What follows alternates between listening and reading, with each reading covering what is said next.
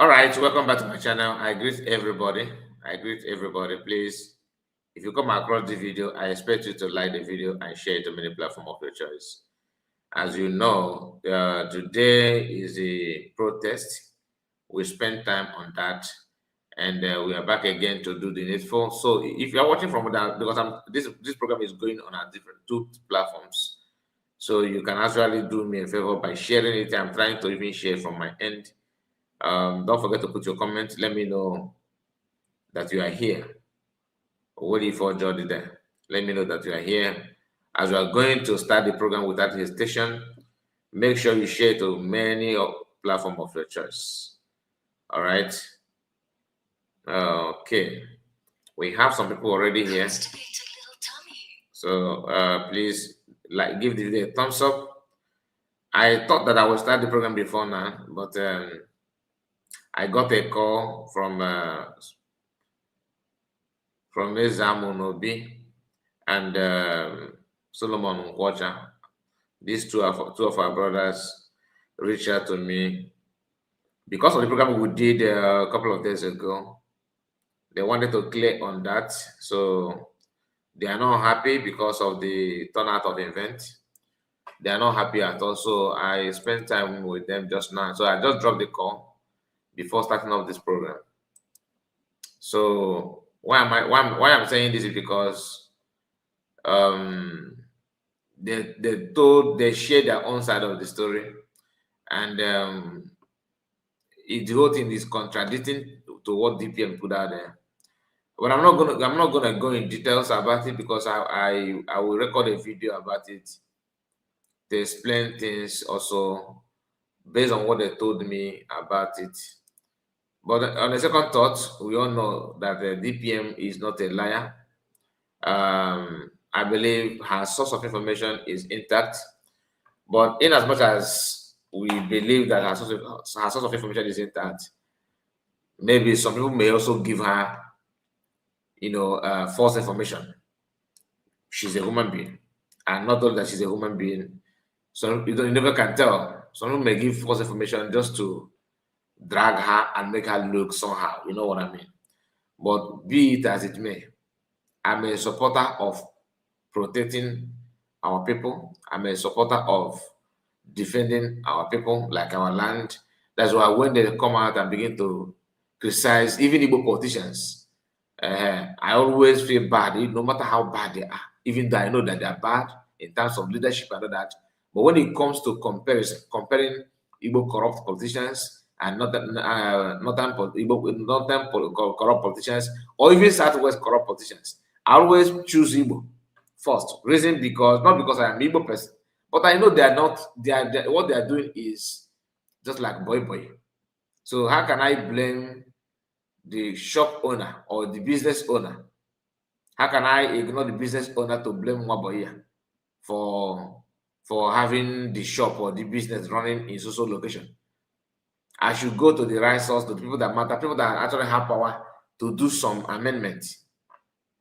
That's what I'm talking about. So we have Machibose is here.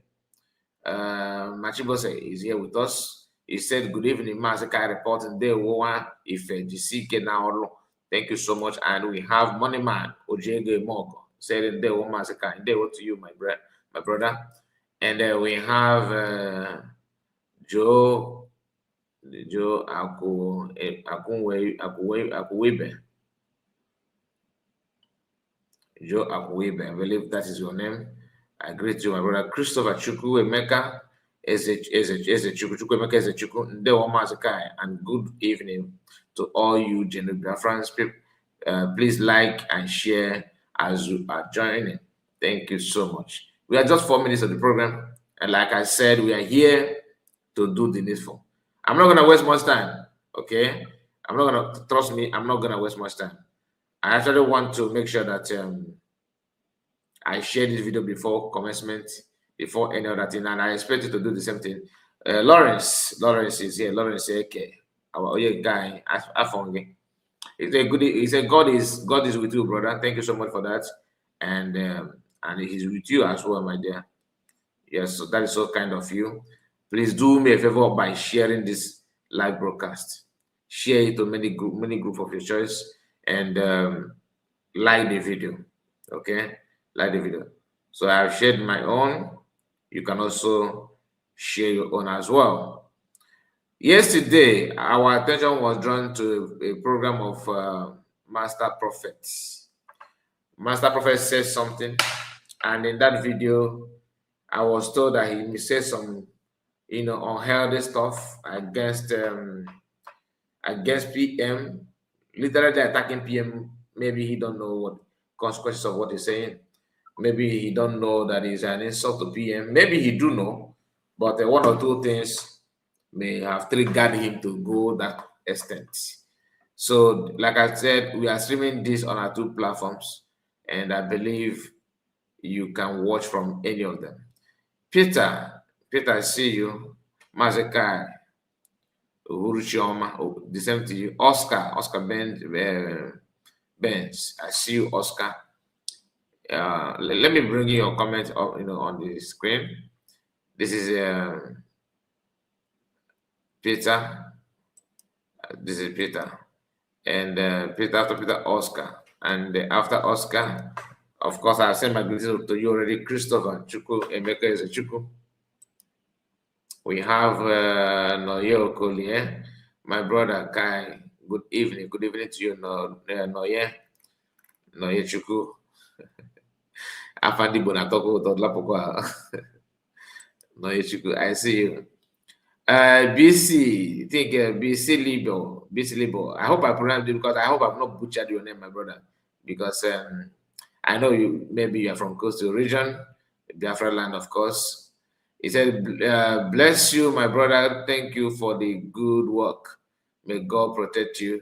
He said, and may God protect you too. So, like I said yesterday, I was informed that the Master Prophet have something to say, or he says something though, and we are here to listen to that, because you get why. Let's go there. Prophet and founder of the new Igbo Biafran indigenous religion. So let's go there, my people. Achobrum ime video na program yesterday, but I knew on a thunderstorm in our area, and it's affected the internet system.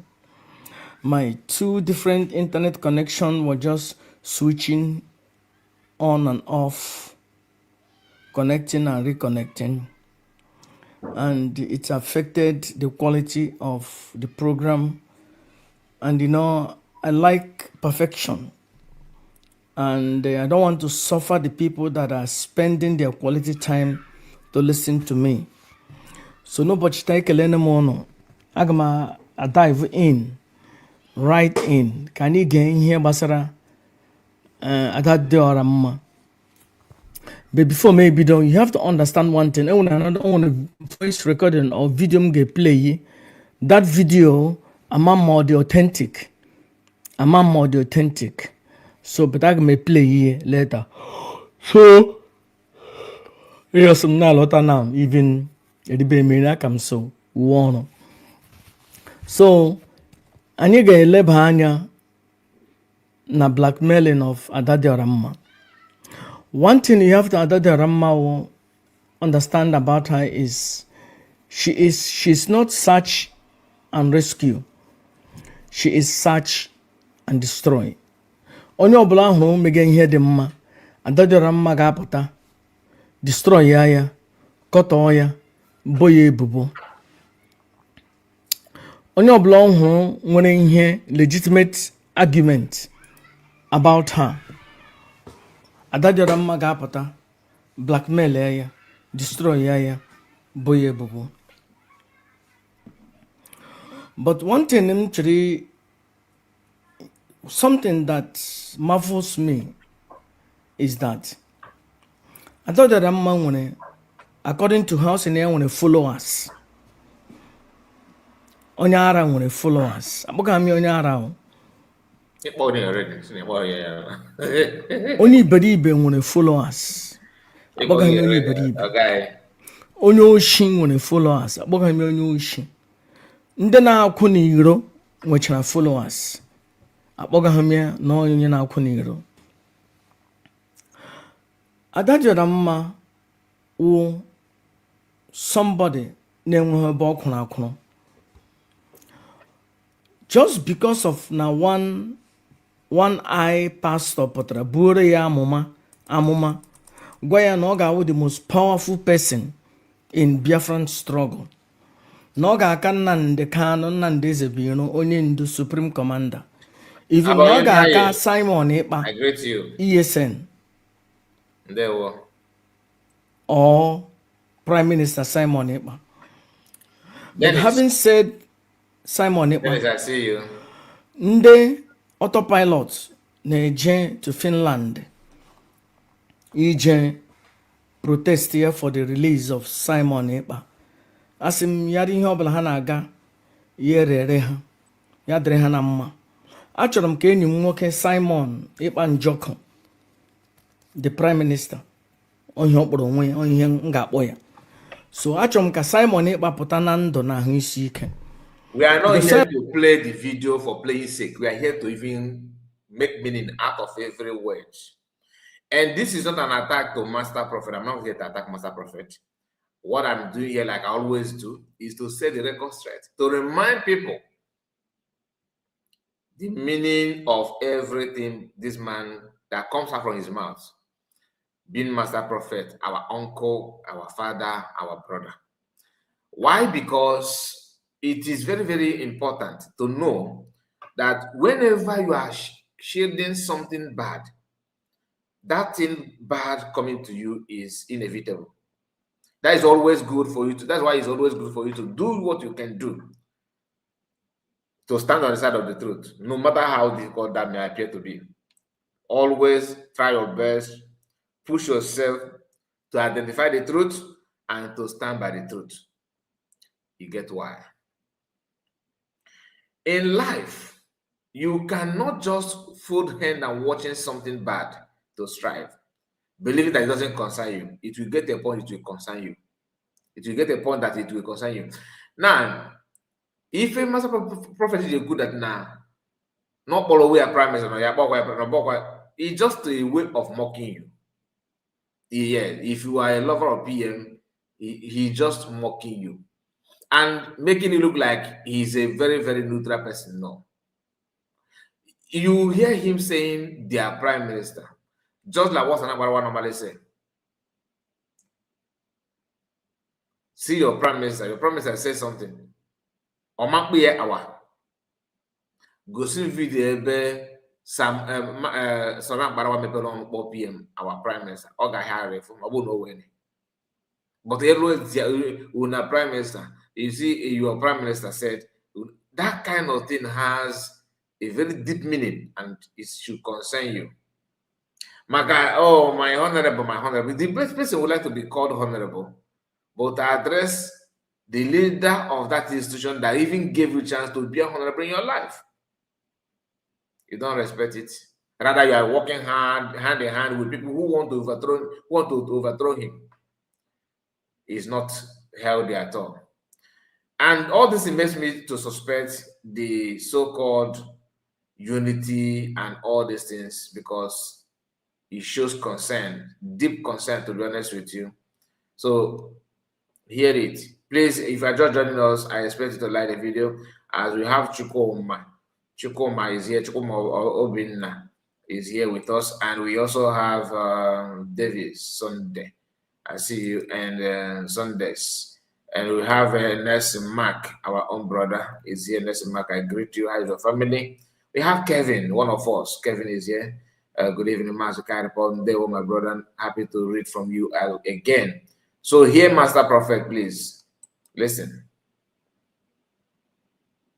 Money man joko kile mmeni mba beri na pa na tadia waking the one of the Biafran people Simon Ekpa Njoko onyirum nchoro ipia otale or apia na mi otale.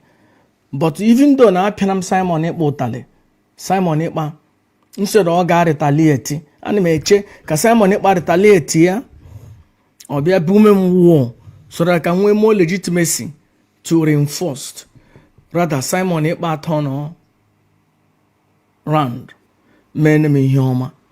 Based on that,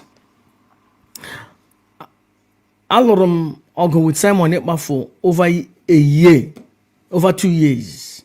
Then Gawazie more deep, powerful. Kamjiku Tuoye for approximately 5 or 6 months, and which I was about to be successful. But Simon Ekpa, being smart, yeah, married me home, and that forced my hand. Now, I'm not a supporter of voodoo challenge. I'm not here to talk about a voodoo challenge. I'm not here to talk about who is more powerful and who is not more powerful. It's not my business. And I don't wish to get involved in that. In Yanawata. But in Kajibolo Mother, oh, Kunibuto, good morning. Bute, how are you? Sometimes in life, you may think that now you are fighting with somebody without knowing that the person is not even noticing your presence. I will tell you my observation. I'm not gonna lie to you. I don't think that PM noticed that he's having any issue with this man. PM don't even see any, if there's any spiritual challenges that PM experienced. I don't think that PM noticed the presence of the awakened one. I don't think that PM, have looked around and say, "Oh, I wish somebody will help me because of the awakened one." I'm doing my hand like this because he normally said that people call himself.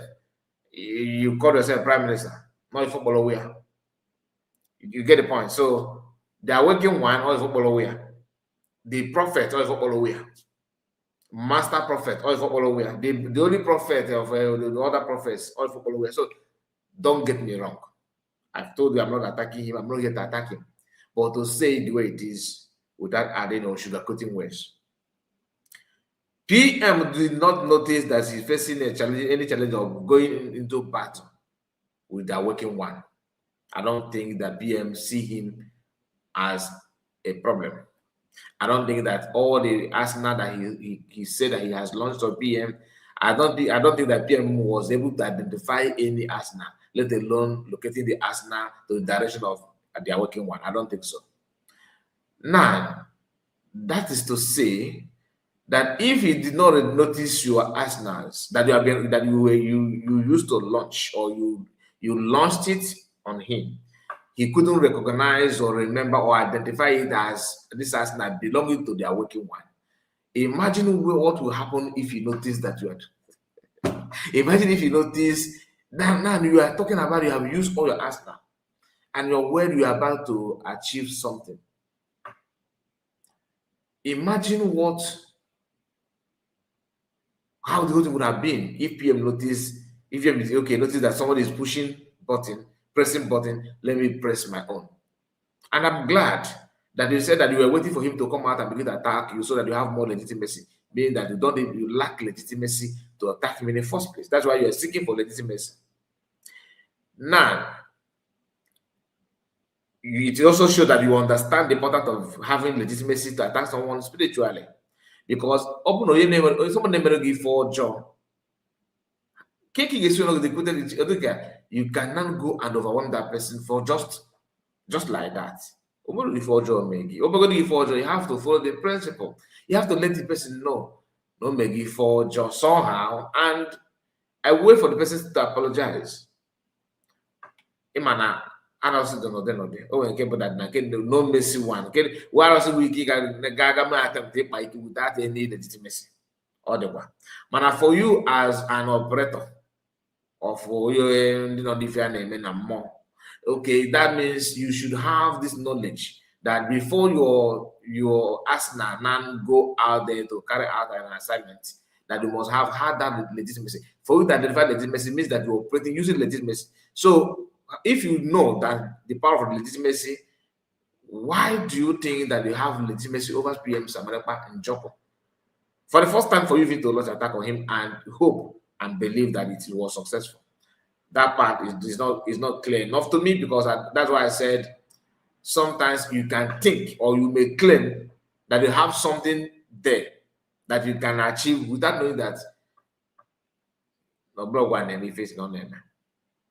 If I get to now, if I begin to pray or begin to launch an attack on Kevin, who is here, or Nelson Mark, or Peter Eze, or this our brother here, King Gazi. If I begin to launch attack on these our brothers, of which I have no problem with them. They have not done me anything wrong. They have not offended me. Because I have contact of what did they so I say, okay, let me can go with age and maybe if I can go. And they are those that or they go walk. Or they no on a normal level, or they go walk. Or walk wagodi. Just only words from these people, it will bounce back. Because that's the important of legitimacy. Now, what is the offense of PM in the first place for you to even launch attack on him? Nobody have you in almost all his video, he's using this as a mantra that I don't know someone about them okay, okay, can you so begin anyway? Kidin so begin anyway, so begin be because there must be a problem for you to even identify no your enemy. What is the nsogbu a na-ekwu ya? Can we also know that? Can we know the reason why you think that Simon Ekpanchoko is your enemy in the first place? Obuli maka na okere gị medical war and all that constantly, and bragging that you are successful, you are nearly, you are heading to finishing point. Wow. The question is, Kedin Subu? Because to me, I'm unable to identify any reason, anything that you can hold on and say, yeah, this guy did this kind of thing to me, therefore I'm gonna do the other things to him. I am yet to see that personally. If you know, please don't hesitate. Let us know. We want to be like you. What is that offense of Simon Ekpanchoko on Master Prophet? Is it because he managed to save the world? Because many of you don't know that you still have ESN today because of Simon Ekpa. He is one that stopped them from stealing everybody away to hand them over to government, which all of us, everyone has confirmed that from the horse's mouth. How they discussed it with the government, the governors, according to Chike Dozeha. So these are things people need to understand. We have seen that one, that is true. Somebody said I should unblock me if you are not ready to follow. Unblock me if you are not ready to follow PM and DPM. Stop fooling around. King, I don't understand what I mean. Let me read your comment here to know where your problem started from. You say, haha, Master Prophet, please kindly unblock it. Kindly unblock it. Well, do a lot good to stop fooling around. Like I told you everything, my Lord. Master Monokan told me in dream before he was taken, which makes our PM who he is today. Okay, I think you are talking to Master Prophet, so this is not, it's a private conversation anyway. So hear him. Please, if you know the problem, what you think, what is that you think that PM have done to this man that warrant him talking about I don't know this. And I'm genuinely I want to know. Genuinely, I want to know the problem. Today, as I speak, 3rd of August 2026, Mona Simon Ekpe enweghị nsogbu of any kind. So onye ọbụla no lum maka ihe m kwuru in the past. I see you. Concerning Simon Ekpa. Ye me understand that Mona Simon Ekpa wuzi enyi. Simon Ekpa nwam. Simon Ekpa nwanne m. Simon Ekpa onye Igbo. Enweghị anything against Simon Ekpa. Ka ghara inwe onye ọbụla ga-abịa ya asị No maka muna Simon nam kwuru ihe gbasara. It doesn't matter anything m kwuru against Simon Ekpa. It is in the past. Muna ihe kpejiene. And finally, me make a call to Pastor Vam Vam Vam. Pastor Vam Vam Vam that I want to speak to your Prime Minister, Simon Njoko. In Ania, I want to speak to your Prime Minister. When I heard this yesterday, I was like, really? And truly, here we are. I want to speak with your Prime Minister. Oblo my Prime Minister, Oblo our Prime Minister. The same thing like Barawa used to do. That France, hear from your Prime Minister. Biafran, your Prime Minister said, Biafran, this is your Prime Minister. Do you understand? Now, Oyibo Babara, Oyibo Abula language. I know that one. Man, always critical Oyibo in a man, so this I don't know what it for me, no, it for me, no, my dear. I called Pastor Vam, this is your Prime Minister. Okay. Your Prime Minister, really? Okay. Not follow we are, not go we are. No, if follow we are, yeah, I we are. If I not quite blow we that is an insult. And this so-called honorable and benchus of this world, 247 of this world, Mazawa. So far, so good. We have identified this three. Going closer to Master Prophet, which is good. I'm not against you going closer to him, but what did you tell him? Because he appeared to not know anything. What did you tell him? What exactly did you tell him? Most trusted and most trusted and most trusted. I understand why he thinks he's most trusted.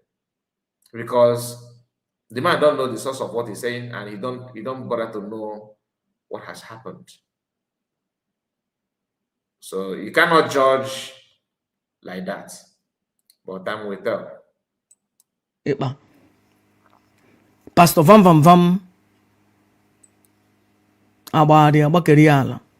The next day, a connecting call. I said they're working the one that is a connecting call. Mazi onye manulu na background. Or Simon Njoko. He was surprised to hear that they're working the one Onyo wanted to pay back to him. Mona Simon Ekpa discussed so many subjects, as I said in the past. Also, here Basara Uchechi Delilah cancer, which Simon Njoko was or is privy to every Uchechi cancer mere against Nande Kano Nandeze Binonyendu. Okay, let me come in here because the issue of what you discuss with PM is not actually my problem. The thing is that I'm only concerned in one thing. Each time people reach out to Imam Madaba and his gang that they want to talk to someone Panjoko, or they want to hear from him, they want to say hi, something like that, Imam Madaba will always be in the background to hear every conversation. PM don't have access. PM is not allowed to enjoy private conversation with anybody as long as you pass through Imam Madaba. So meaning that PM is in prison and Imam Madaba also put him back in prison. That's my own interpretation. Because think of it. You are in prison and you are being monitored and watched or limited when and how to call. When you are calling, PM have made it mandatory. Or Imam Madaba has made it mandatory that he's going to reach out to Imam Madaba. So PM will not call Imam Madaba. Imam Madaba will not be in the background to hear one or two things about the conversation. But when you called, when PM want to communicate with the USB government, Imam Madaba and their group are not in conversation. What does that tell you? It's supposed to tell you that Mazi PM Simon Ekpa have known that the vision in US in Biafran movement today is not just ordinary division. It is now rooted deep in people's mind, and people are now acting based on who and where they are coming from. You see, Mazi, let's call him Mazi, Imam Madabo always want to be on top. His own freedom fighting is fighting against Biafrans, trying to limit them from communicating with PM Samonepa. That is what the man has been doing after redeclaration of Biafra. The question is, what is it doing in PM's absence? Apart from pushing Ogekere, making Ogekere to overthrow PM, and Ogekere use the same synergy to push him aside, and he can't do anything. He has relegated himself to backseat, but he holds firm the contact to PM to make sure that he still remains relevant, and from time to time people will talk about him. People have accused him for not visiting PM. He did not visit PM, and today he proved it. Maybe tomorrow you see him surfaced, maybe in the courts, something like that. But the question is, when Master Prophet was talking to PM, he was there in the background, hearing everything. Oh, you think that PM is pleased to that? He is forced PM to do that. They are forcing PM to call them and get them, get them connected to other people. If he's genuine, what stops him from giving Master Prophet to PM so PM will not call him at his own convenient time? You get the point now.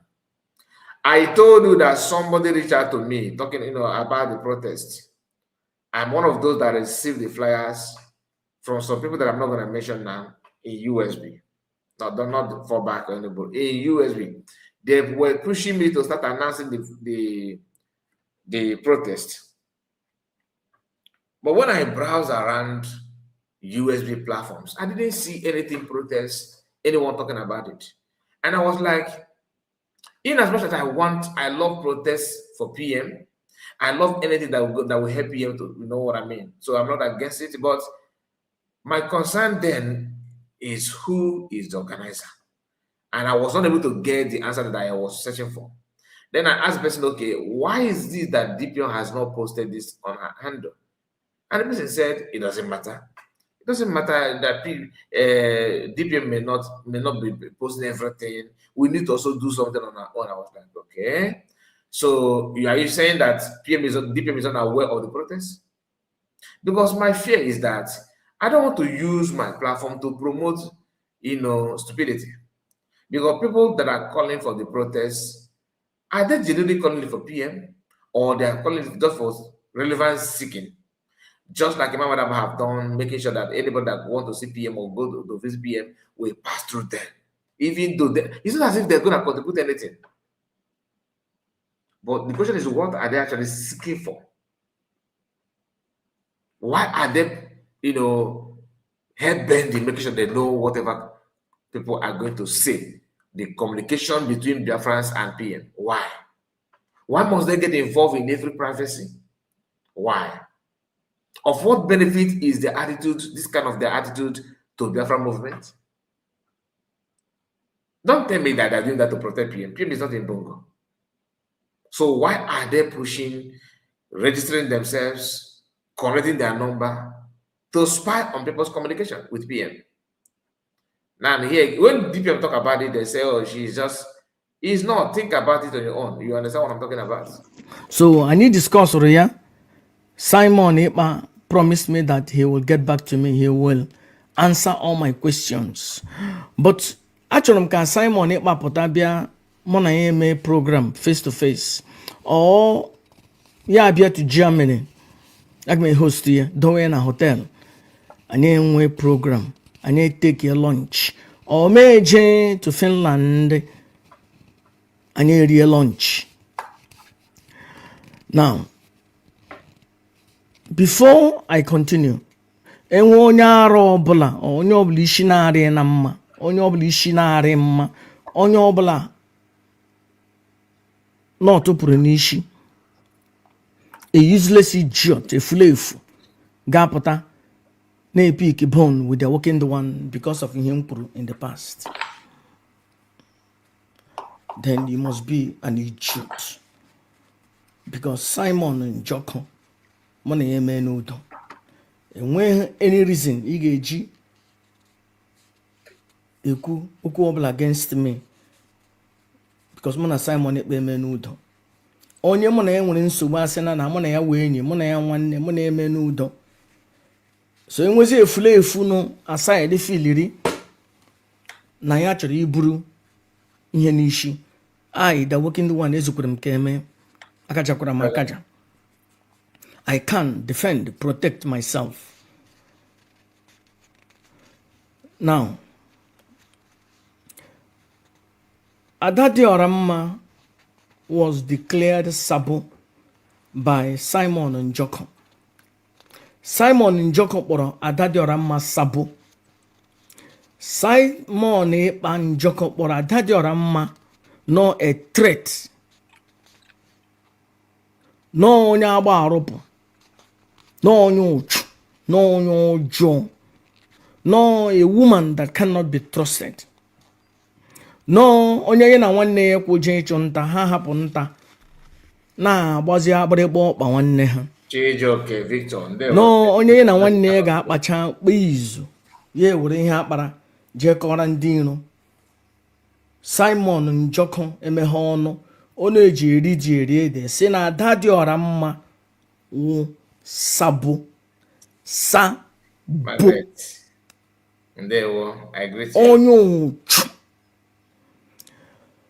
Having said that, na Simon Njoko, the prime minister, onye isi autopilot, kpọrọ Adadiora Mma Sabo. The working one, I stand with that. Adadiora Mma is Sabo, and Sabo indeed. And even more, anyị ga-uncover today.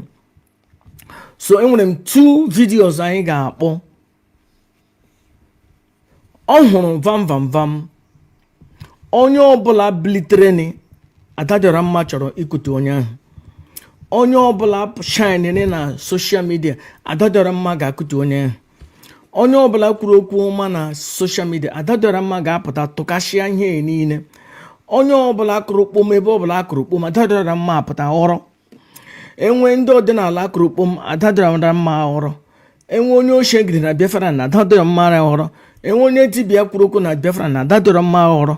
Enwe pastọ kwuru okwu na Biafra na Adadiora Mma ọrọ. Ihe ọbụla Adadiora Mma, every day Adadiora Mma nọ na social media every day. Ya nọ 6 hours, ya nọ 4.5 hours, ya pụta ọzọ nọ 3 hours. It shows that Adadiora Mma is constituting a nuisance. No one ofege. No one iji na-efegharị. And asheri ihe na-omezi na-anwụ. Ụmụ nwoke ọbụla ọhụrụ ya sị na nwoke hara anya ya. Biko na-ewere n'ime iwe. O nwere some language m na-achọghị use, but biko nọ gbaghara na nọ. Ọ sị na Simon ịkpara anya ya. Ọ sị na Obi Jamili na-ara anya ya. O setini na ọ sịkwa na vam ara anya ya. In fact, na wụ na vam ara ya na odogwu vam the most trusted na odogwu ye abaghị uru. Na odogwu vam ọ na-ebilite. The most ihe dị okwu ọjọọ ị ga-agba nwoke na odogwu ye a na-ebili. Ichi ime ka nwaanyị wee iwe, gba nwaanyị na iri nwa ya, na milk industry ya dara ada, na milk industry ya eme na spy, na milk industry ya ata na nchana. Ịgbara na nwaanyị ahụ ada anya, ya ewe iwe. Okwu ọjọọ ị ga-agba nwoke ịgba ya na o setiri mgbe nwoke ga-arụ ọrụ nwoke, odogwu ebilitewo. ada dị ọra mma pụta ụmụ nwoke niile nọ n'ọtọpilot ya sị na onweghị ka odogwu ya na-arụ ọrụ na odogwu ha niile na-agbazi mmiri mmiri asheri ihe ya sị na ya spendiri the whole night na-achọ ịkpọlite odogwu vam na odogwu ịmarị ha ahụ na even though na vam bụ na o bu ihe kara aka na o bu agbaga odogwu but still na odogwu hụ dị useless chai lechaa vam the most trusted si na odogwu ihe dị useless na ya kpara mere ihe niile a na-eme even na ọnụ na-egbu ya mgbu na odogwu vam ebilitere ha ọtọ na asheri ihe na ya dị disappointed chileke ala efuone ya si na vam na ihe vam ji wuru nwoke nọ na-erespondụ akpọọ ya ọ na-erespondụ na ya mege ihe niile a na-eme ma ihe a na ụmụ nwaanyị Igbo na-eme na ya mechara ya asịla ya ebe odogwu a ga-ebilite ya etile ya ebe odogwu. The idea of that the woman said that Mazi Banjoko, the Prime Minister, slept with her is not true. I have not seen any video of Adada Ramma. It was Simon Dinelia. Obama Goku Nanlo, Nkafu Bonloko Nako. So it's not something that you use in line with what your so-called most trusted did. They are not comparison. You can't compare these two. You can't merge these two together. It's a sin. In fact, it's a cardinal sin. You can't just quote PM in line with the offense and the atrocities of Mazi, the egg breaker. No. But maybe you are doing it on purpose. Because I understand the end goal, the target, because PMs remain PM. Someone Ekperima to you guys, it remains still in your mind, in you people's mind, it still remains Ekperima. That's how I see what is going on. My own understanding. After listening to some of you, I don't believe that you have changed your mind on him. Not only you, all. People accuse Kantakano of submitting documents, getting involved in writing petition against European Union or Finland government and all that. Instead of you to ask Kantakano on a live video, is it true? You are busy seeking for people to send you the proof where he said the guy naturally if your camera can with the zone of here. Last time I checked, Kantakano is your best friend, right? It's so meaning that you make it more easier to communicate with him. What is going on actually? It is always good. You see, I prefer that enemy that identify himself as my enemy and made it known to me. So that the worst enemy is the enemy that will laugh, smile, and praise and say that everything you do make you to believe that he is you and you are him. Or your worst enemy. When somebody who used to call himself enemy from outside begin to identify himself as an insider, so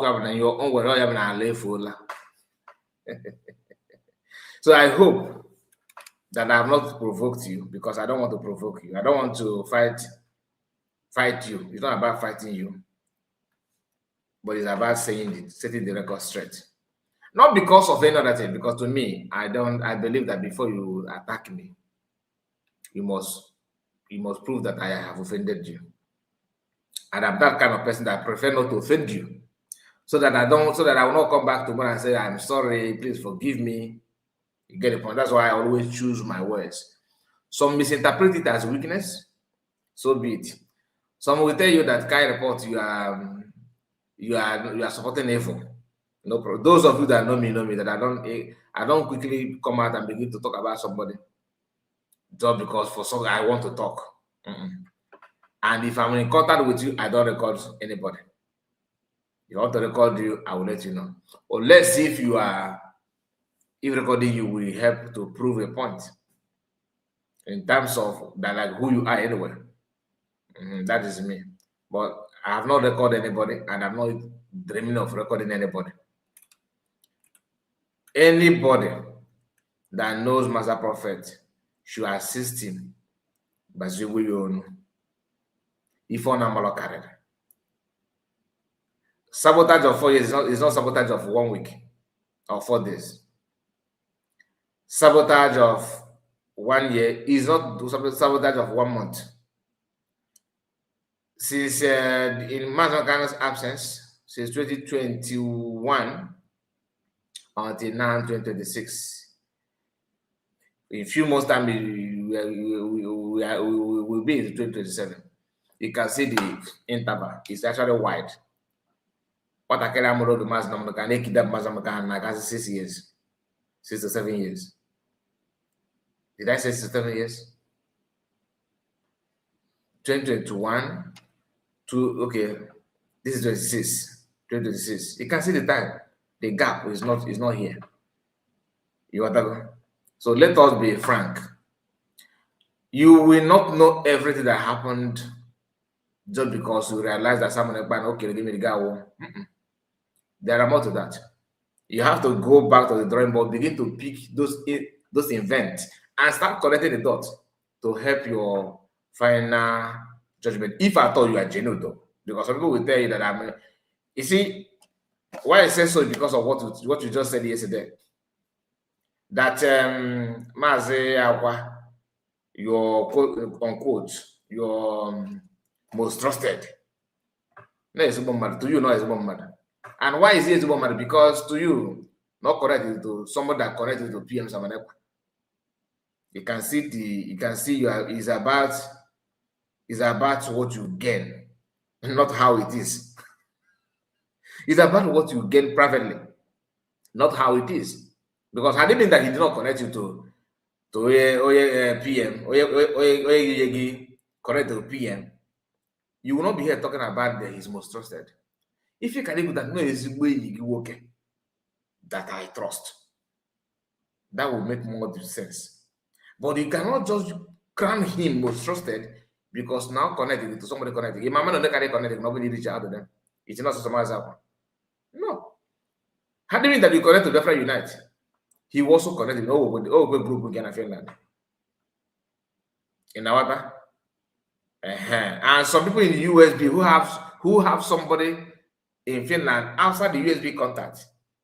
That some of people in the USB you have contact of those that are not in USB that connect to people in Finland. If I make anything like that. So they would have, if you had anything that you reach out to them, maybe somehow they would have connected you as well. By now, they now why that no most trusted. Now Biafra United is most trusted. That no you will be most trusted. What again? Because they have also contact of so-called people in Finland. Also, I got made mention of our brother in Odogwenugu that also put a call and make things happen. Let me know for that, but you know what I'm talking about, though. So continue. ya tọrọ ya ebe odogwu ebilitere ya tọrọ ya isi ebe odogwu ebilitere so vam mụrụ ụmụ abụọ na odogwu ya na-etete etete Chileke ala ofuone. This thing wụkwa the same tactics ọ na-use onye m ji si na ihe ọ na-emewu search and destroy ọkwa ihe ọ gbara Obi Germany ọ sịkwa na ya na-aga na holiday no okay ị na-aga holiday na ka Obi Germany no sound please odogwu ya na-ebilite gị na-agatọkwa that sound okay that sound asheri ihe ọ sị na Emeka the vam there my brother No, naanị ihe vam mere wụ na o jizi ọnụ rụọ ọrụ odogwu ya kwesịrị ịrụ. And na asheri ihe wụ na vam were na eze tarie ihe palasi ya. Even na o tekiri ihe 2 weeks before ya enwe ike gala ije. And si na ya na vam demonstrated na hụpụta bịa du ishi bịa ṅụ iyi ya wụrụkwa na o were ha eze tarie ya ihe nwaanyị ya. So aga m ahapụ today daga vam the most trusted alọta, marakwa na onye ewu the most trusted to Simon Ekpa, onye ị ga-akpọ the next day you can communicate with Simon Ekpa. Ya lecha anya si na this guy ha nga na odogwu ya na ọ dị useless, na ọbaghị uru, na ọnwụ. That means na ya dị disappointed. Even na sheri ihe na ya ṅụchara mmanya, na ya ṅụchara akpụrụachị ya, na vam disappointed ya. And aga m akpọ vam ka ọ bịa dụọrọ anyị isi ma o jikwa eze rụọ ọrụ odogwu ya kwesịrị ịrụ. Now ya wuzie na ọ wuzi oji ọnụ eri, the most trusted ga-akọrọ n'anyị. So ọrụ odogwu gị kwesịrị ịrụ, hazie ihe, hazimecha ihe, odogwu gị ebilitewo.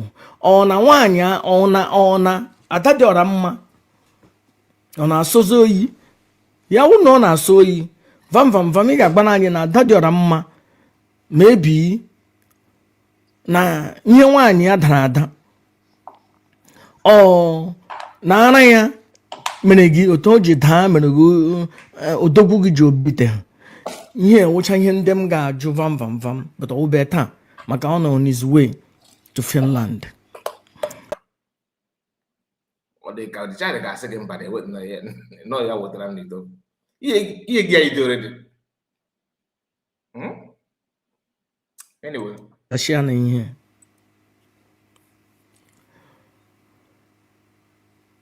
onweghị ihe dịka onweghị ihere ka ụdịrị ihe. Ịmakwa mgbu na village anyị na-anụ mgbu nwoke ga-akụ nwaanyị ya ihe, nwaanyị ya sị ihe nwere naanị ihe dị mmanya ịkọm ihe. Mgbe o setịrị na uru n'abalị setịrị na akpọ gị bịa mee ihe nwoke na-eme ga gị na ihe ụra. Ihe awụ ihe ada dị ọra mma mere. Number 1, because of the same pattern, ada dị ọra mma use this pattern on different men. Once again, let me read a comment from Emeka Justin, Emeka Japan. I see you. You said, Mazi, greetings from me. I have watched all the videos protests in Finland. I did not see any IPOB members there. Which kind of peace they are talking about? Their friends should be careful. They are not real. Even, to be honest with you, even the fallback Ajibo noise.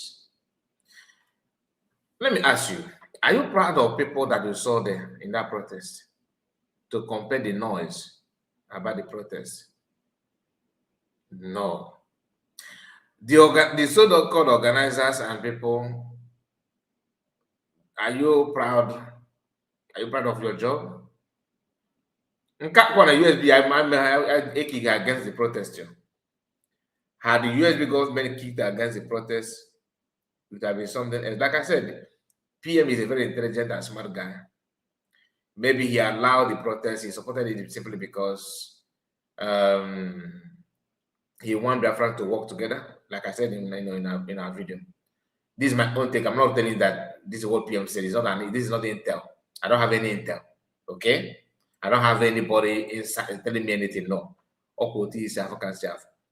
what I'm saying is that PM that I know may have supported this protest to see Biafrans different, faction or fraction they call that, to come together and see how they can coexist, even if it's one day.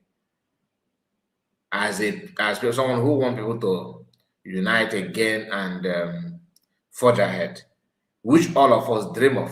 We all dream that everybody will come together. Not everybody though. Personally, on a personal note, I'm not saying that everybody should come together. Mazi Akwa needed to go from if it was a Biafra movement. In my own take, only the good cha. Lasuba needed the cha. Cha taka. You know what? Imam Madabo needed to join Emeka Livingstone.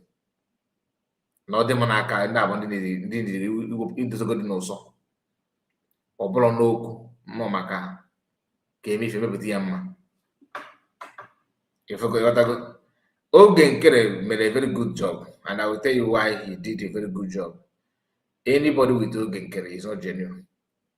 He has managed to deliver Biafrans at large by using his own saboteur magnets to magnet anybody that have fake or have fake mindset. He has used his own criminal activities to magnet them away from Biafra. So bringing them back is just like you going back to that man that always sleep with your wife. Yeah, you keep on welcoming the man back to your house in Aota or for the care. At the end of the day, the man will be in advantage. He's taking advantage of your gullibility or your stupidity, because he will end up making love with your wife or your children. So come on, in kind of kwapia n'oge faga zuo ike. Ntoji be mmadụ onye ebe Emeka Livingstone nọ na if you will become of this world. The list go on and on. One thing about the level of saboteurs of Lasuba and the Mazi Akwa, they are very stubborn. To push them away, you have to press them. You have to press it, just like Abo. For you to bring the pause, you have to press it. Despite that it's painful, you have to press it for you to come out. You have to press it. So their own saboteurs now at the level of pressing. You have to press them before they will let you go. If you begin to talk about them on social media and mock them, and they don't have shame. But for you to get to the level of their sabotage, you must lose your dignity. You must be very, very good in getting involved in shameful activities. So Emeka, I understand what you're saying. They are not there. They are not there. And genuinely, I did not expect them. I was thinking that I was somehow, hoping that maybe Metisela may be there. Man, imagine after seeing the people that went there to protest, what do you think that will be running in the minds of Metisela and this Paul Achebe of this world? They will be like, oh, I thought these guys are many. They don't have, you know what I mean? That the noise is too much. That is the noise. That is the reason why Master Professor was asking Mazi Akwa, where is your followers? Because then after listening to Mazi Akwa noise, somebody who don't know may believe that this guy command a huge, large number of followers. Do you understand? They all know that they don't. They know that. It's only when we begin to bring that video that people will now start getting to hear them. This is not my wish, but that's the situation of things. I'm not celebrating. Oh, nobody watch anybody. It's not my thing. I don't have right to do that. But let's be frank. They are not doing anything good to assist or to help. Rather, they're patching on the issue or the effort of other people, while criticizing it though, to advance their own cause. That may be the reason why they don't stop us from using their videos. That may be the reason why they don't want us to stop talking about them. Because to them, we are actually advertising them. But what they don't know is that advertising positively or negatively. Let's continue. Ndanima. What about Ndainama? So ana m feel na ihe ndị ewu a tactics search and destroy, character assassination, iji mebie aha Thank you, vam vam Margaret. vam, God bless you, my sister. iji mee ka God vam bless you. vam vam daa. That is ka ihu na-eme ihe so that ya pụta among men asị ya mechie ọnụ akwa onye ewe onye jee hazi Ada dị ọra mma ruzie nga anị odogwu ebilite ga-ewere ọnụ rụọ ọrụ odogwu gị kwesịrị ịrụ chileke and ashieri ihe na ọ sị na odogwu vam vam vam no that is na ọ kara aka but no na-ekoli. That means not the efi according to her.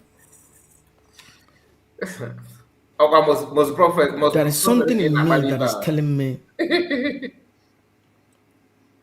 na Ada dị ọra mma na okwughị eziokwu na ihe ahụ character assassination. But ihe na-surprise m bụ ele otu o ji si vam vam vam bịa do isi bịa ṅụọ na m iyi.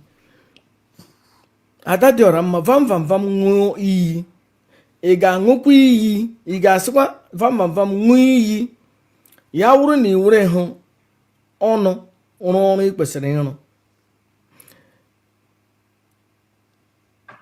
ya wụrụkwa na odogwu ya ebilitere na ihe dị otu mee, but ya wụrụ na ihe ndị ebubo ndị yi boro ya na ọwụghị eziokwu, elekwana ihe ga-eme gịnị. So for you to even choose this kind of oath simply means that you have already agreed that truly and Mazi Akwa wrote to aside. So he does go there not defend to his wife. Because for you to say your own concern about my odogo your koto kono more that means that the Makwa I don't get a Mazi Akwa na local kembo. Oh, there you go.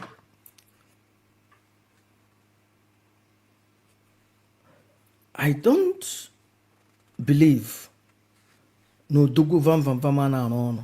Vam vam vam ji ọnụ eji eri ede gbam na odogwu ya kara aka. Ajụrụ m ya ajụ. Nke bụ eziokwu na Lasuba was one kind brain over. Maybe what you said now is spot on. Maybe she just want to blackmail Mazi Akwa, which I don't have a problem with because Mazi Akwa the good name blackmail other people. So I'm not here defending oh don't blackmail. He can get blackmail, yeah, go on and do that. He actually deserved it. But what I'm saying is that it may be Lasuba is just doing that on purpose by telling people that Mazi Akwa no do we had a quarter. Oh, anything like that. They can say anything to drag someone down. It could be that's what they're playing out here in order. So let's not pretend that it's not possible. It is highly, highly possible. Lasuba can frame up that kind of thing just to make sure that you look so dirty in the eyes of the people. That now don't get that water. Or you call born this Mazi Akwa teacher then saying that the Dogia that quarter, Mazi Akwa is a Dogia and a quarter, and I got back in Echo Sweden. Or this is official. What again? Open a Mazi Akwa boy no did not have level Lasuba. Oh, you got potential that Naticheria everywhere they should do. Yeah, it said no, said then actually say guy again. Always you.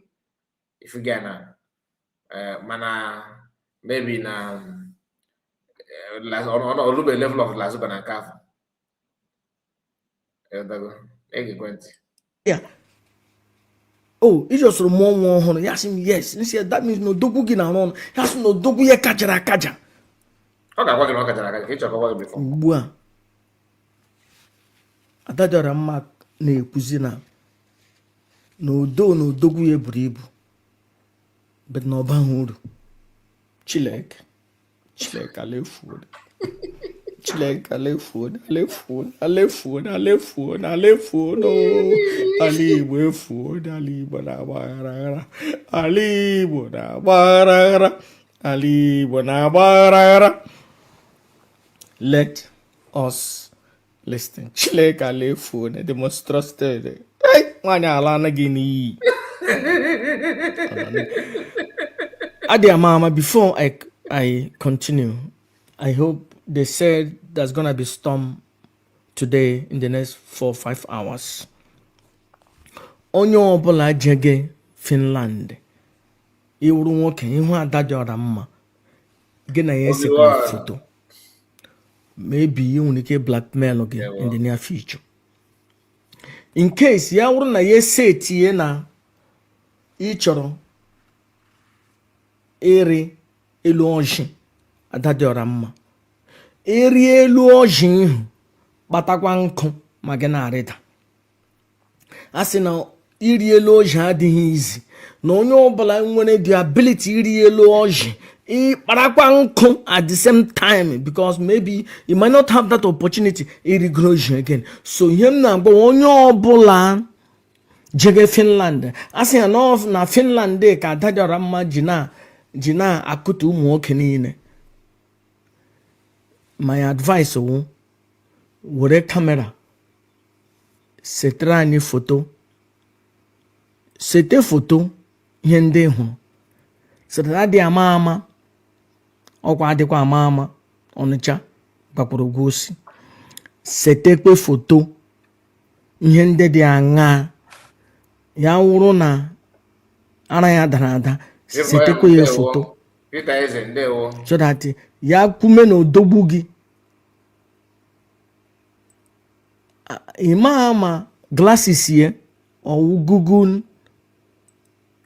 glass gina eme ihe ya na try ime ka odogwu gị belite, odogwu eteke time ibilite, ima na ọ na-record ya, so that at that the same time i were nekwe kamera gị sere tụwa ihe ndị dị aṅa, so that ya blackmail ma gị ga-eweta wepụtara anyị particular percentage anya ahụ otu ihe ndị ga-enyere gị aka, ọkwa dịkwa ama ama.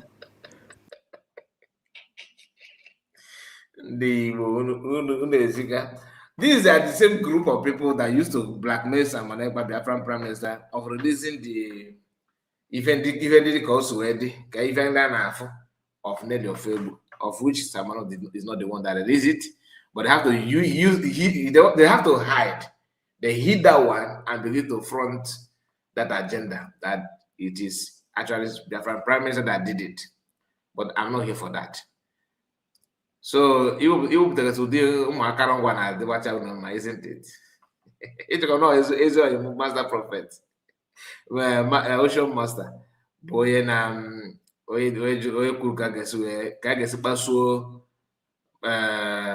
why is so chiwe ko we can go more deeper.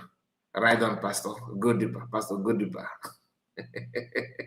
And anyway, let's watch. What happened last onye riri olu ọjị gbarakwa nkụ ma gị na-arịda. Onye ọbụla nwaanyị ọbụla di gị jege Finland, asị m na-ejekwala Finland, sikwa ya gbaa ọsọ from ada dị ọra mma.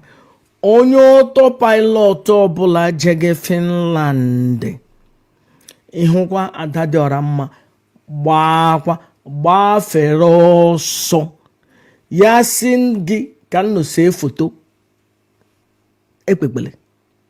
Enwekwana ihe dị aṅa nno mege, maybe mmụ egbume gị dịkwa, ma ekwe ka odogwu gị rụọ ọrụ, because ada dị ọra mma ga-akọkwara ka anyị gara ihe. So ha ejezie Finland, owuwe ihe gbasara Simon Ekpa, ọ ebe ada dị ọra mma na-eje eseduzu ụmụ nwoke.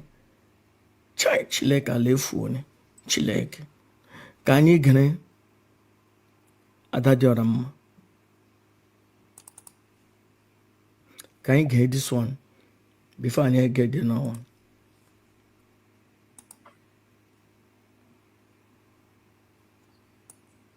Therefore, you suppose you suppose to get in now, but if car was news now. But you know when we were na Why lecture what ya I say na gotta do is enyi nwoke ada vam no doguye the useless prophet not to call me that name like is because not most trusted. It is master prophet that confirm something in me. I'm a genuine person by the grace of God.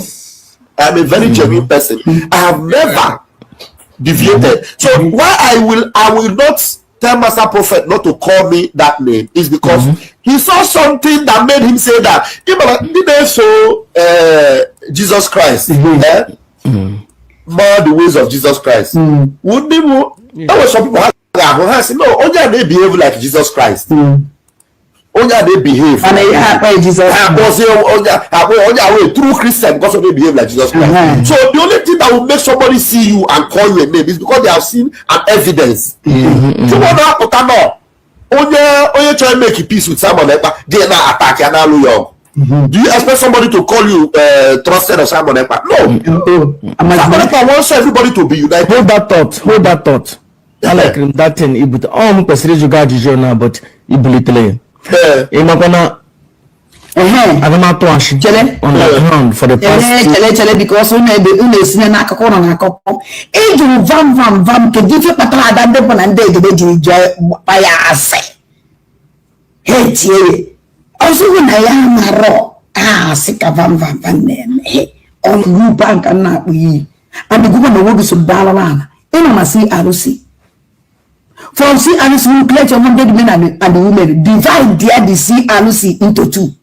Only him and I have to be any tax. See, owner, who make a walk from C and C. Came up 100 men and the women now. Who look at it. At least two more together. Only here with the DC. Who capable here with the DC tax here. You see, I don't want to talk. Actually, can I go to Gajuju? But I only edit my program this night. Indeed, your conscience will beat you. I can just say, now program today, any day to ye, any day bamba, any day docasaro, no so long chia, and agent. Hey, actually, can I Gajuju? Master prophet, you will go to the Seremanagamapo. Van Messiana, Nema Ro. Why you jet was it? Even when you were born, even when you born, woman, una passumi we. And you know, man, a secret. No one by Mumbai than a Finland. Ask no one lodging in a Sukoso motel. You cannot come or come be a gay. Isn't me, Jabia? Vam, check a you cannot go even nature. And the worst part of nature, young when nature can even me. And they don't have an evidence that name a patamacana, a atom will go. The first night, when I gonna book I go away. Aman, what is the woman? Muvanga kama mwile mengu atalangata ambongabu elingeni omwibe na alacha ogro man no takwu hikense kamana na nwoke ojeme hari amando mwe bachi ntana nke ni moroko boda okwa na-ese ebi mere mu high ya no we no high tension ke does calm on my tension down vam wole kwenzi odogwu ka onwe ma ka odogwu ko obi odogwu ko hebi onwe me ko odogwu bi odogwu ko hebi onwe wanted to na mekwu ile kwesighị ime na wu odogwu benye ina pa achi odogwu ko hebi vam if ko do buru selense o do selense go ko excellent o gboro budu mana binizie ntama nke wuru ina aso mo na awo ya no jabia mo na awo ya no jabia mo wosi yi ka o mo ile na awo akụchapụrụ nnọọ o wuru nwantiti na ezeri ile no ile m dafuku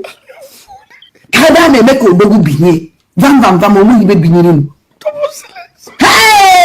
eso mu mehe ka ila chama ka imani ja ka manda mehe ka ila chama iwe weleze imakwa na for 2 weeks eje ni je weleze tabu chicha m ntara nke ni igboroko ya o ki si eme Okay, see me. Vam vam vam. Gaki pasi chairman wo you that night. Emo kona chufungo na hotel asum vula mago skut ko mo yiri akwanga. O won wan tigi mago no to na that room we po. Vam vam vam. Eh be na sim. That thing can e won you water. Even afterwards, they must have prophet.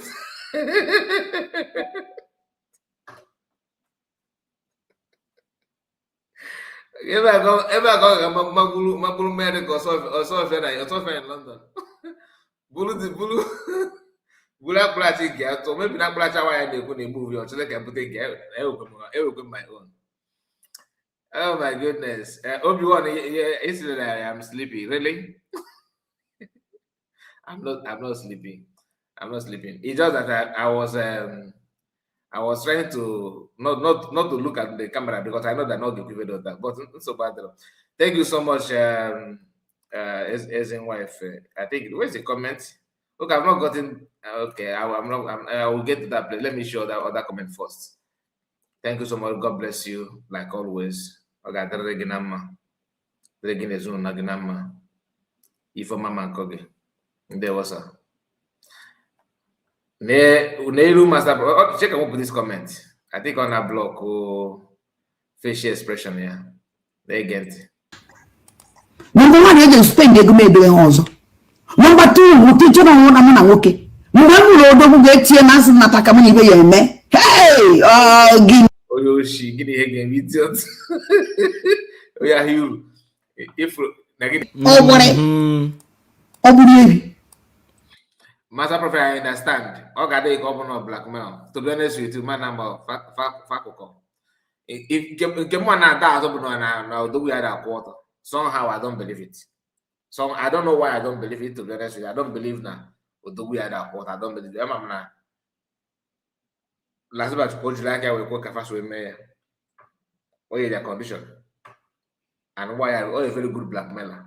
You know that. Monobo man, Vava more believe why I could Omelia. 100%. Omelia. Maza Aquamelia. I have many reasons if you believe no Omelia. Okay, now what? Manga they can never have water if you naga. Omelia. Everything around him goes to Omelia. All got there, all got off ma.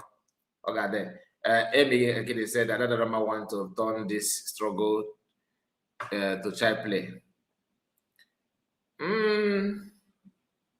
Even something that is more so if there's anything below child play, yes. Can report. That's our own lovely sister, Doreen. Doreen and Madam Origin. Voice in the number, I swear. This is our sister and Madam Origin. Voice in the number, boy. Everything must go to Israel. Not the way it's supposed to be. That's my problem. Like everything about what he's saying. Ordinary that the Mazi connect you. You change another kind of praises. Before game Mazi for the serious name on it like I don't think so. There are more to that. You need to do other things to him. Yeah, see, your friendship with him should just be outside the reality. I don't want this kind of okay, minimal war, therefore to me, I don't it's not good at all. Our mommy Ngozeka, I think this master prophet is instigating word on these people, but they don't know it. According to again on 100 point, and they're in to harness them. They are not in to harness those ones. So if you are stranded, of course, they're going to harness you. As simple as who am I to stop it? I don't need to stop. If you will go keep boost at so so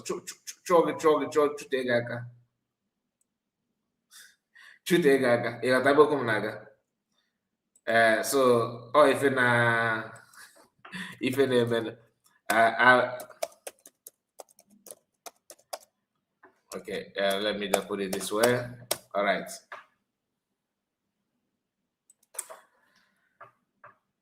Thank you so much, Madam Origin. Thank you. I got I with the Mozigi. with the female here. I understand. Thank you so much. God bless you. I know why you did that. I'm more than I watch you. Put your comment the car for again. Udode. All right, so let's continue. What you must understand that they are perching around, going from place to place, harnessing the main harness in the street of freedom. Oh, when they stranded, like in the word of our sister Asatina. Osna, about my father stranded, my father they are lost. Something that's the way she put it. I don't know what she can put it better. She said it yesterday. How can you claim that you have been with the PM and you allow yourself to be used by any suppose in my if that one is I'm honestly I still want to know why. I still want to know why. Anyway, let's continue. Master Prophet needs a storyline for his for his program. Storyline. You guys say like all the storyline. Oh, storyline, of course. You guys say like all the storyline of the program. Oh, storyline. Storyline ya that na someone by kilometer ya wo. Oh, yeah, storyline. And na ebuchi ni kama na obra this is very smart by mata na ya ga piece ya by ike ya wo. That's the storyline. Man on like all the storyline. He said we the genuine Biafrans are thanking God for PM Samanekpa victory in court tomorrow. Yes, so thinking ahead, that's the way to go. Powerful faith, my brother. Through Jesus Christ, our Lord. Amen. Thank you, Lord, for answering our prayers. Amen. Amen. Amen. And so shall it be. May you in social mortuaria. May you in social mortuaria. Chineke dio na alụ ọrụ ọbụrụ mmadụ. Ọ bụrụ nke mmadụ na mmiri aka ime efi na ya. Mmiri ka dị ma efi na ya mana mmadụ abụrụ ọchị. Like and share, comment, and like, share, comment, and subscribe. God bless you as and wife. Thank you so much. Very, very important that you do so. Tomorrow, please, even if you have not prayed or remember PM in your good thoughts, do it. Akwa if you can achieve, you know. So it's a good thing. If I by special grace of God. This will mark the end of the tears of Biafrans, of our people. Okariana. And Chai, Chidebe, I see you. Chidebe said, Alefola. Alefola, the trend is a keep us. Obonna Ephraim, I see you. Thank you very much, sir. Dewo, my brother. I greet you. He said that Sunday, I see you.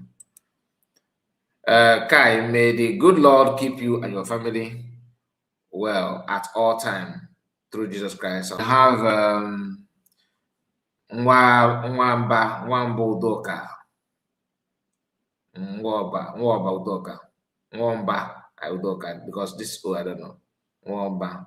He said, if Avavam did not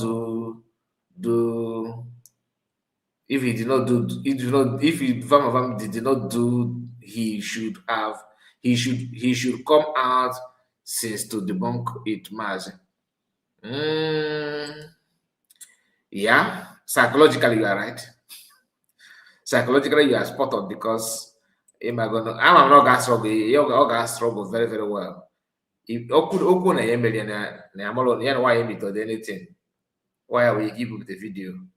And the Mazi Akwa man if why email. Or we can create a WhatsApp group. Now one man I got WhatsApp. John, follow Musolomocha. Give an also. Give an also a key future. Gene can I call it for? Where can I be baby? And Gift J said, Master Prophet, you are the next. She is after you too, I believe, because she said something like that yesterday.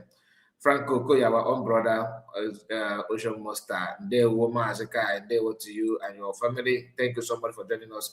Greatest General France, that is like just said, good evening, Masaka. Good evening to you. I hope you are okay. Thanks. That is why that from SNY said that is why DPM the Tongoza represent is a wise woman, Kai. Very, very wise. Very, very, very wise and very, very active, proactive for that matter. She's very, very, that's the part of her that I like, is being proactive. God bless you and your family. Thank you so much, Jason Wife, for this chat. May God reward you mightily. Thank you. And Joel said, God bless you and your family. Thank you so much, and yours as well. All must help Biafra. Please hit like button. Thank you. Thank you. Your comment is, your comment, Yakba. Ekpa will regain his freedom tomorrow in Jesus' mighty name. I pray. Amen. Amen. Amen. Margaret again. Pastor Kai, today's network is really. Sometimes I do good ignore it, but I cannot ignore this one because some people that I cannot ignore, like Mama Samon. He said, Kai report, good evening from Biafra land, Dalo. Thank you so much. All right, let's go back to the program, okay? I could put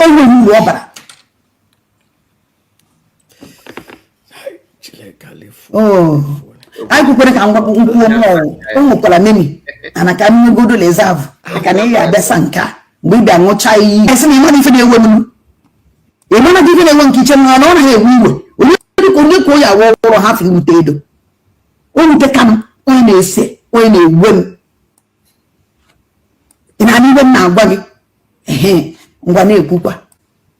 Mazi prophet, abona ngibe ne seremona vam. And then when I'm to get kube ngibe ne seremona makabia fa ya mani ne seremona no to ya bo mu ni ne.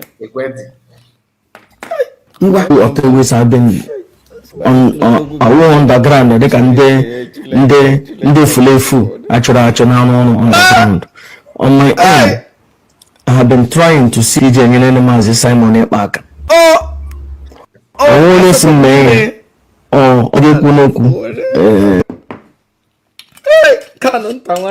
When I came up for 27 years, about a promotion, the marker, Ali food, Ali,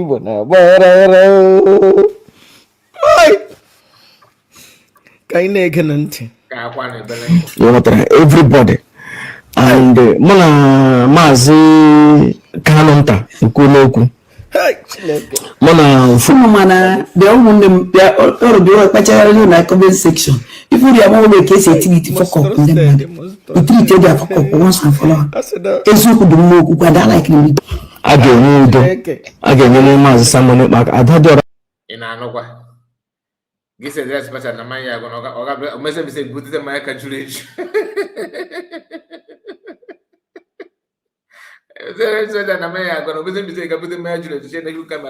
Ross is the water and can correct us over here.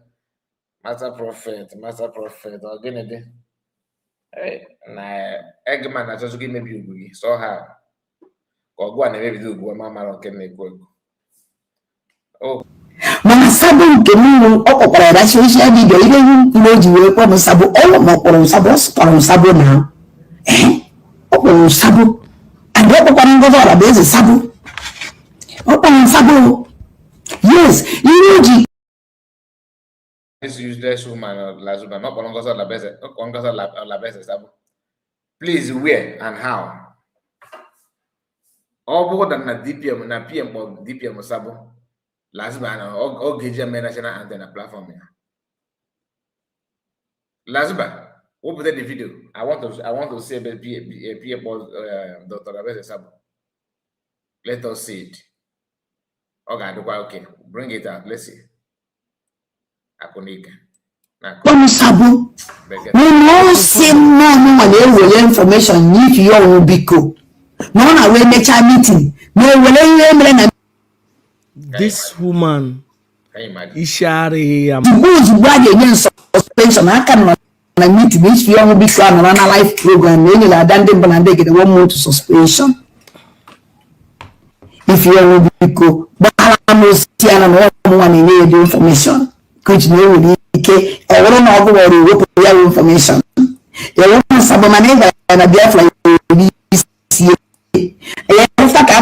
But the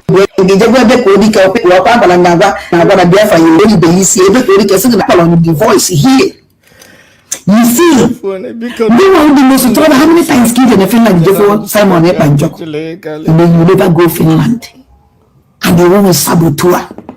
Somebody if you beg, somebody sacrifice them, anything, even your penny to go and see. Killing thousand years saboteur actually make a plan. Kawe na kotie ko amana na ko ya kunuko ifo ya we ko ke we to kasama we complete 6 years 3 years ahana troya. Let me tell you people something. Akachu ko dia na ne gente but right now watch that lady who's wearing that Georgie Simon Ekpa. You're making a mistake because she's not representing Simon Ekpa. I'm telling you the truth. Thank you for the clarification. She's not representing Simon Ekpa. She's representing herself, her stomach, and herself. What they represent. Although on her brigi, she's not minister of anything. Uncle, if you go now, this is the opening DOA. But I'm saying, Mark, Ele one be Germany. Send them super chat to send them super chat. Hey, Madam Nene, send them super chat to Guando to send them super chat. Oh, can you know? Ali Fudo. Ali Bonavara, Ali Bonavara, Ali Bonavara. Hey, Alifuno, Alifuno, Ali Bonabara, Ali Bonabara, Ali Bonabara. Hey, Hasina Gaimano, and you okay, Vam Vam Vam. Timos trusted, not a kuni, chileke, chileke. Chileke, Alifuno, Alifuno, Ali Bonabara. Oh, canyon, Alifuno, Alifuno. Send them super chat, beacon. Send them to go, send them super chat, Manyamagulo. Angoriana Miana, this program. Chileke, and here, Joey. Yeah, Joe, you it's in a fridge. Oh, can you wanna lay food? Oh, I'm going to Manyamo. Hey, can you make a beacon? And you make a vam, the most trusted. I said, what the boogie? Don't the boogie, Larady.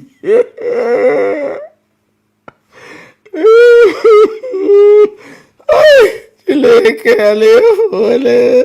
Ali Bonavara, Ali Bonavara, Ali Fule. Kabu. Ele one nanyungani because it's the name super chat because hey, acho mi jumpo ne gane here. Hey, Ali Fule. Ali Fudo, Ali Fudo, Ali Bonavara, Kanya Tola. So, yeah, Vamma would is ta particular said that there are Matakotaya, Makakama, de Bilite, Chileke, Ali Fudo. It's equal to this situation. But I will get to what I come out of my little Alifudo. He hold the most trusted to Prime Minister. Kaiman Rajib Roro Costrero. Chileke, Alifudo. Hey, Kaide Canonti. Kaya ganun te manyara ay kaya ganun te Descendant of sellout Okura Kafani. This only the new name of this man was the most trusted. because The most trusted name. So because on my platform, I'm saying publicly now. I am his most trusted. Ever everybody who close to know about that. I am his most trusted. So Okuna Fuge, so Biko, if you want to dress him with the Otua, I am not the most trusted. And if I get your phone, the most trusted into the officer, I should have some more than to any watch. I don't know how and I get from government in exile. Trevor Van the most trusted master prophet because not the most trusted one, the most trusted man need reach way terminate or but will be definitive. And again.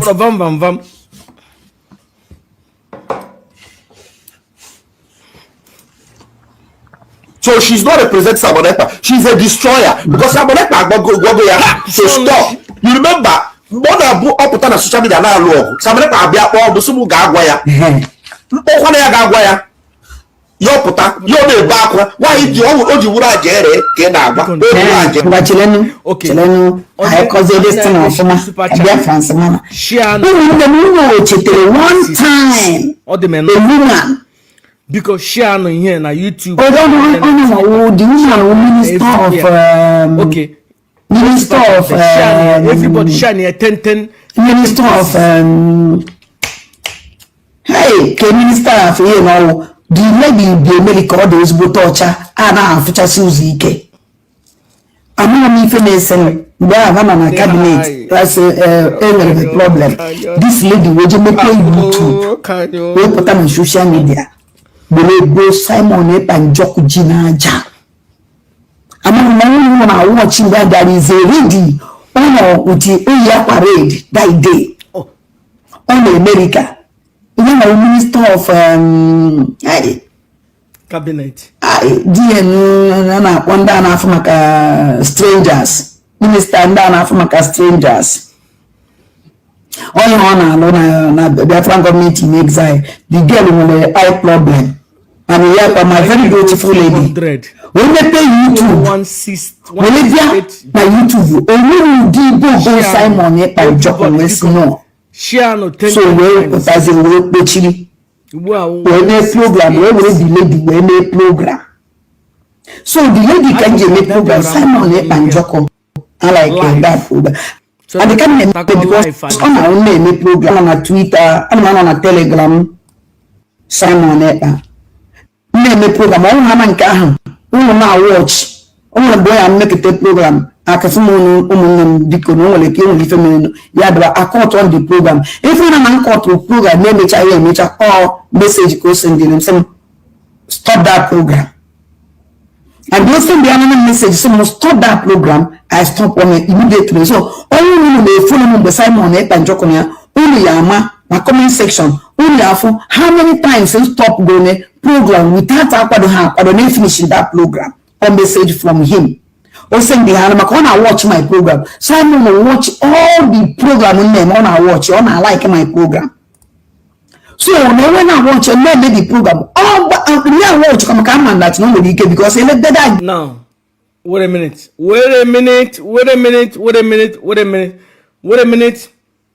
This woman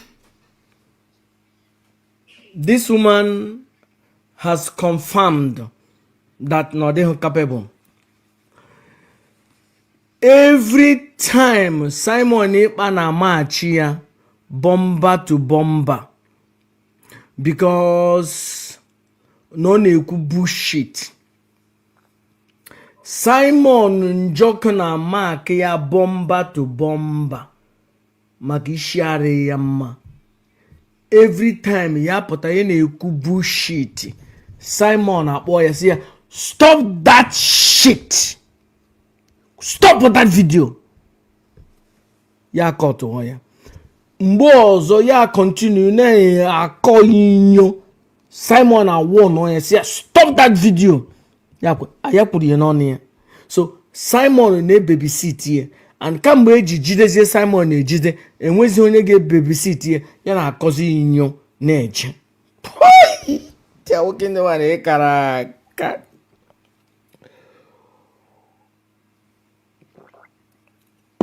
Kajara.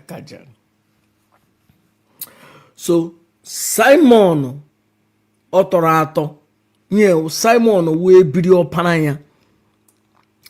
According to information, ọpara Adadiora mma nọ ebe 40 years old. Echeghị m na Simon eruo na 40. Simon na-babysit ya every time. Na-agwa ya stop ihe ị na-ekwu, kwụsị. Onye ahụ na-akparị, kwụsị. Akwa gwara nnụ na Simon warn na ya si ya stop attacking the awakened one. Na angwana m nkwụ. I will stop. I have taken above my limit.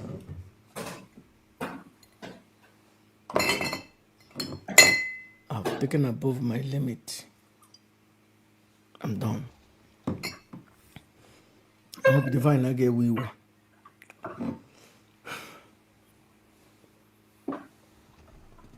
Simon na a rebuke here each time on a video.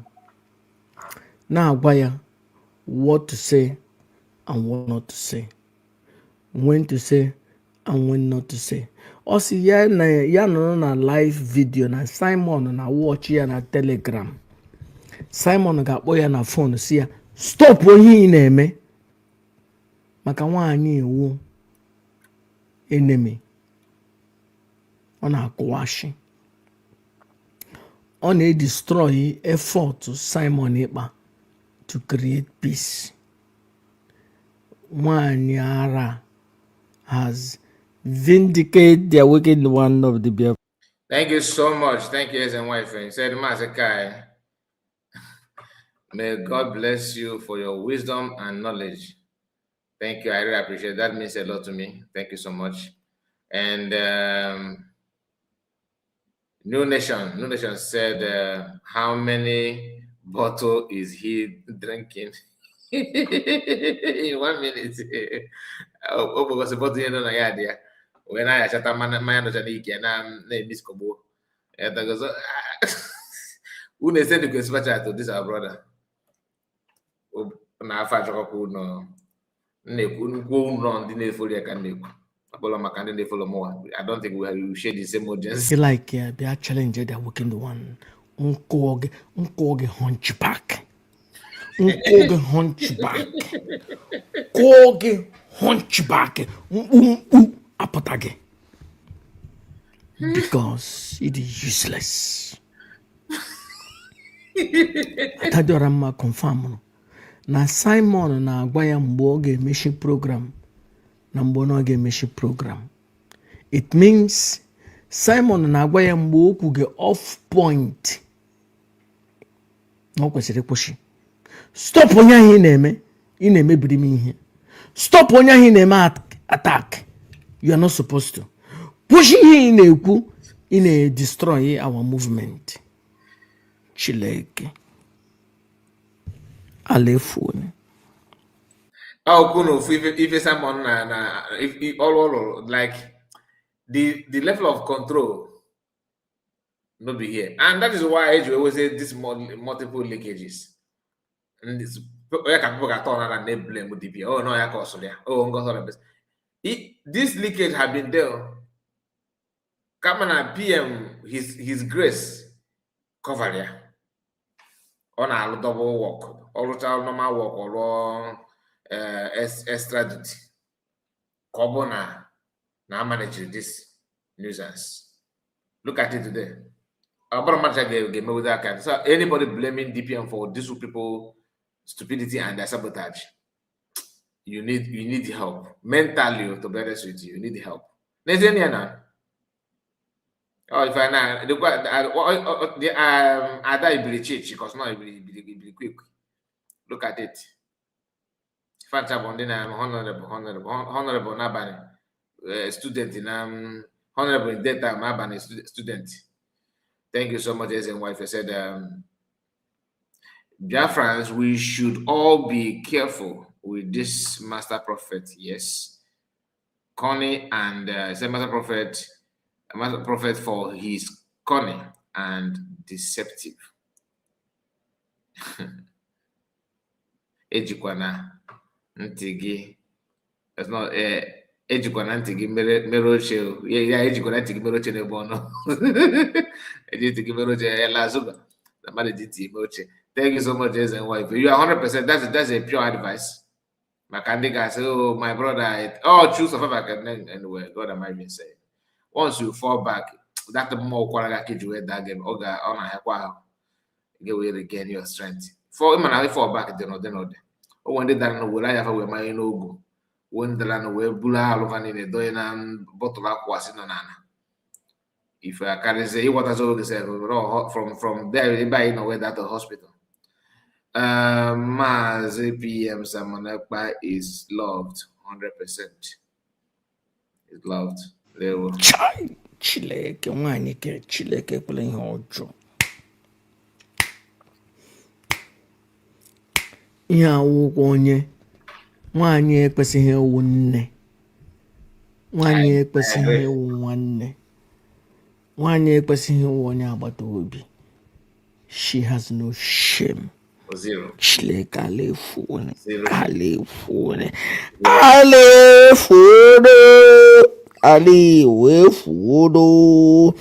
Ewere ndara Nnamdi Kanu ahapụ ndara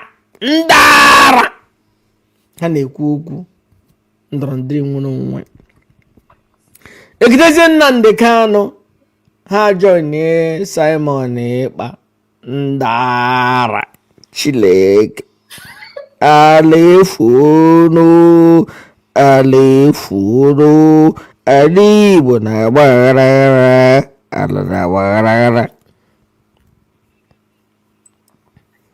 Do you see why anyị enweghị there is no unity in IPOB? Maka enwere useless idiots na-apụta na social media na-ekwu okwu when they are working, the one is talking. And when any time can you go back who anything impuru 1 year, 2 years, 3 years, 4 years, 5 years, ya wana nye impuru the out of point. You can beat that. I am indeed they are working the one of the Oh, madam, Chileke. Alefu. This useless woman. Even Ozuboji na-ekwu ya sef nke a gbam n'isi. Not so. Hold on, Master Prophet. Ozuboji na-ekwu ya sef that is a ọbịa nọ maybe na anụ kwam. I'm not gonna lie to you. I will tell you, come on, mangas deeper. That's the yes, my brother or my uncle. Yeah, that is actually yes. Yes, in capital letter. Even in QSF now, also people got that so. Man, equal, yeah.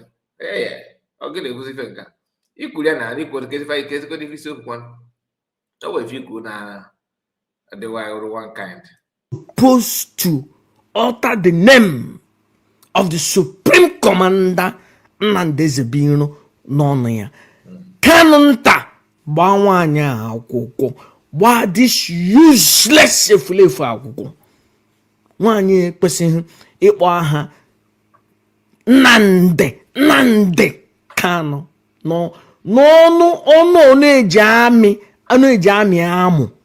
O kwesịghị ịkpọ Nnamdi Kanu ma ọ fọkwa enyi m nwoke Simon Ekpa vam chụpụrụ nwaanyị from association nwaanyị na-akpụ amụ n'ọnụ 24 hours.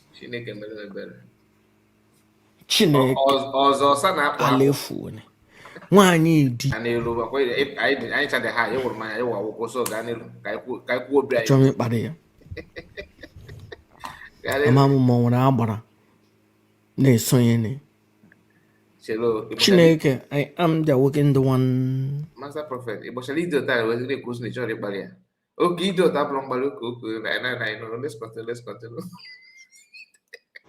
Enwekwa agbara na-esonye agbara na nakwa m mmanya n'aka.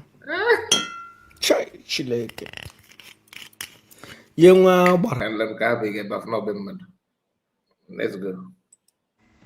Chileke. Nwanyị is out of point. Ihe awụ nwanyị Igbo. Ekwesịrị iwepụ aha ya n'aha ndị Igbo. Ịma na ndị na-agbalị gị n'akwụkwọ na-achọ ebe ha ga-ezere mmiri. Ndị dị stranded na street of freedom. Fa agwọrọ gị na nwaanyị bụ Lasuba na ọ bụ ka ya na otu gba ngalaba na Sudan. Ọ bụ na fa like fa ga-akọ gị ọfụma. Mana ị ka na-ebe okwu n'elu so ị na-ekwu na ọ bụla nwaanyị Igbo. Ị jụọ n'onwe gị ife o ji asa Lasuba ka ọ na-agwọrọ gị. Agwọrọ gị gezi anything. Ị mara ife gaa jụọ ese anywhere. Kpọọ ya onye Awụsa, kpọọ ya ndị ebi ebe na-achọghị ịkpọ aha ndị na-agba akwụna na Itali.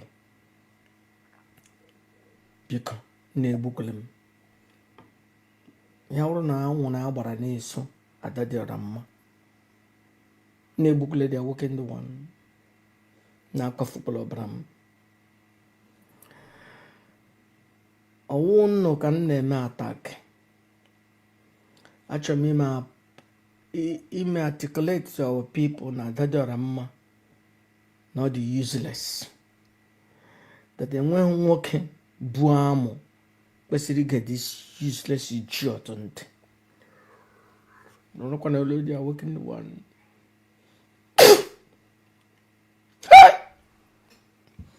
Abụọna m nnọọ St. John. Ka m bụọkwa nnọọ mmanya Germany. Na-egbukwule m. Dọjara mma. The useless. Or the useless in Eke. Or the useless in Akwa. Or the useless in Afọ. Or the useless in Ori. Ayana no kala Igbo. Adadọra mma. Indeed. Is a useless woman. Akwụna. Ya enwe agbara na-epushi ya. Biko m na-egbukwele m. Ihe m si ya wụ, bịa mee ihe ka ofe rụrụ arụ zoro ya nri. Please, even if you're going to watch the video later, maybe you manage to watch it to this far. Kedu nke ka ike? Because I'm somehow confused. Why will it be? Why is it that people like him, they are always afraid of monk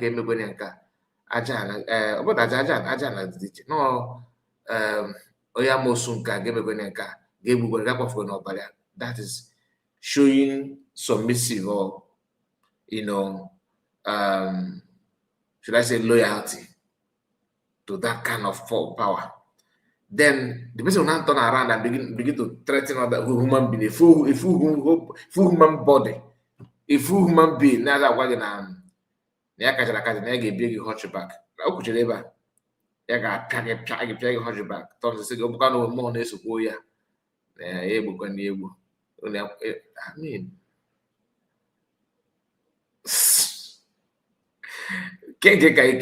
if you know it, please let me know.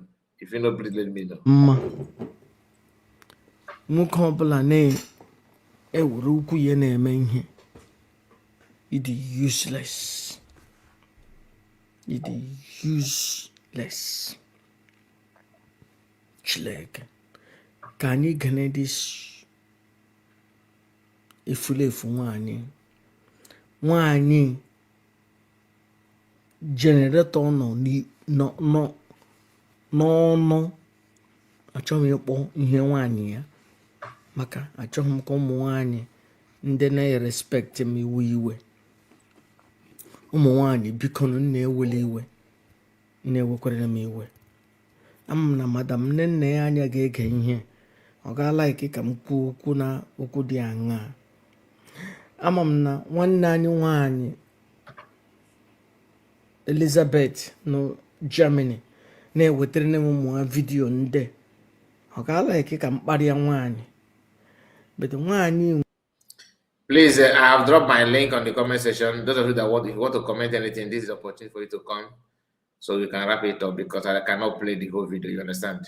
I don't have time to play all the video. You have played the necessary parts. This is you have played 1 hour 9 minutes. So out of I think 2 hours plus video. So I have played 1 hour 9 minutes. If you want to comment on anything he said so far, tell me. Ihe na-akọ ya ọkụ n'otele na-akọ ya rịrị and ihe a agbaghị aka ihe ewu mere ga maybe ọ hapụla di ya jee na-eri onye ọzọ di ya si ya eriri gawa maka asịla m gị hapụ ụmụ nwoke ga-ajụ si na ụmụ nwoke ka gị mma rara gawa ada dị ọrọ mma dị ka sị ya rara gawa ike na-akọzi ya rere. Hey, madam nne ya anya ka dị upset with me. Madam nne ya anya biko ewekwere na m iwe. Hey, madam nne ya anya biko ewekwere na m iwe. Ị gwala m long time ago na m akparịkwala ụmụ nwaanyị biko akparịga ahụ ụmụ nwaanyị. Ihe m si gawo na ada dị ọra mma n'idiri ga-enyere ya aka. Nwanne anyị nwaanyị Elizabeth bi Germany nyere m vidio nde. Even the video m ga-play o sendere na m 20 minutes ago. Biko ewekwala iwe akparịga m nwaanyị. M sikwa na ara ada dị ọra mma dara ada biko na-ewekwala iwe. Nga ahụ ụmụ nwaanyị na-akwa ihe Christians na-ekwu eleken verse. Shut up. Oh, maybe nancho. Achọrọ m achọ. And the mother eriene and the thing atoka. Ka ewu ọzọ ịchọrọ. Anyị eriene. Abraham. Yes, I'm sure you have heard that her crying about that. So if Samuel my prime minister does not believe that I am the genuine person, we will not be sending it to her. And because no matter what, I know how to relate with everybody. Mande from Naya, Mande from Mashi. PM man. Now know how to relate. Then no jack for them. So I'm going to move there. Now that grandma they go up and no get money. That go jack bomb. So what they are where your pork see the team. But I'm not the team the way you way. That that's a like an easy music to Zia. Or related to someone, not in any way. Not in any way. Or when you want. Maybe not of covering your wife, but I will. Chilling, Mama, Ariana Hakogan. Shut up. Oh, maybe nancho. Achọrọ m achọ. And the mother eriene and the thing atoka. Ka ewu ọzọ ịchọrọ. Anyị eriene. What? Who is it first? Obi-Wan. Okay, Madam Oji got first now. Yeah, sorry. Yes, I'm a little bit busy. There were no hell, no vex. So, Obi-Wan, am I permitted? You're number one. All right. Thank you so much, Madam River Goddess. In there, where your mama Obi-Wan. Thank you so much, Mazi in there. Because there's something I want to say very quickly, because these things that what is going on now is deeper and more dangerous than all of us are thinking. Ihe ọma mekwara gị n'onwe go ka ime, my darling. Ademma, my dear, I'm fine. You know, we call no more Biafra. Please, I'm begging everybody. Do not listen to, you see, when they come with all this, Mazikai, there's something you said earlier. You said, let me see if I'll find it, because I had to take that clip and save it. I'll play it over and over again. There's something you said that is very important. No matter how difficult that may appear to be, always try your best, push yourself to identify the truth and to stand by the truth. You get why. Why is it? Do what you can do to stand on the side of the truth, no matter how difficult that they are. Okay, there's another one that it's all right. What? I'm still gonna look and get the full clip. She said that Yes. It says you do what you have to do. You do what you have to do when these criminals, they come in different ways. They come in so many, they come, if you are not alert, they will sweep you off your feet and do the damage that they are sent to come and do. The damage these people are sent to do will shock you if you know what all this now.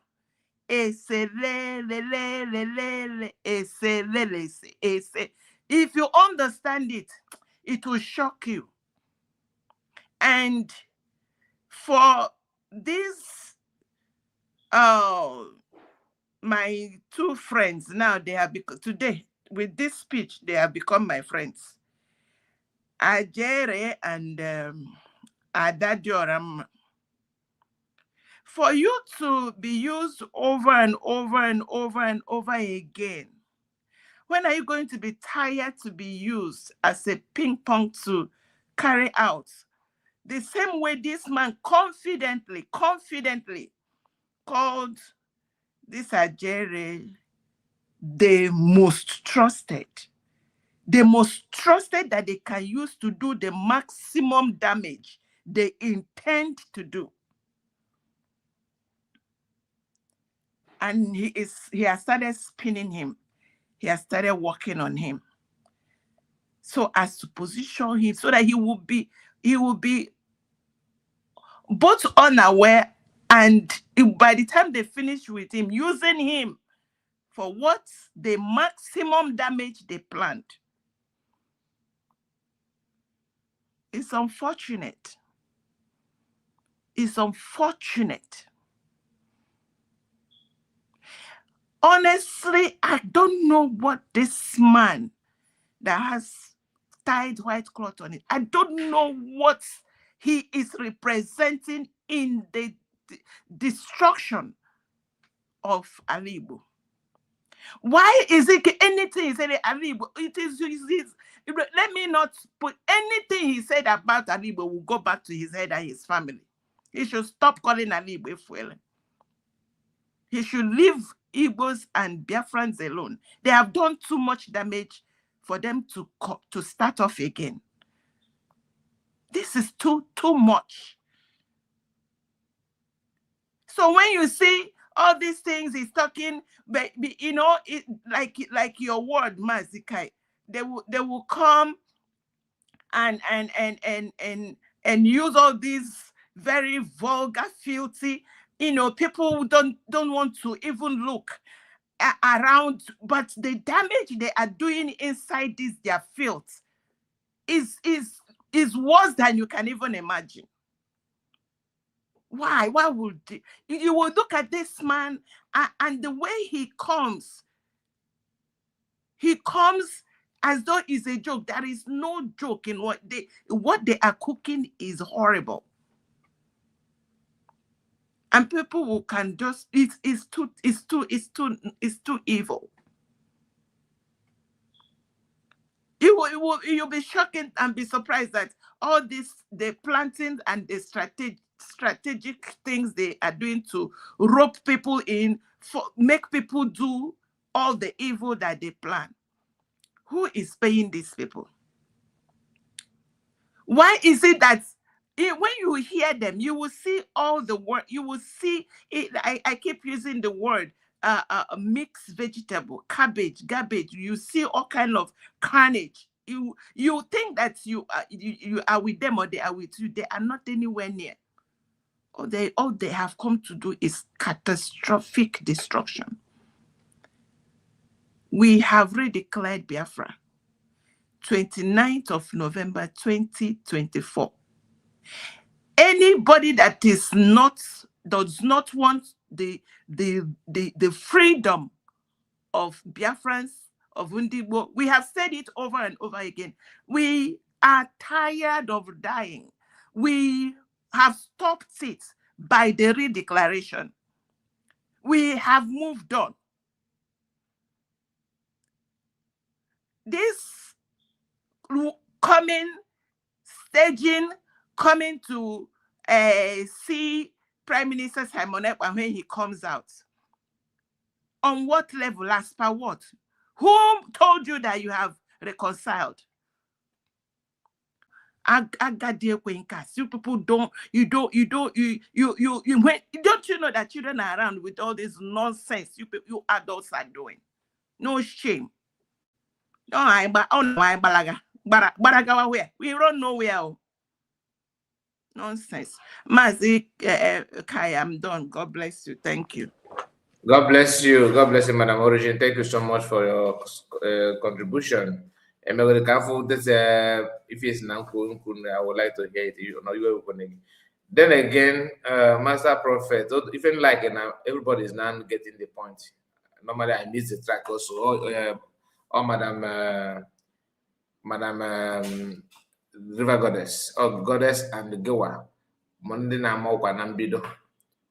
Na ụkwụ a na-aga bụ ụkwụ ma nọrọ ka ụkwụ monkey. Nne ju na ejina azụ number but it's not very very obvious. Well, close to wedding keep back. So anyway, thank you so much. I'm happy that people are getting the point. Obi-Wan, let's hear from you.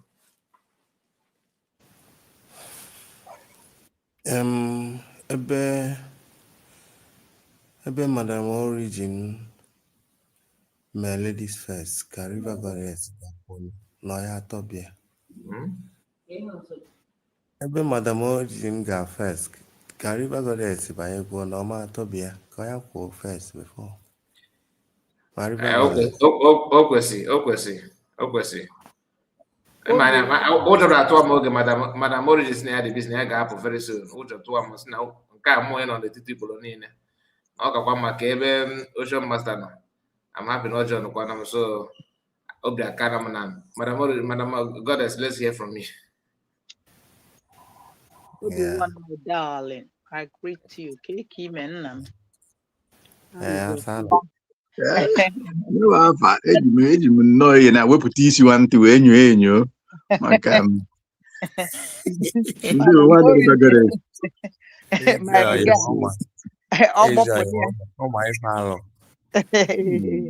Greetings, my dear brothers and sisters and all the commenters. So Regina, Master Prophet Wonyaruru ala. Nya ogbuo n'ọfịa gbapụta n'ụzọ si ọ bụ onye egburu.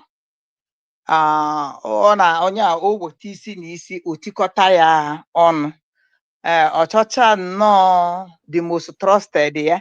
Picture ya ọ ga-epost ọ bụrụ nke ọ dịka ụlaga. Trouser oyi dịka ihe na-aba nshi.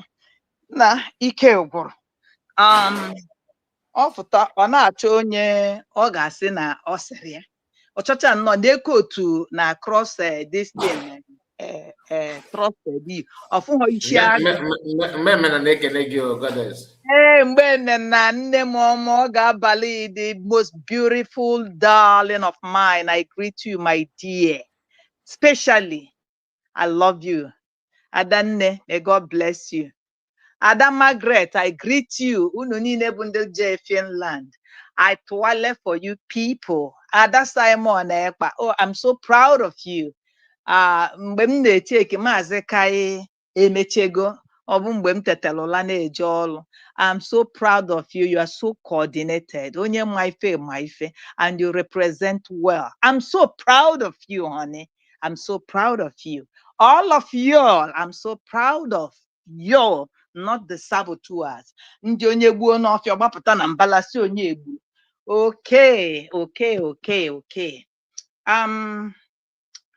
Master Prophet, I will tell you to your face, as a prophet you are not supposed to drink liquor. Please, I will be right back. Ocean. Kai. Mazi Kai. In a new world. On a new I'm back. This is what Ocean Master some certain things na account because ọ na-adị ka Ocean Master tinyere isi ịgbawara ọsọ ịha nyayo. He supposed open it observant suppose he check time ji apụ wifi afọ. Ma more time.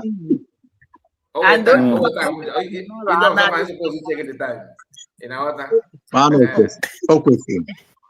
And the Ocean Master, Ocean Master come no almost ebe ngene. Nobody what ebe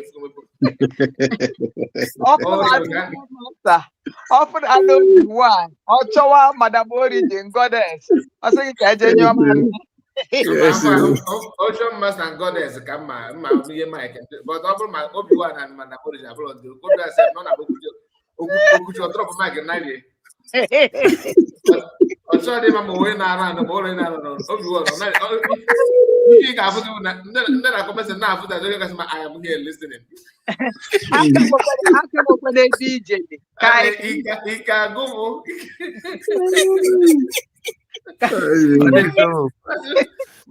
Kai, I'm here listening.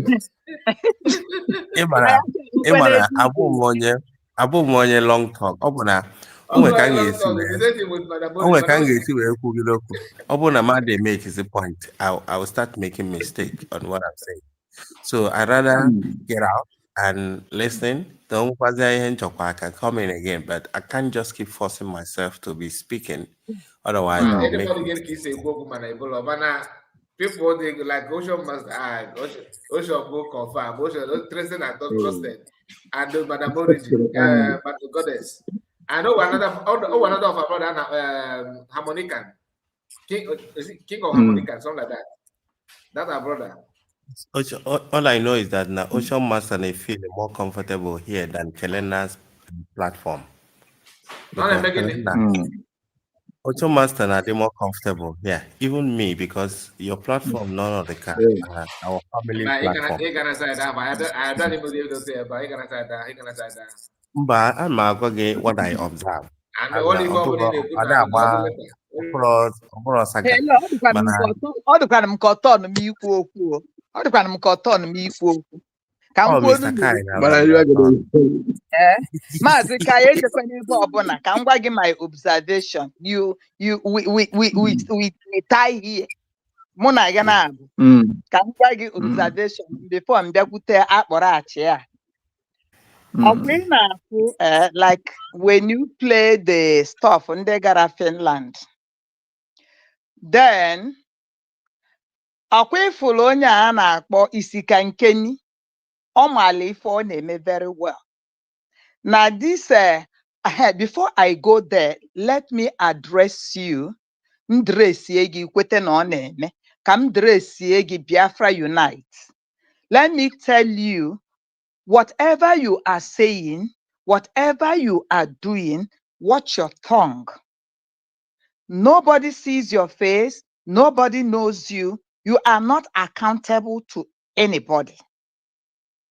When you feel like you want to be a leader to give us directive or instruction or direction, come out fine. Let us know who you are. You can't be under the mask. Nonsense. So watch your tongue, and you are irrelevant to this Finland protest or whatsoever. You cannot take any glory. You are there for you to be a man enough, or a leader to be, or Bezenago. You would have been on the spotlight. So that's what I want to tell you. Abacho agoma. Amamo Simon Epapotano echi, whether you will unmask your face. So malande na go ilu eje gwa nwunye gị na ụmụaka go and address them. So that's that. So na the Finland agara. Master Prophet, you were saying mgbe Simon Ekpapụtara, i wee bịaza gbaa moto wee gaa Germany gị na ya wee kọrịa. Ịgba moto, ịgba flight jee Finland gị na ya na-aba akọrịa. or gịnwa may invite or bịa to Germany. Mam ishigo uche go kotachakwara ọnụ. In your program, you were telling us again as Simon, and at the same time, you are addressing Simon on the autopilot, and you were telling your most trusted, Ndi otu Simon, Ndi autopilot. Look at it and see how you address us. Udo. You have separated yourself, meaning you are just in as a catalyst because it was DC join, yeah. Then you now extract what is not true. And I said it, as a prophet you are, am I more the reasonable enough, or after the program you watched yourself, as a prophet you are drinking liquor on an open program, internet, and in the YouTube na saw ihe dị otu ahụ nsọ gị na-eme ka ọ na ị na-ebe akwa ka ọ na ị na-eme mmeri ka ọ na-emaghị ihe ị na-eme. You use it to get view because you told us and you put it on for us to see the views. You people cannot do program without Simon Ekpa, without Ngozi Orabeze, nke Mazi Nnamdi Kanu bụ nke dịbagori already. You can't establish yourself. And I want to tell you this, please refrain from it. And it's not a joking matter. You here say, even when you were talking, you now even try to bring Cindy Werego. You call Dr. Ngozi Orabeze. Dr. Ngozi Orabeze have not called you. Dr. Ngozi Orabeze Amadini may exist. And the Kavam Vam Vam, the Swedi so childish and childish. It is here kedi for that is maybe kedu mafia vam vam vam maybe to brandish or to paint canopy. So you were talking from the place of alcohol, a place of liquor. You demonstrate alefule. So I was so yeah enechere m ya anya nnọọ nsị kedu mgbe unu bụ ya kedu mgbe ị ga-ama ife ọgọ gị nwoke nwanne bụ Mazi Nnamdi Kanu case and the things going around or something on this platform. You did not say anything. No, something bridge that you are not genuine by saying that na ọsakpọrọ nwa Bini ị na-ajụ ya sị ma o nwere ihe jikọtara Simon na your subject. Is an insult to we Biafrans. And when the time comes, you have to tender an apology. We are not dirty like pig. No matter how you wash a pig, no matter how you birth a pig will still go back to his swine, to his death. So, nke ahụ aga. Then, from what happened in Finland, though, thank God. Ọkwa ifulu, onye na-enweghị ifere enweghị ifere. In that Finland ground, ndị dị responsible mind the other business faji wee ga Finland. But ụkpana kekeke na-ezu ike nnụnụ na-agbagharị everywhere na-eti mkpu like a lunatic human being. O tiri gbago even at a point the mkpọtụ ọ na-eme dị people o tizie mkpu people aya ekwe ya. But one thing that I discovered in that ife na ọ na-eme o megidie vam vam vam mind ya business ya. Ihe ọ sịrị vam vam vam bụ ya marakwa na echi na ha ga-emekwa that thing.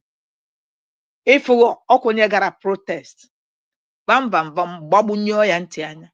Chioma Okoma was making presentation. Well, nice presentation. She did very well, comported herself.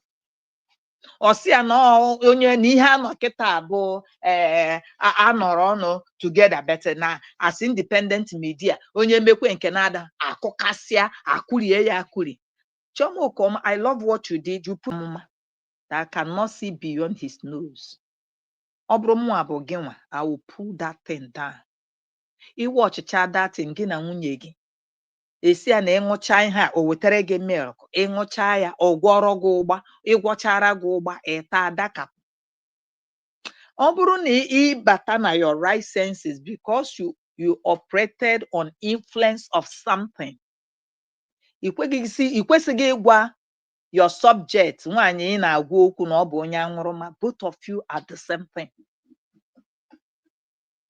Ụdị nke aṅụrụma nke ozuzu dị ụdị ihe nke gị nwa bụ nwoke zuzuru.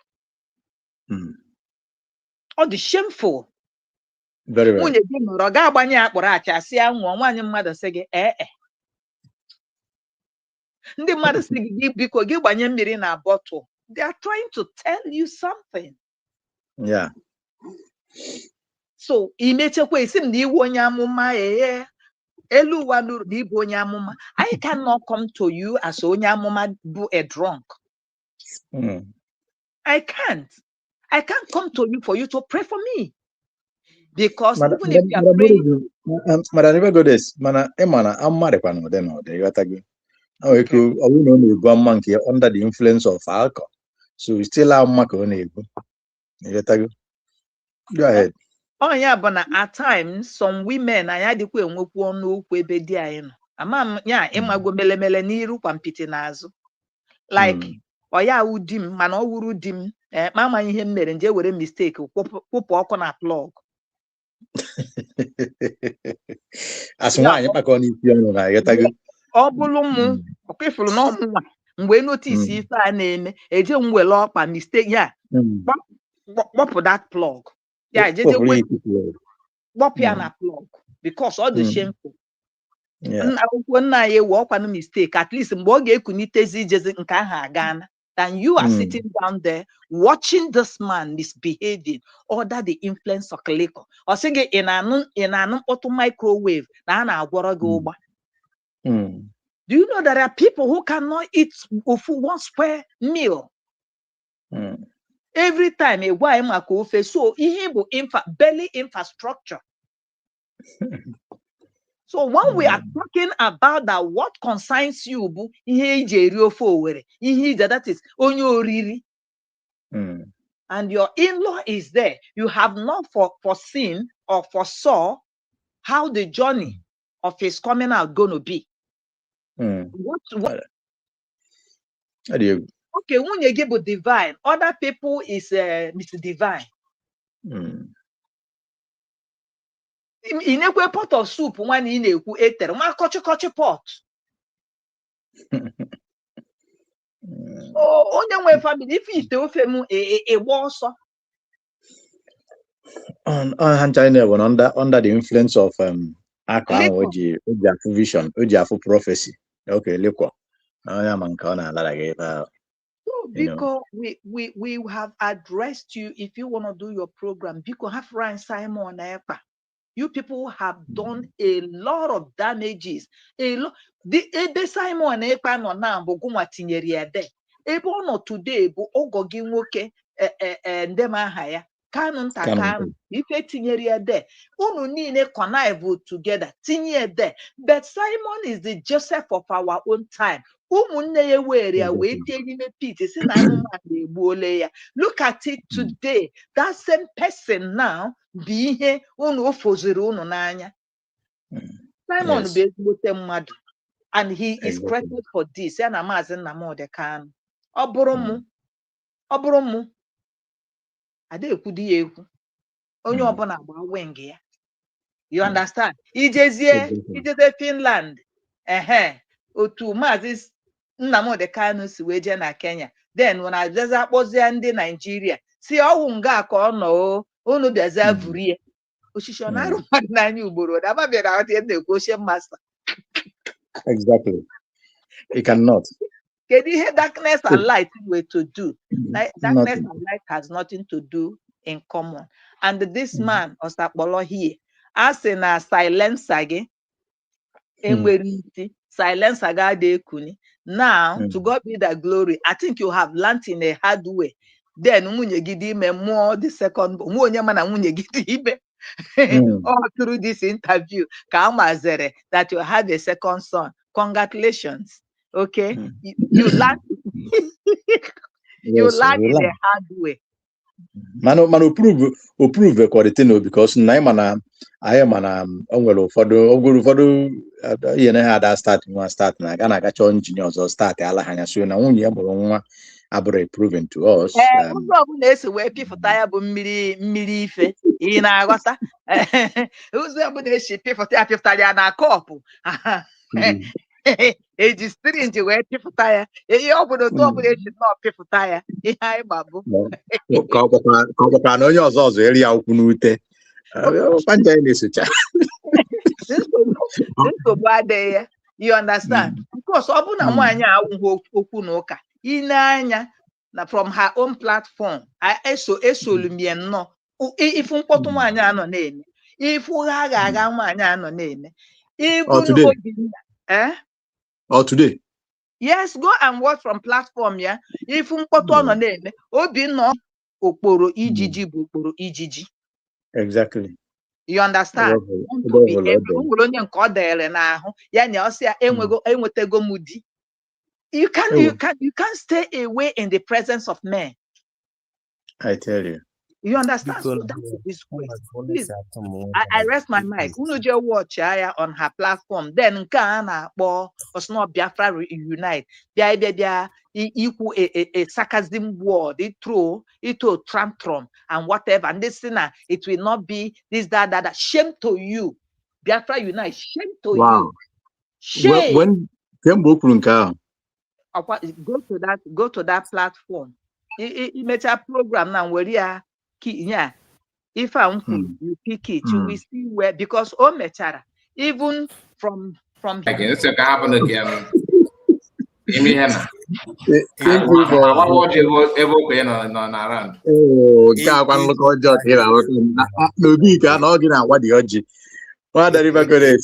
Oh, we welcome you on behalf of Obi-Wan and thank you for your wonderful submission. Thank you, my love. Thank you, my darling.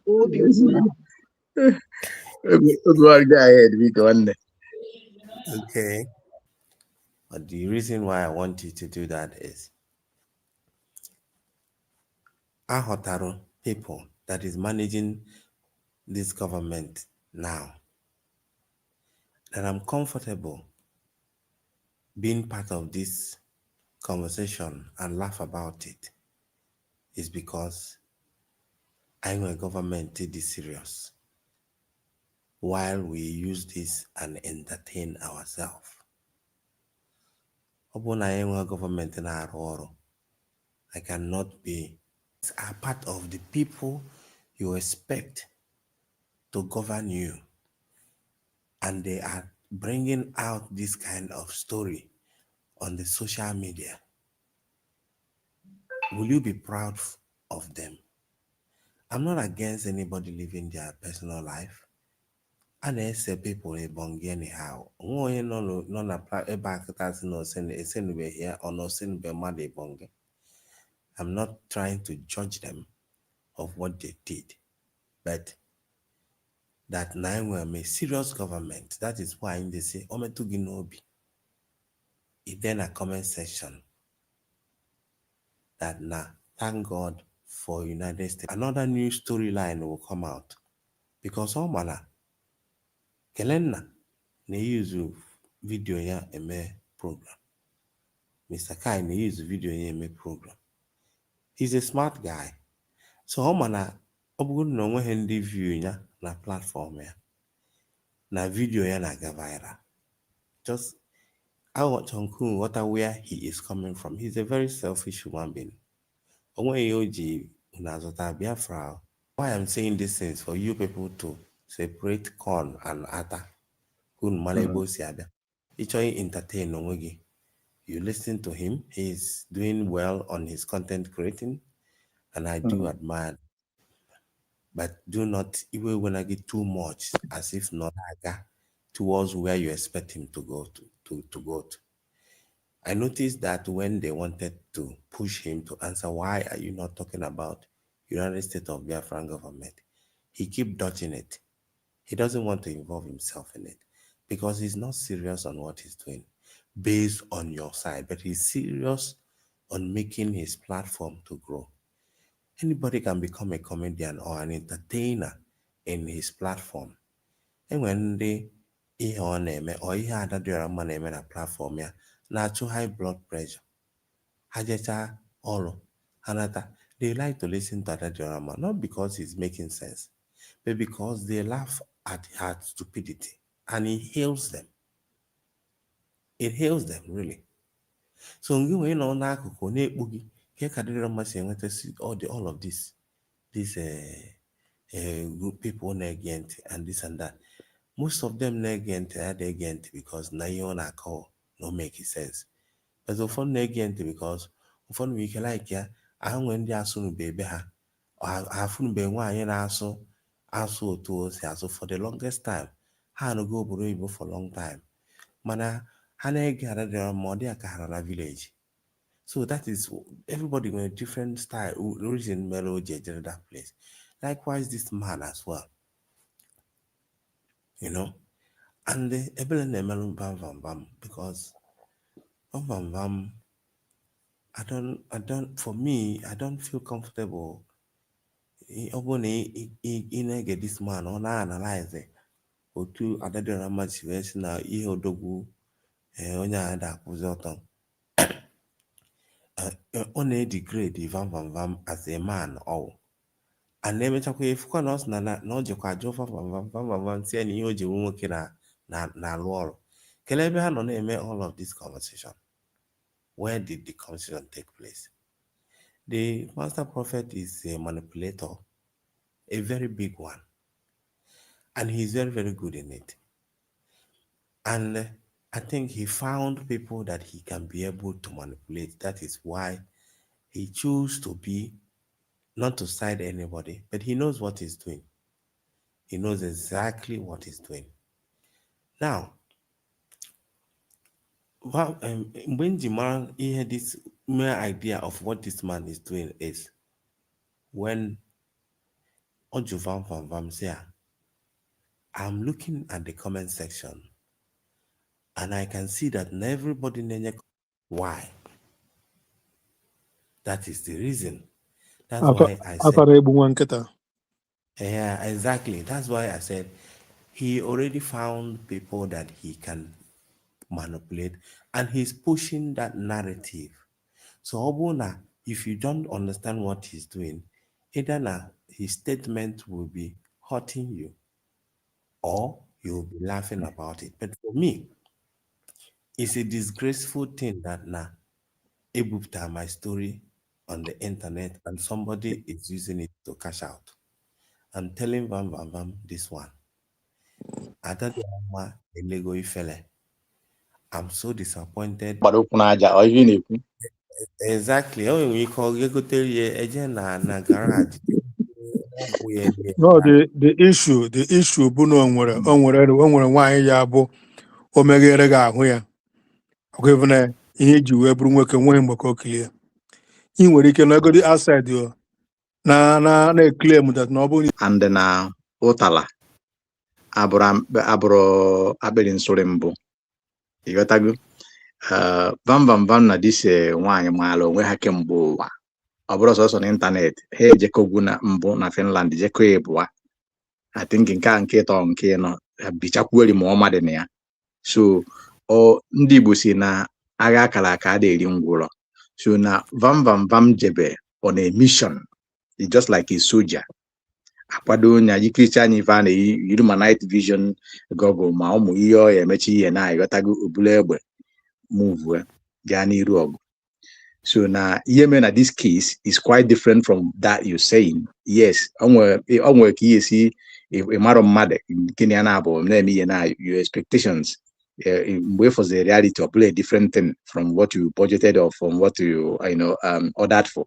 That's quite, but even as at that, ndị be anyị si na ọ bụ na nkịta ataghị atọ ọgbọ agbọ ịghọtago ọ bụrụ n'ubulu okwu. So na the case of Vam Vam Vam na ọnya, I believe that without being sentimental, looking at that our brother Amagami Afubemia in real life, but looking at him, the way he looks and this, only they come about to some battery, onwe some atọpụgharịa some bar, ịghọtago ka o wee nọrọ ọfụma. Mba na Akwa gwara ga no more na the second son. Ona bụ ọnụ ha ọ the team ọha ọ bụ na ọha arise ka ezigbo si wee mụ the second son. The truth is this. Hold on. As na Biafra, just take care from what the truth is this. Nwaanyị kọwara Lasuba na-akọwa that no only once ka ha mere the team. Onwe mgbe o ji wee kwu na ha emere twice. Mana ịmara na o nwere ka gị na nwaanyị yesi wee na-abụ unu na-ekwu okwu. Aka evune ị na-egeji ihe ị nwere ike ime onye dị otu a ọ bụ na ihe dị otu a mee ọkọ. So o nwere ike sometimes bam na-egeji n'obi ya that at least na ọ bụ na nwekọta ka ya na nwaanyị a si wee dine aka evune na o nwere ike buru ya n'obi na eji eme sosetin and nwaanyị ekwukwuo na-ekwuo right from time wee sị na ya ejeje nwụcha akpụrụ achị ya wee gwazie bam si ha buku appointment ọgwazie si ya bịa bam kwere ekwe na ya abịa mana o disappointri ya mana bam gwara si ya ọkwefuru ihe a na-eme gị na ọ bụ na ya ejide ga-ejide na anya dọgọ pam anụnụ ihe aha ka nwaanyị chọrọ achọ ka ọ bịa ka ọ dọọ pam aha so nwaanyị enwee were n'ohu ya Inachi ịkọwa nọ because of that melo vam ji were eze takasha adadara mba otule mba ihe o ji wee were eze wee takasị otule because na ọ bịa na bịa fụ adadara mma in that mood so o nwere ike ọ bụrụ na n'ole na anya n'obi ọ bụrụ na ihe o ji wee bụrụ nwaanyị dị n'ihu dara ada na ada so such a thing na-egbukwa amụ. Okay, my brother. So nwere ike and adadoro mmasị na ya nọkwa na-apọmpụ the thing ka ya fụ na the thing nọ resịrị mana di ma resịrị mana emechazie bam wee si oke ebe ọ bụ na ihe ekwe ha resị ka ya hepụzie wee werezie ọnụ wee gbazie mbọ fụ na nye na onwe ya bụ adadoro mma na ọ dị satisfy ka ya werezie ọnụ ebe ọ bụ na nke ya ekwe ha resị onye a ga-adị in between this and this. But double silencer, bam, long time. No matter how good or bad, when you are going on a mission, you know that it may come this way or the other way, so you are well prepared. Coming at least as nwoke bụ nwoke. A sị gị na nkịta ataghị atọ ya agba agbọ ọ ife ọ bụ. Then ka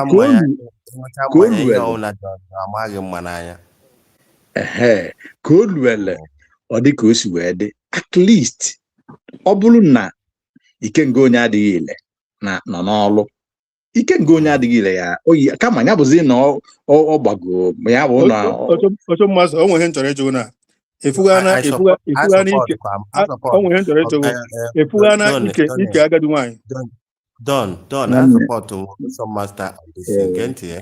Actually, can't read the some master. No, I know. Don, I listen to you, but we will not.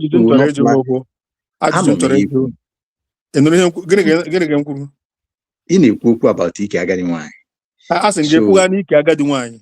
Now, listen, we don't apply that here. You have to go in discussion I have on program, but at least look, we are not kids. We understand, and when you want to help a brother, you help the person by telling the person the truth. The issue that taya inwe poncho ọ bụ na tubeless or tube ọ bụrụ tube ife ịhụ na ịpọmpụ ya ọ ga-egbu na dia tubeless ọ ga na-agbago ma beta ọ ga na-eli ikikwa no matter ihe pọmpụ ya ma ndị strong etu ahụ kwesịrị ịdị so na ọ bụgoro na ọ nọ na tubeless at least ikenga ya enwere ike osiri oke ọgwụ na ikenga alụrọzi ọlụ asị onye m ihe na ogwogwe na aka ikenga aka ekpe wee mee ọnọdụ mma mbụ nke nwaanyị then ọkwa na ọrụ ya o jee ise efele na ọbụkwa na ịghọta ihe dị umeanụ wee sagide duto na ịmagonu fụ mana kedafia mbụ local champion meet a professional ọ na-adịba different o ji ime impression ka o gosi na ya ma ihe ọ na-arụ jezie wele eze bee nwaanyị ekwele ba iji eze wee mere klipa ịghọtago so na ọrụ ya niile dara ada and nwaanyị dị very 100% right n'ihe okwu. Anyway, having said that, the discussion on the platform. Continue with can conclude because I take over because I conclude my speech, just the last one. Before I conclude, let me just say this thing. I think now, Vam have a problem. I don't think that now. Like he kukwa imokwa valid point na wike planta ifuzo onye nwa mora ada, but in the situation of alcohol outside the government, when hello that's a bulana kenechuku because I know bless United States of Biafra. Thank you. Udo. Before you take the mic, let me just say this. Mazi, everyone, thank you for this wonderful submission and always on point. Dear friends, let us. It's expected anyway. Mazi Obi-Wan, don't go nowhere. Mazi Obi-Wan. Obi-Wan, can I say something? Go ahead. Do you know the worst thing that can happen to any man or any woman? The worst thing that can happen to any where say has it reached to this extent, like Umwa in the Niger? She was paid. You understand? Akwụọ ya ụgwọ enye ya ego nero na ọ ga-ekwe emume nwa ife nwoke na nwaanyị na etiti main road ịmaga ebe mmadụ na-aga. You understand? Eke na-egwuregwu okwe n'isi and ndị alịsa enye ya that money ebe mmadụ na-aga ka ma ihe bụ mgbala na kolota. Yes. O mebi ife dị na ya. Enwere as long as like na-ego ịghọtago ịma.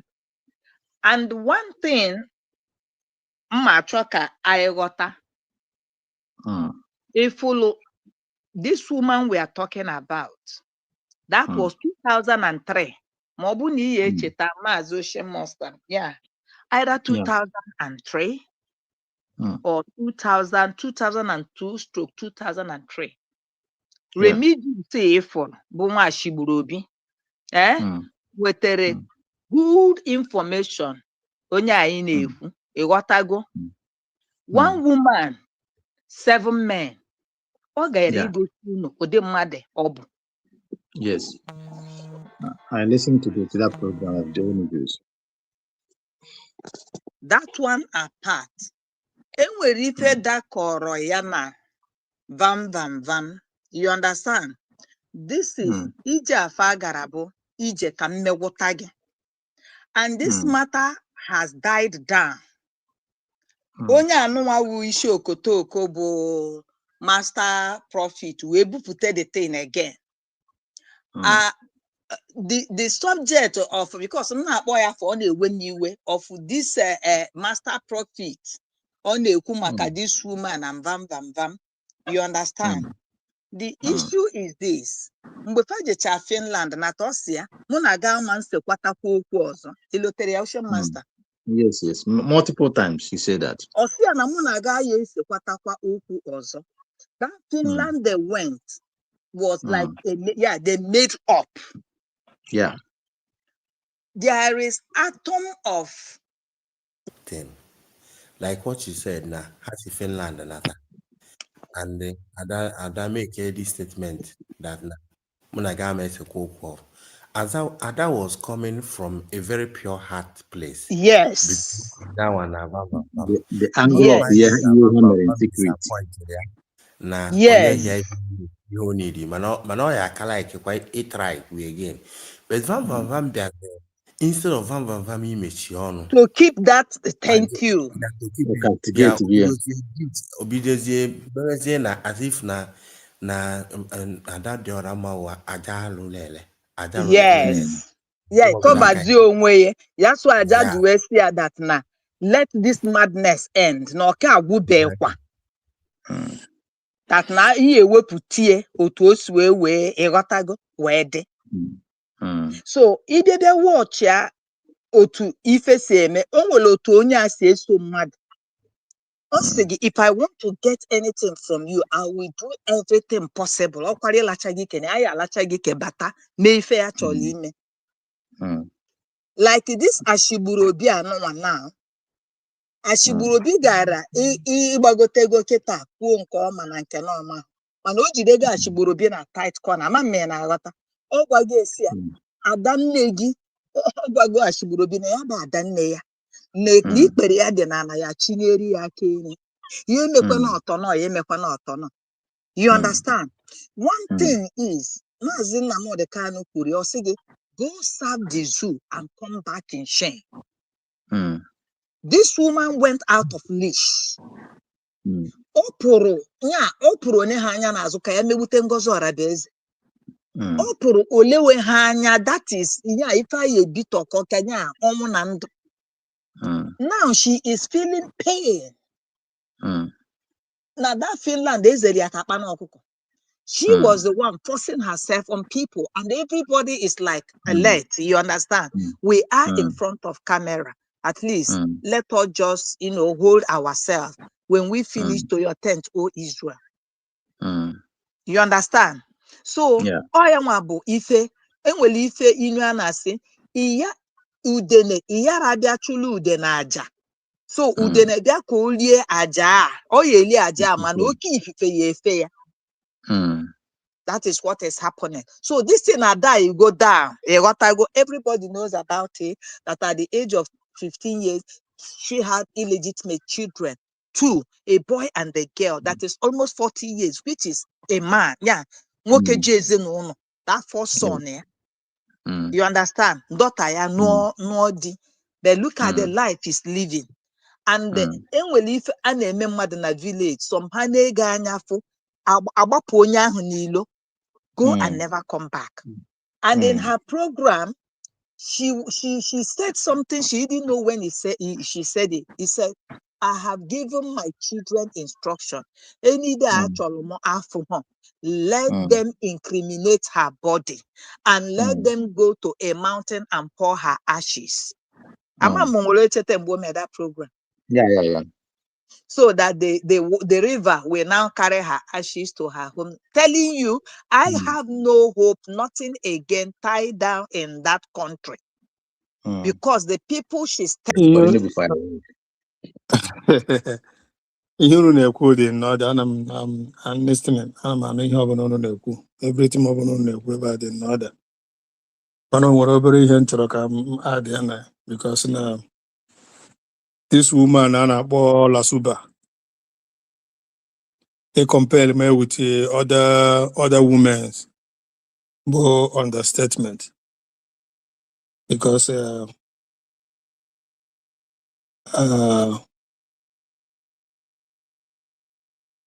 woman of this very caliber, somebody who live alone without a man for years, I don't know what we expect her to do. Because ihe abụọ ihe m feel or supposed to because this woman is not living with a man for years,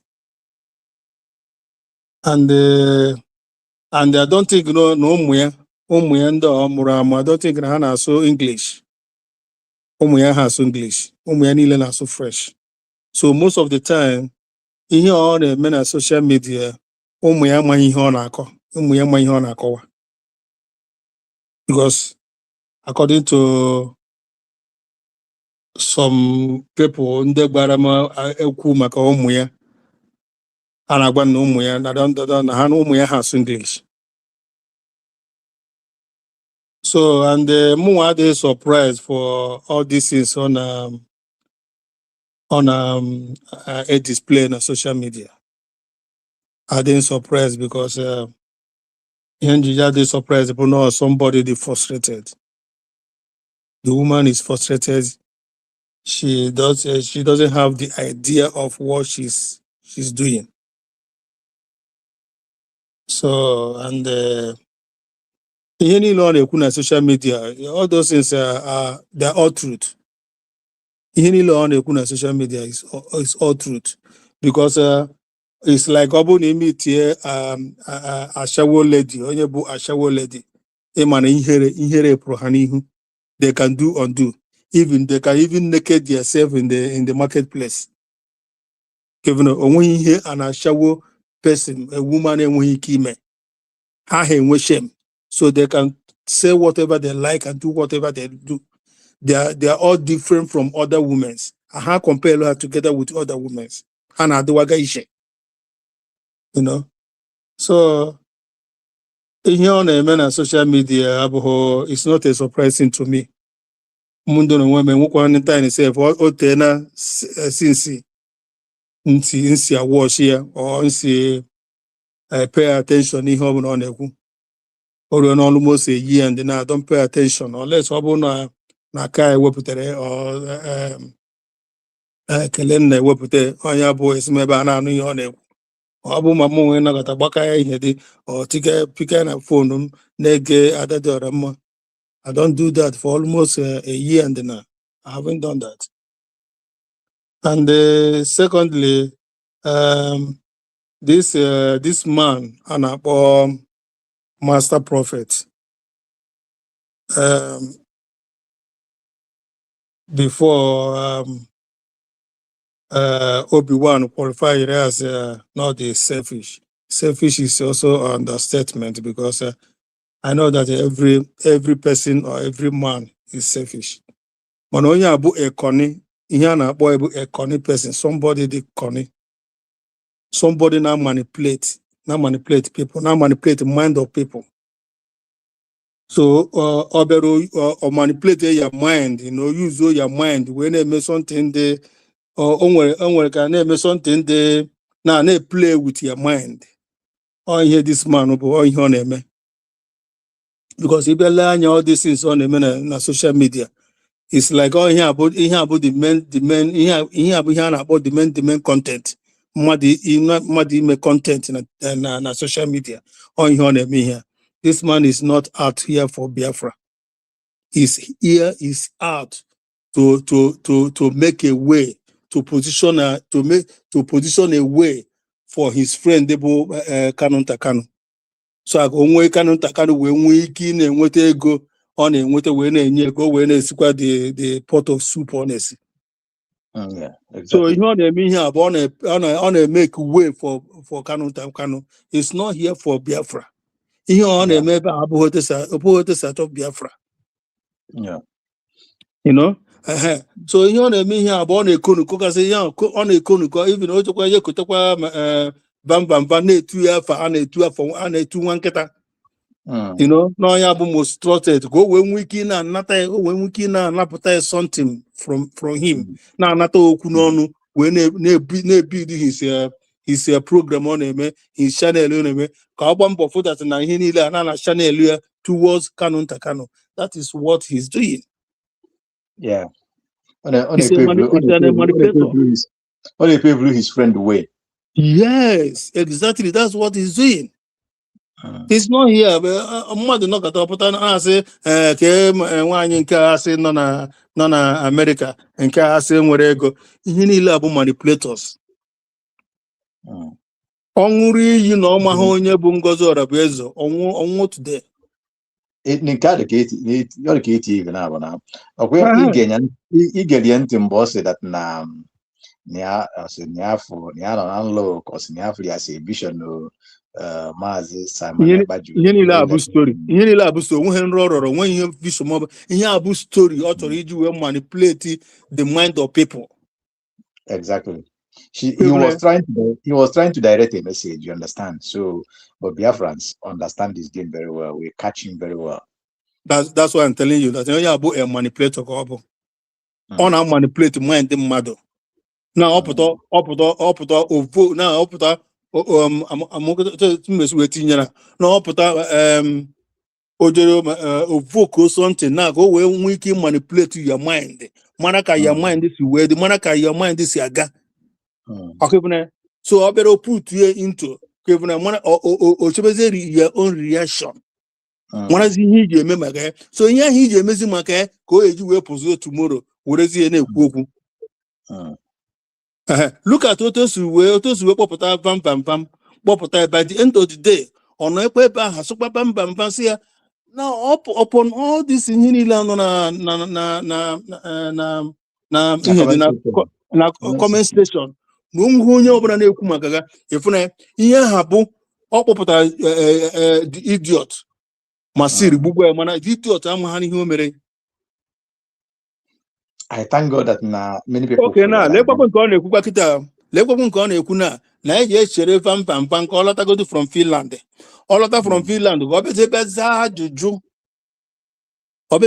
ajụjụ ihe Adadịọra mma kwuru nwụzi iyi ihe Adadịọra mma kwuru efuna so ihe ọ kpọpụtara this guy bụ ka o finish the guy mana the guy na mana pam amaghị ihe this man kpọpụtara ya ka ọ bịa mee. Ọ chọrọ ifinish bam ya mere o ji etu ya dati afọ aha na the most trusted ka o wee nwee ike ifinish ya. That's what he's doing.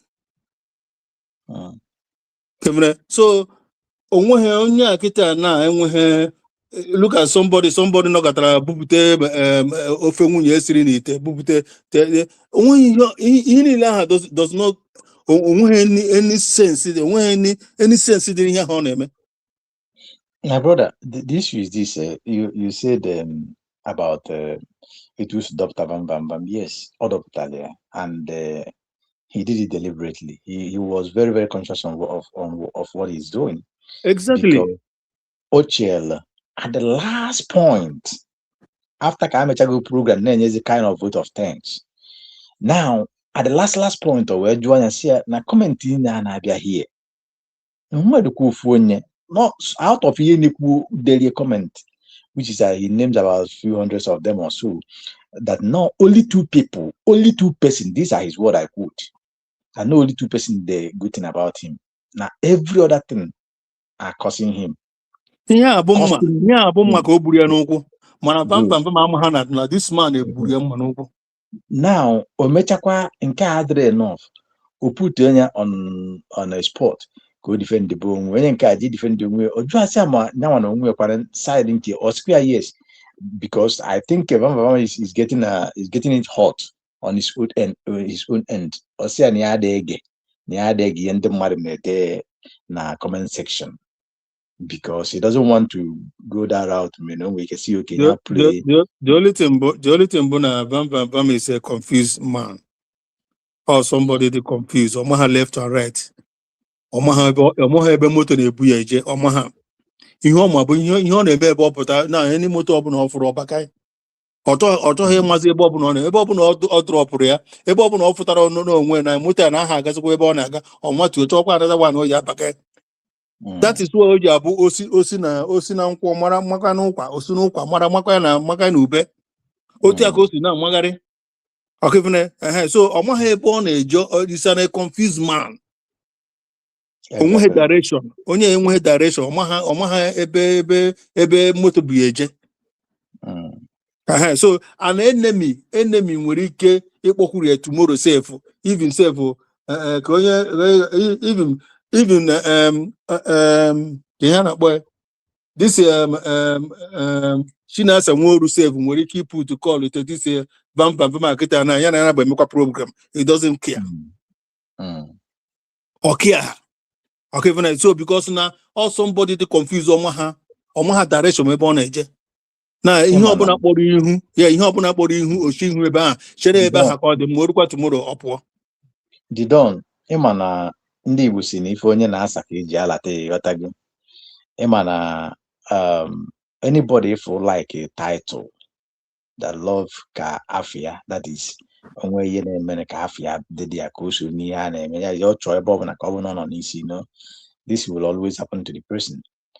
And the man bịa bido by inye accolade, bido by itue, bido by call to sipute call throughout 2 days, this and that, and so what.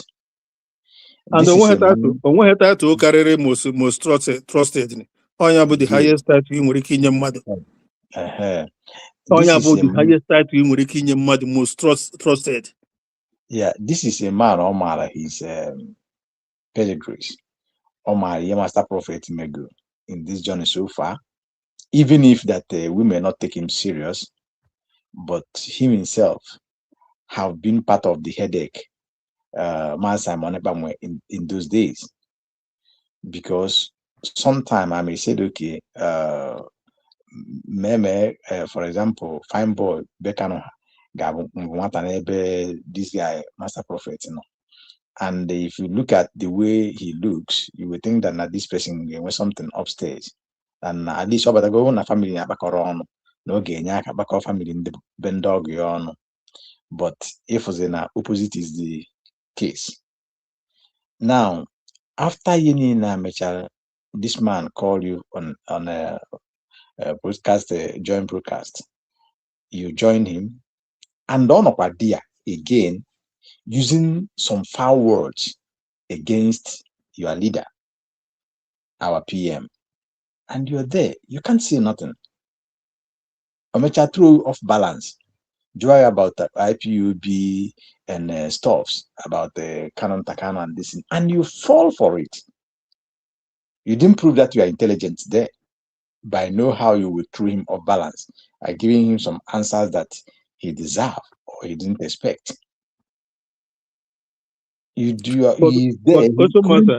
Also, Master, see nke ọ na-ekwu na that na dadora mma na-ekwuzi na ya atara prime minister.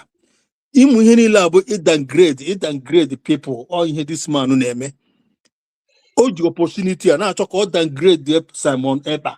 That now on use these people, this vam will go 247. Ọ chọrọ use ha ka o wee downgrade prime minister. That no na prime minister. To show you that both of them were ndị Igbo na-asa akwụ kpọrọ akpọ nke ma akwụ agbacha akwụ na anwụ ọkpọ nkụ ị na-enye anya ọ dịka onwezi ọwa ọtọ mbụdatin ndị Igbo na-asị n'ọnya na ikwe mkpọmkpọ ịghọtago. So that will show you the kind of person that man bụ. And is a manipulator or no somebody na manipulate him. On a use evil incantation and manipulate people. Even upon that is manipulating. He's not smart, he's not intelligent. That's what I'm trying to do. So both Nyawa and the Bam, they are on the same ship, they are on the same level. Do you understand? That's the point in that track and driver. Both of them are on the same, because that you screw him there immediately. You screw him. How can you be there? Use such a foul word to your leader, to our PM, and you're there, No, you can't do that while I'm there. I can't watch him, using the derogatory word on my leader, Prime Minister. Is either I give it to him or I shun him. No, right he want to play as a good guy now. Bam want to play as a good guy. He want to be the most trusted. Right? Yeah, he want to play as a good guy. Bruno Yabu the most trusted. But Omasi here the man on use here wherever. Omasi here the man on use here wherever. It is what it is. Anyway, go on. How do you see it? nyaka ka o ji wee gbarakwa gbajekwu 247 ha gbaje nke a na-akpọ amamihe a na-akpọ ya akpọ anọ ebe ahụ na-ekwugheri na-ekwu ihe enweghị isi na ọdụ mmadụ enweghị ike ịjụ mmadụ ajụjụ si ya lee ihe Kanu mere ka ihe mere na o ji jeje meghesi ihe o mere ihe this man na-ekwunye na-abụ prọfet na-ekwunye na-abụ na onwe na ya agwacha na ndị ọtọpilọt niile na onweghị ndị si ya na o nwere ihe eji eme na onwe unu nọ ebe ahụ na-ele this man anya ọ na-ekwu all this is all the time wana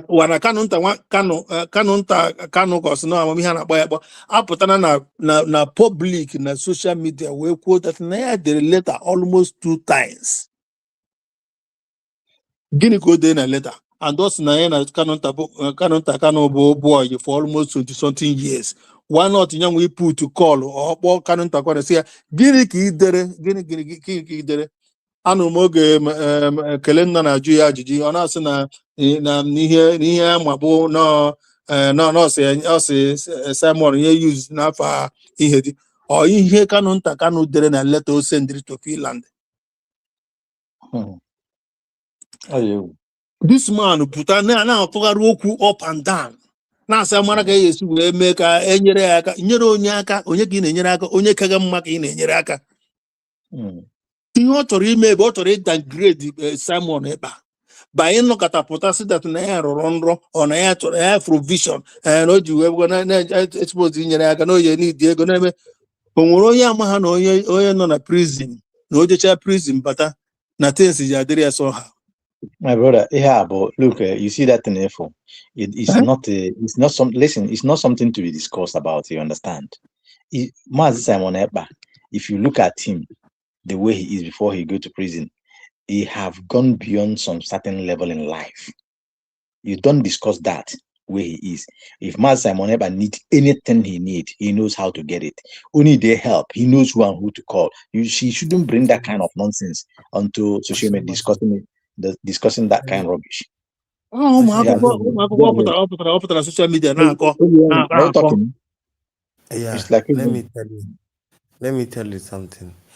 Master Prophet doesn't see anything. Anybody can predict, but you cannot see.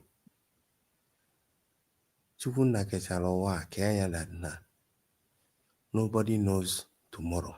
Even him, even God itself. But you can make your tomorrow depending on what you do now or what you do at the moment. So any prophet now say no, it's just a prediction. Maybe evil signs of what might happen or another mother say that now from vision the kind of put. It can be a prediction. It can be God forbid. But there are chances na no after. So okay, sometimes some certain ihamuma some certain people because people realize that now when even Israel see na Egypt na when Moses wasn't there, they keep looking for God that made them to mold that golden calf, because every human being always want to seek for something to worship. So when you come and present yourself as something beyond what they know, they choose to serve you, which brings, sometimes you see pastors are being showered with blessings and gifts. Go because they believe that that pastor is higher than them spiritually. So instead of them to worship God, they will now start worshiping the man.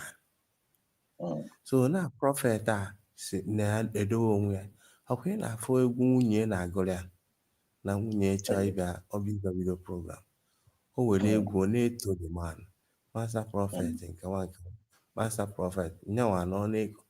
Ebodoro onwe everything ihe aha mma azụkwara na spiritual power ka ọ na-eji manipulate the mind of that woman o ji eme ihe ahụ ọ na-eme. That woman ejighị anya ojighị anya yes ojighị anya eme that man ọ na-eme. It's not every people with choice to behave any way they like. Only the woman enjoy that thing she's doing. It's not what you need a job wage them mad. I want the woman have a master prophet. And I want you call so. Like a master prophet, like a master prophet, something weak made the woman or just on a master prophet, go chance something good. Everybody can do anything as they like. Any job wage them mad or whatsoever. You know? So for me, I will say that now.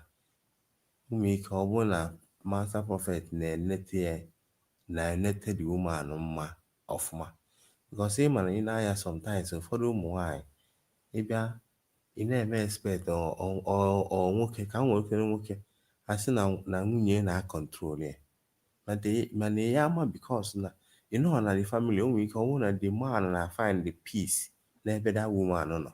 That is why ike ọgbago n'elu ka ọ gbada n'ala o jikwa nwayọ ọ dakwu nwunye ya na nwunye ya na-egwu egwu because they understand themselves. You know, that's how I see it. But not that you are wrong in what you are saying, in possibility, but I may believe in a fetish kind of a thing because I believe that now, and when anything is fetish more than your brain or what you think, your more no is because that you design in your brain ikwenye iwu na ụbụrụ gị na-arụ ọrụ ọfụma ya atụ gị. That's what I believe. Obi-Wan, Obi-Wan, ihe mere na what you said is in order, very, very in order. Mana ọ bụ ma ife ọ dị ife dị. That's why Chineke ji wee gwa gị na ihe dị by his own word. But na ndị Igbo si that now ngwere kweta na agwọ ya enu ya agwọ enu onye. And na onye maara ife bụ a na-agbara ya afa ọ na-agbara onwe ya afa uche maka na dibịa ọnwụ gọrọ okenye ọnwụ gọrọ ibi ewu dibịa. So you see whether my prophet ma ji ọgwụ jide ma o jiri ọgwụ jide, number one ị ga-enegodo onye ji ọgwụ ejide anya just emegodo since ị na-anụwa voice nwaanyị ahụ ịmara onwe ihe ndị be anyị na-asị na mmadụ na-eme biribiri ịghọtago. Ịyafụ the woman ịyafụ sometime na wonder ma ọzịkwa onye ya na onye ndu bụ nwanne bụ ife. You understand? Then so it's true. It's true because we have to look beyond all these things. Yeah. Then ị na-enekwa onye nke nwoke anya. This guy no. Ọ na-agụrụ onye egwu adịma mmụọ m ada anabata dị egwu otu o si praise this guy.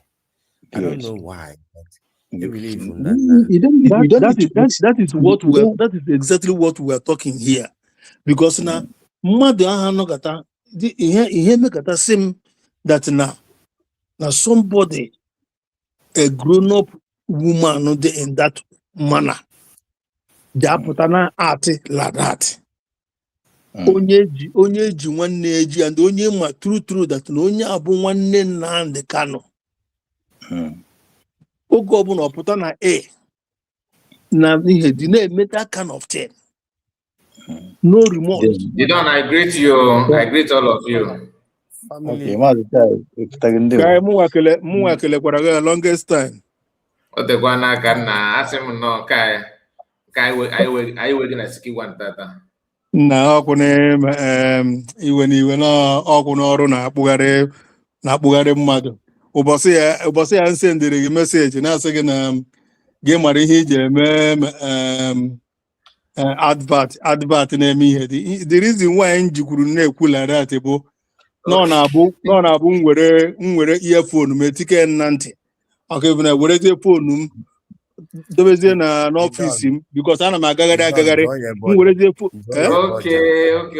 Jụọ Mr. Kai ebe o jee ọkwa ọnwụ na ma nene meseji isende ka kịta ka ọ ya bịa na-ewebata gị na studio na ọbụ ihe nke akwa anụ m nke nna ime na nnọọ wee kpọpụta ya ọ dịka ọ bịakwara the other room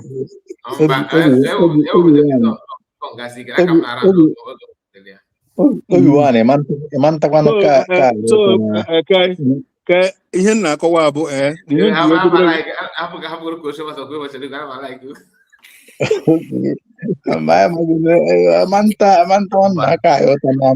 ọ na-ata ọsụkwụ ọ na-akpakwara akwa ịghọtago o wee na-aga na nke onye ji ka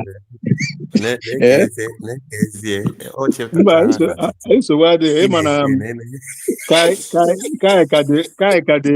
ka dị ndụ ọbara ọma ka na-agba ya n'ahụ so ọtụbọdụ ị na-adị agile all the time.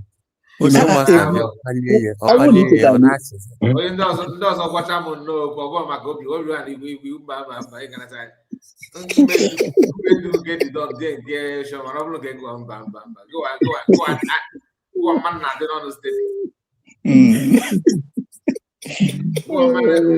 mmanụ akara ị na-ata na-adị gị n'ọnụ steeti na no mba ka ọ bụghị ihe ọjọọ onwe ka o sikwa wee dị ịbakwajewaje pụtakwa nwe ihe dị na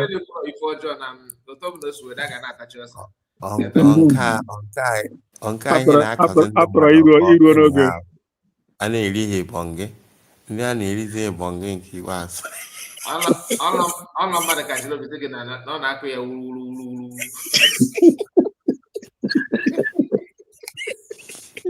na o wee tụọ nke mmadụ ga-eri o wee bụrụ nke ibiriachi eti nke mmadụ ga-ejije ibiriachi mmadụ ejeje rie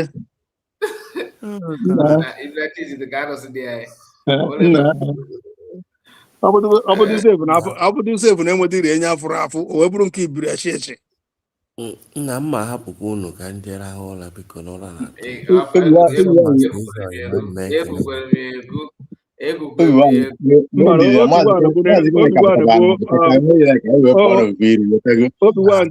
ọ dịgo okokporo ka ọ bụ nsogbu adịghị onwe ike ijere o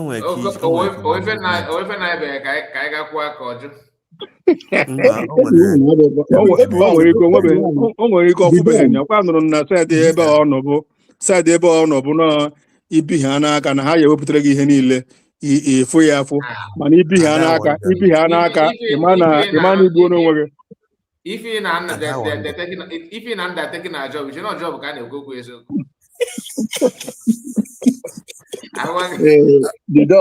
ihe a ebe Obi-Wan nọ ihe a bụ ihe eji eme ọjị like ije na nke Obi-Wan kịta na ịmalụ ọ na-ịchọ ịghọtago awịlị gị ọjị na efere chịkọrọ ọ na-ịchọ ọ bụrụ ya mepere m ụzọ ọ bụrụ ebe a ana m abịa vakeshọn Obi-Wan ọ bụrụ na ihe emeghere m ụzọ ka m bịa vakeshọn ị na-achọkwa ebe ị ga-atụtụ ụgbaka Veranda pọ inugo kwa maka panya na veranda. Ọ na-ahịa ahụ mmadụ ịtụtụ ụgbaka n'udu mmiri.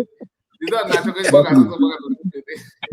Mba, to be frank mụnwa nụrụ nọ na-abụ na ebe ahụ abụ na a na-ewepụta ihe niile na-adị open mana ọzọ ibezie bizi ya aka ịma na magneti n'onwe gị oge ahụ itinye onwe gị na shell mba n'anya Mr. Kai na one thing I like here when it comes to that na enwere mindset ụmụ nwaanyị nwere n'obodo a mindset of let's say ị na-akọ akụkọ arụrụmala wete nwaanyị ọ bụrụ na iwu na ịdị arụrụmala ọ na-eme ifere maka ịkpọ ihe afa ha na-afụta ya as to educate like imago it's nothing to talk about it. You know what I'm saying? You can have no work and it's like I'm ekwu mindset like enwere ka mmesi wee enwere ka mmesi kpọọ nwaanyị be anyị kwuo okwu normal otu m si ekwu okwu ọ sị m na obi gị nwa na-akọzi ụdị ya na maazịkwa gị na ụdị aka something like that. Conversation ama atọ ụtọ ama dị mago ọ bụrụ nọ na ndị alụmana ma nji ekwuli but I just want to kpọọ it mgbe enwere ka understanding ụmụ nwaanyị be anyị dị sometimes especially when onye nọ that place ọ dịghị adaba mana ndị ebe a can talk about anything but you don't touch it if they don't give you permission. They can show you. Ọkịta ka ebere ihe a ka m nụrụ that need you everything but you will not touch it. Mana metụ ha anaghị aka ịmara onwe gị shame. Yeah, you dare not touch it without the permission. Ihe nụrụ. That's it. Ihe nụrụ. Mana ọ bụ na mbịa vacation Obi-Wan ọ bụ na mbịa vacation ebe ahụ o nwere nke m nwere ike imetụ ụwa aka na otu ahụ esikwa wee bi nya na otu ahụ mesikwa wee fụ ya enwere m ike imetụ ụwa ya aka. The dawn na-ajụzi ajụ ị na-ajụ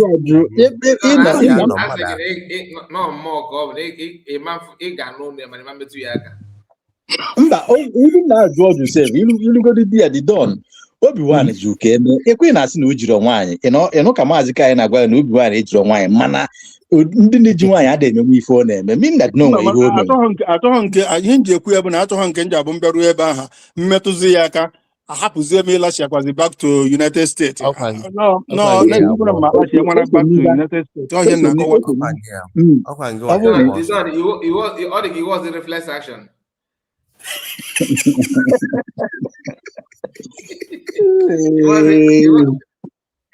movement of aka gị ọ dị gị that control ozi ya ị ga-afụ ya mana eme mmetụ ya aka nchọdịkwa ya bụ ihe m na-ekwu n'ebe a na-asị ka mma na Obi-Wan nwere ike inye m the permission that na ọ bụ na m bịa ka m nwee ike imetụgbu ya aka nọ ihe m chọrọ. Obi-Wan bụ national champion ọ dịgo one information niile anụ anyị na olute ha na my side olu ha my side nyere information na nke gwa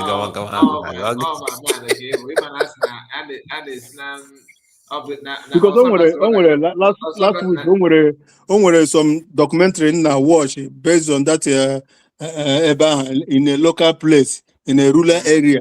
Ụmụazụ nọgasị ebe ahụ ihe niile kwụsị ọtọ kwụrụsị ọtọ onye ji kwụrụsị ọtọ a na-agbara egwu ụmụazụ na primary school vidio ụmụaka na primary school ebe afọ ọ ga-ama ifo na dịka ibere ụwa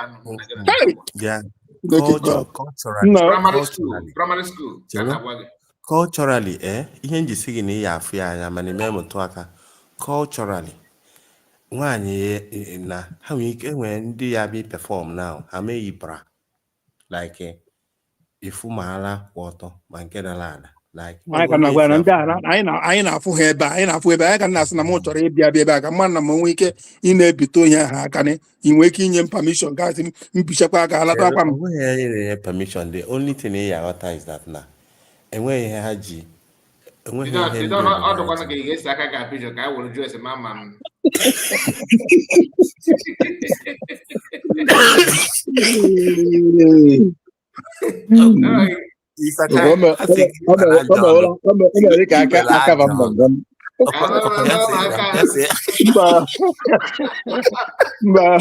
nke maazị ka nke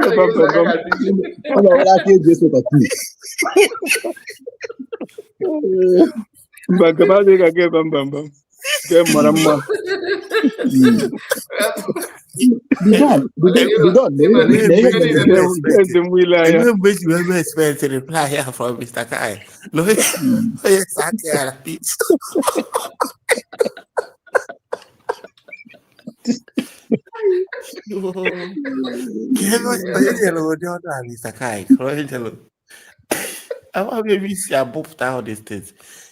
what you should understand is that now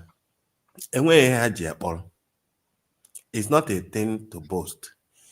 Idina nwanyị like na bai idina nwanyị na bai nwanyị na-eme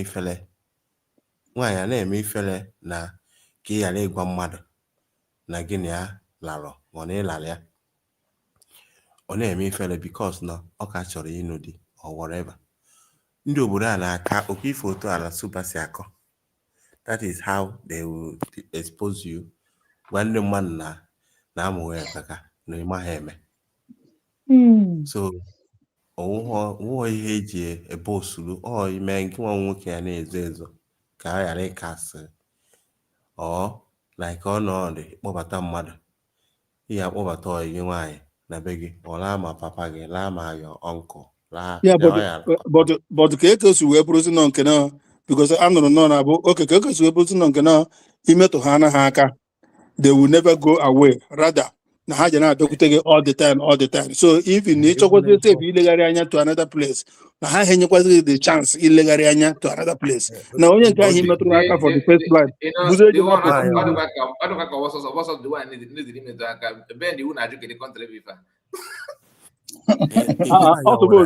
ọtụbụzụ ịma kọntrị dị ya na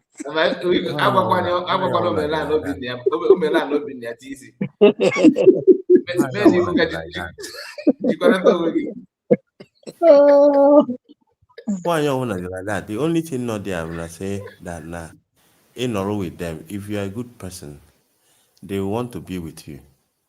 Then, how like a normal character, but the only thing not there, he na as in nwoke ije iwuru nwoke si na ịbịa ka ikuchie nwaanyị na-akpọ ya nwa gị nwaanyị ị na-eme mistake. Nwa gị nwaanyị ahụ ike sị ka o jee gote ma gị n'iro ọjọọ laa onye ọzọ na-etekwaba gị na n'ọkwa ya ma so ọ bụ na obodo ahụ dị mma ọ dị mma mmadụ ibi ebi nọ na ego adịghị na dị obodo ọ bụ na ọ bụ ya ọ bụ na ego dị na dị obodo na-ekwu ihe a obodo ahụ dị mma mmadụ ịbịa bi ebi na biri just for 1 year. You know, you go to mmiri igwu ya very well before ị mara ahụ acha agha ya na a ga ndekwu ihe panya mpa ha jecha mba ọ na-enwe ndị so even ụdị ihe ka ha na-afụ na dị panya ịgwa na ofu okwu a ka a na-ekwu na panya that time. Yeah, because yes, akụkọ niile a na-akọ maka panya onwebụ onye nụrụ na o jiri panya lara n'oge. Ofu okwu a ka a na-ekwu na panya. Obodo a dị very very different from Nigeria. Totally everything totally. So ihe nji wee mee ọ bụrụ that na ego dị ebe ahụ ọ bụrụ na ego dị ya o jere abụ the best country in the whole world. Ọ bụrụ na ego dị ya with ihe a na-edisplay ebe ahụ o jere abụ the best country. Mazi Kai, Mike Hirba open. No, I'm not going to Mike Hirba open. Mazi Kai.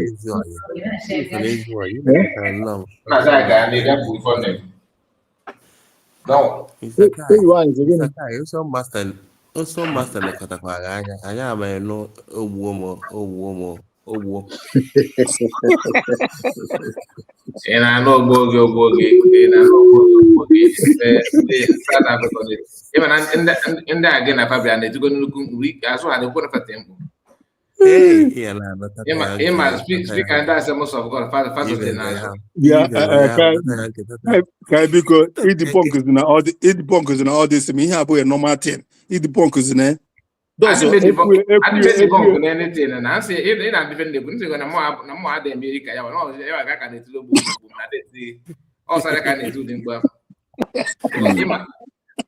foreigner na ndị maka otu n'ogbo m ndị obodo asọ gị na-eme nwa gị na-eme ada ya nwanyị ife a na-ezu n'ochi dị iche na nke ewewe mkpu dị n'iche enwere ndị na-asụ n'ude Obi kwesịrị ị na-ekwuchi okwu a ebe ịjụrụ ịkwa aka Mazi Kai, ka nke isi wee kọtụ dị anyị dị nke echere nọ ka ọ la ndị ya ịma na obi wanụ n'ebe ahụ ọ nọ na onweghị nke o nwere bụ nke ya nwa no The done over there. if Brian maybe you change the course or aka na gwa na onwe nke o nwere bụ nke nye nwa ilegharị anya obigharị obie nke onye ọzọ aka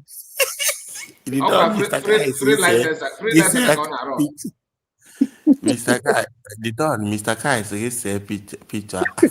I got picture. I go to the kitchen that you not going to get a guy to come again. Ịgbana ebe obere na owe chenji topic ịgbana ebe obere owe chenji topic Maazị Kai ike echele ka obi nwaanyị nye gwacha ya out of experience ka anyị nwee ike mụta ịkọta anyị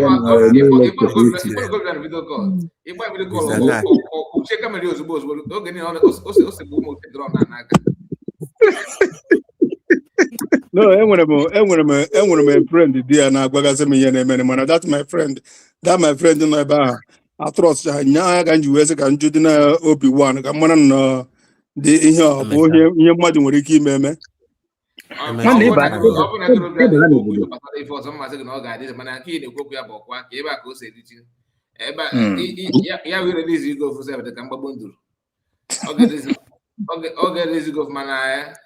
ọ ga-etezi oge na-enegwu ya nu first otu ejitazi owebe nye m mba na nke ha wọkụ obi nwa nke ha wọkụ ihe ntọrọ bụ tiarọba ihe ntọrọ bụ tiarọba mba na ihe ji akpọ m ngadontu obi ọ bụrụ na ihe anyị akpa ya aba ọ bụrụ na nlandị ya ọ bụrụ dịsị ụmụ rural areas ya nọ ebe anyị mana ndị ebe anyị ababeghị kọta nnekwu ihe a eje ebe ahụ akpọpụta ya pụta ofu tiarọba enweghị nke tiarọba anụkọ m na darụ ya bụ ebe obiri na aja ha na-ekwu a na-esepụcha ya na nkubeto that side onwezi ụzọ esi wee ji Ọnịcha dị nso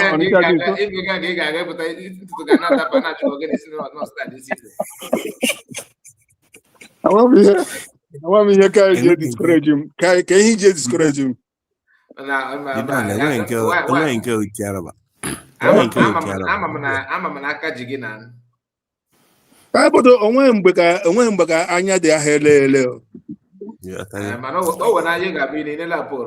ọkụbụna onwe mgbe anya ga-adị asịsị ihe m na-eje bụ mpụọ ihe na-ekwu obe na-eje bụ vakeshọn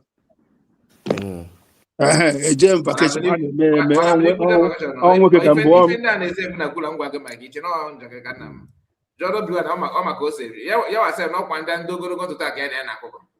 imi nụrụ ihe a obi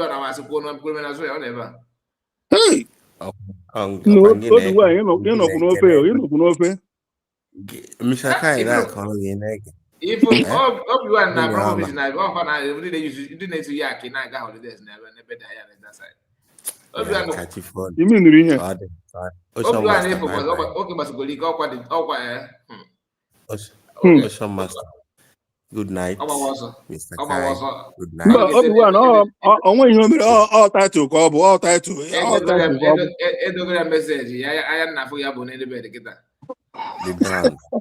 Good night. Catch you phone, Kala Hola. Agwa na free no mana Obi-Wan kadokwuntu chi ejibeghị n'ebe ahụ kịta bụ na ejigo ime na akụ ebe a 2:30 nke abalị.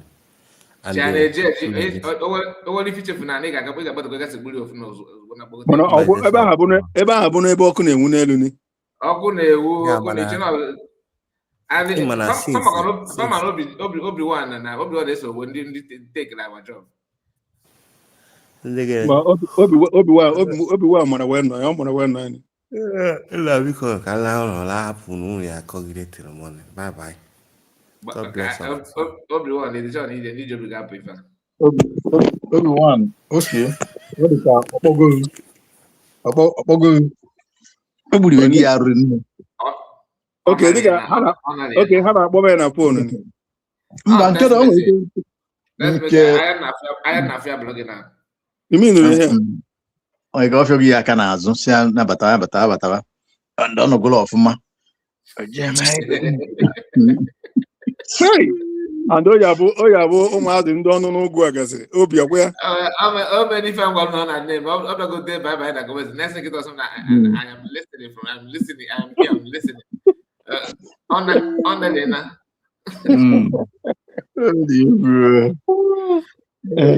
Bịa, o nwere ihe nchọrọ ịjụ. O nwere ajụ nchọrọ ịjụ. This protest here emere na Finland. Ka ihe mere na ndị Finland indigene Finland nọ Finland ji apụtara na that protest because otu ihe niile m fụrụ na video here I don't think na ha ruru mmadụ 500 there. Ihe ndị a sị na ha nọ Finland na-eme the same ka esi ji afụhụ mmadụ almost even more than 5 nọ na that protest. Imagine Finland na dem ona dem ka ndị bi n'ọka ka ndị ka population of Finland. So ọ bụ na ndị asịgasị neighboring countries ọ bụ na ha abịa ha this protest ya na onwe ndị anọ na Finland cannot organize themselves more than even 10 people they are na protest. Mana ha eru 5 nọ na that protest. Protest ya wee na-ekwu ihe niile a na-eti ọnụ niile a na-etu na-eme ihe niile a na-eme. Ọnụ anyị na-afụ bụ ọkwa Biafra United bụ ọnụ Biafra United na ife anyị nọ na Finland. Ndị a niile na-afụcha my brother. At least ndị USB nọ ebe ahụ ha rụchara at least ha rụchara 7. A ga-akarị 7 ọfụma 7 again. How USB make a number there anyway? How USB make a number? Because anọgatara Juma na-ajụ na-asị ka ezi ndị Finland o mere na mmadụ anọghị na Finland. No, they don't. Yemen na enwero much black population there, and Finland can be kind of abroad, that Virgin country called for to Dubai, but in Ejirike because of no Buduide. No, this time Hajire na oh yeah the German. No, I'm agwa maka ndị bi there. Ndị bi is resident. The residency there, you got to go. Then another thing. You can't one no go there also. How carry? I got try to 7 also. Because in account on ndị Mazi Kai because of the fact bubu USB. Na when ndị na-ebe USB ri na-ebe ahụ. Mba na-ekwu ọ maka dị na-ekwu maka mmadụ 7. Na when ndị kasụ German entourage nka. Okay. Them for here them can just can't ndị na-egosi kita na phone in this picture. Okay. I put this camera. Ndị anyị na-afụ Yeah. Nigga would USB from German. Okay.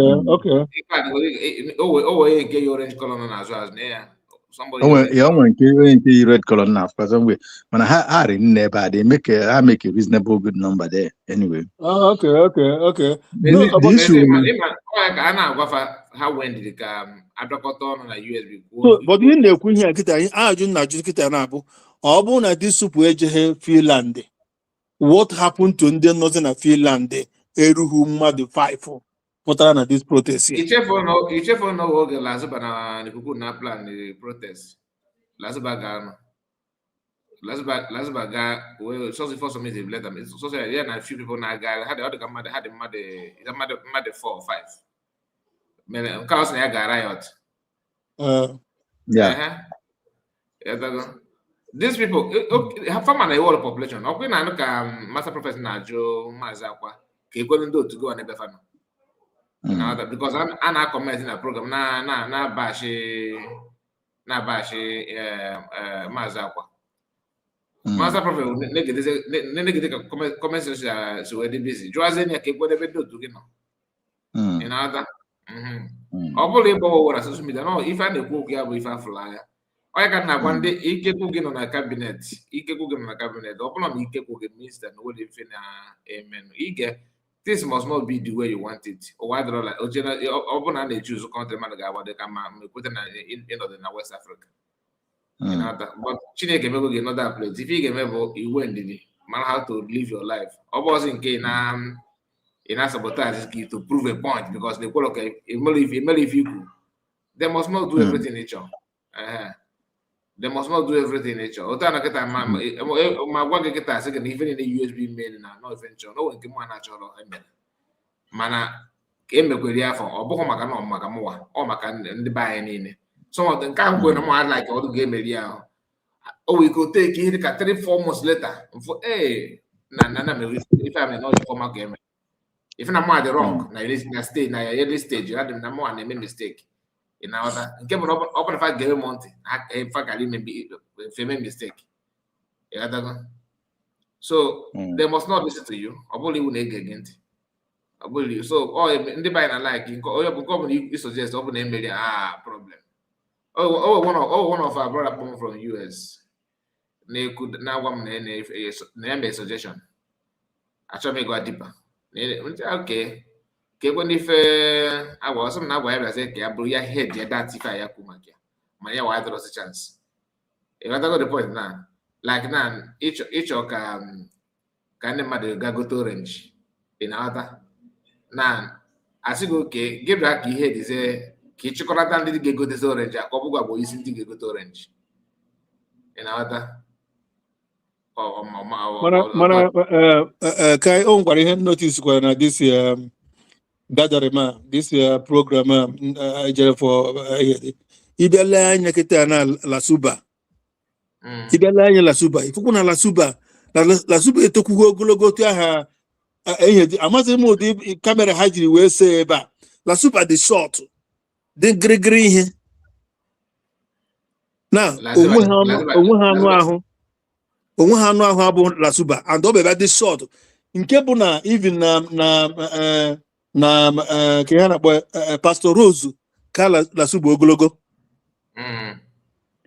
i witness ya here if we are here Pastor Rose ka Lasuba mana otu ahụ oge ha jere for declaration otu si wee save Lasuba ọ dịka asị n'otu ka nnukwu ogologo. Oh, if I'm like what God is Nandi USB guy rule 60.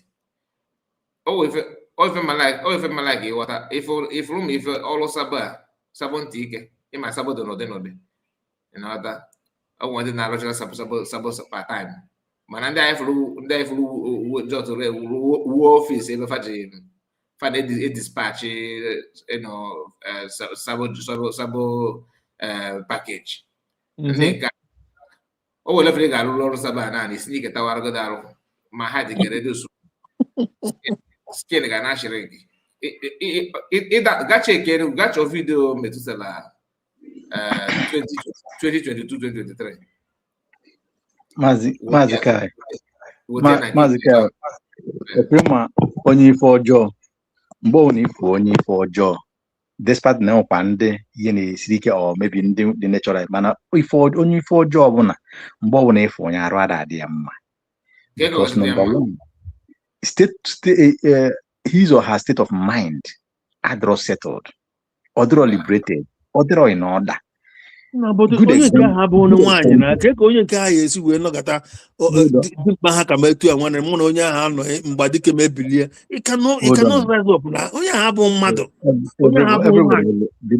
everybody abroad you now look at that woman anya when she was with when she was in USB anyway after the declaration she anya from February up check Kenya from February down. You have a great difference, even as he stand today. Even when one of the you could be on or you could be or camera, or camera better camera because intensify if or join fear because she cannot sleep. Imapia Marepta, Sipuru Cham as ni that's unimaginable. If you tell how will you sleep? And every day na check the for joy game mad. Not ki gets we ganiru, not ki gets we make yana gaki add their good value. Nia. But he nature negative energy. How to put people down. How can he do go and check and then fancy before? ihe niile That check ị nọ na ha na-enwe ike. check a picture udele before na kita. Yes. Ị ga-afụ how those will grow old so rapidly. You know, Because other settled, obi adro settled. He spiritually, physically can never be settled.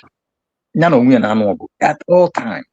So to accord this that woman and okay in her I'm the man we are like na every blessed day, but na to us na ehi as obokwa as nke dị ka eziokwu na-ekwu asa ya ọcha na-ata ire ehi as online ire ehi na-akwụkwọ as na-atọ as every ito ya 1 month nke gịrị ji wee bezi ị ga-esu ọ ka na-agwa gị if you na-ekwu if anybody ka ayon hanga here I can go here, not the short, but the green here.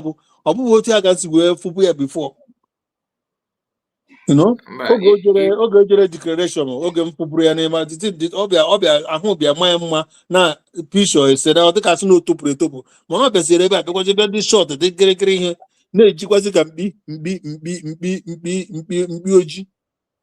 after makeup. On a bonya, okay, Lenny, on a bonya, come one yana wicked yan on a new mulo. But man, Yana, who had to hear any. When you keep me here, Mbadike weke, only Bumweke, here, clear. The man on Yaha, okay, the man on Yaha Bumweke. Why am I level? They are not saying an air flight again, and now do not go to the On a boy, or your Jubu Kujeje. Oh, yeah, buddy, flight. Go spend the why spend the 200 almost 200 euro. If you prepare worker, you might go now. Maybe Lenny Trazo, let Trazo, you can try that you wait because KB, you did, I get you there. Where are you going to go? On an auction price. Lenny Trazo, let a Trazo, we walk or say, I walk or Sonoku. Oh, 1,000 rice now. So case oh you must ihe dizi na ahụ ihe dị n'ime that trouser aha na oru ka mkpesa or ebe ka ihe ejidete ya ka na-etite iduka ihe ọ bụ ebe ahụ ogwu gwụrụsị ya mmadụ ahụ ọ bụrụ ihe mmadụ jetere na nọ na-ejeje o jide aka ụta next 2 years kịta na next year sef na ịmamatazo ya ọ ga-eji aka na nọ ya bada dị ọra mma even my coat oyi na ahụ ya lee ka coat si wee gasara ga onweghị ihe jitere coat even shoulder ya jidewu coat ejide ihe ọ bụ gasara esomokwu adịrọ mma excess of problem ị na-adọsa ihe ọ bụ gasara ojisekwa bata kịta na mmadụ ha nụrụ ihe na social media o megoro program this night. Although I want me for from no one but I'm full notification here to watch. Nke mbụ na blog mụ na nwe ma Adam for almost a year and Adam mụ aha amazi ihe na abụ n'otu unu si ewepụtasị ya unu wepụtakwa afụkwa ji ya for a year and na mụ amaghị anything about the woman. I want to mad go social media. I won't have access to nonsense. On them sometimes. No,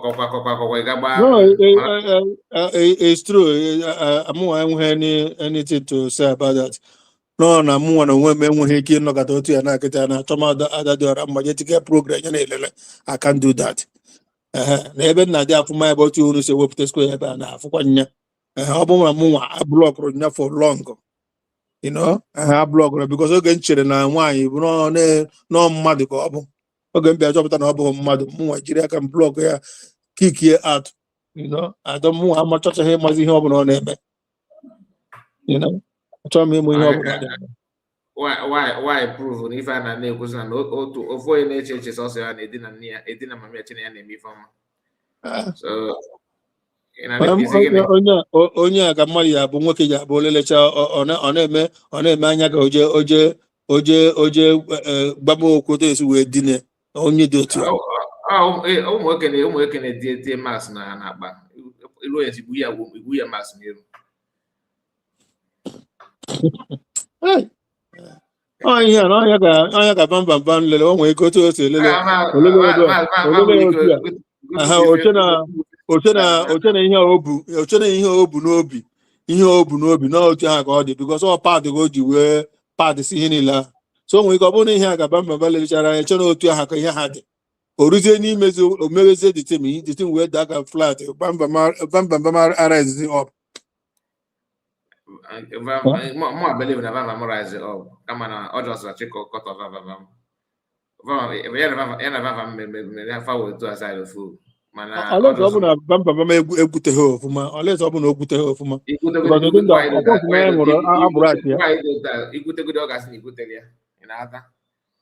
because that is her target is just to blackmail you. You look so stupid.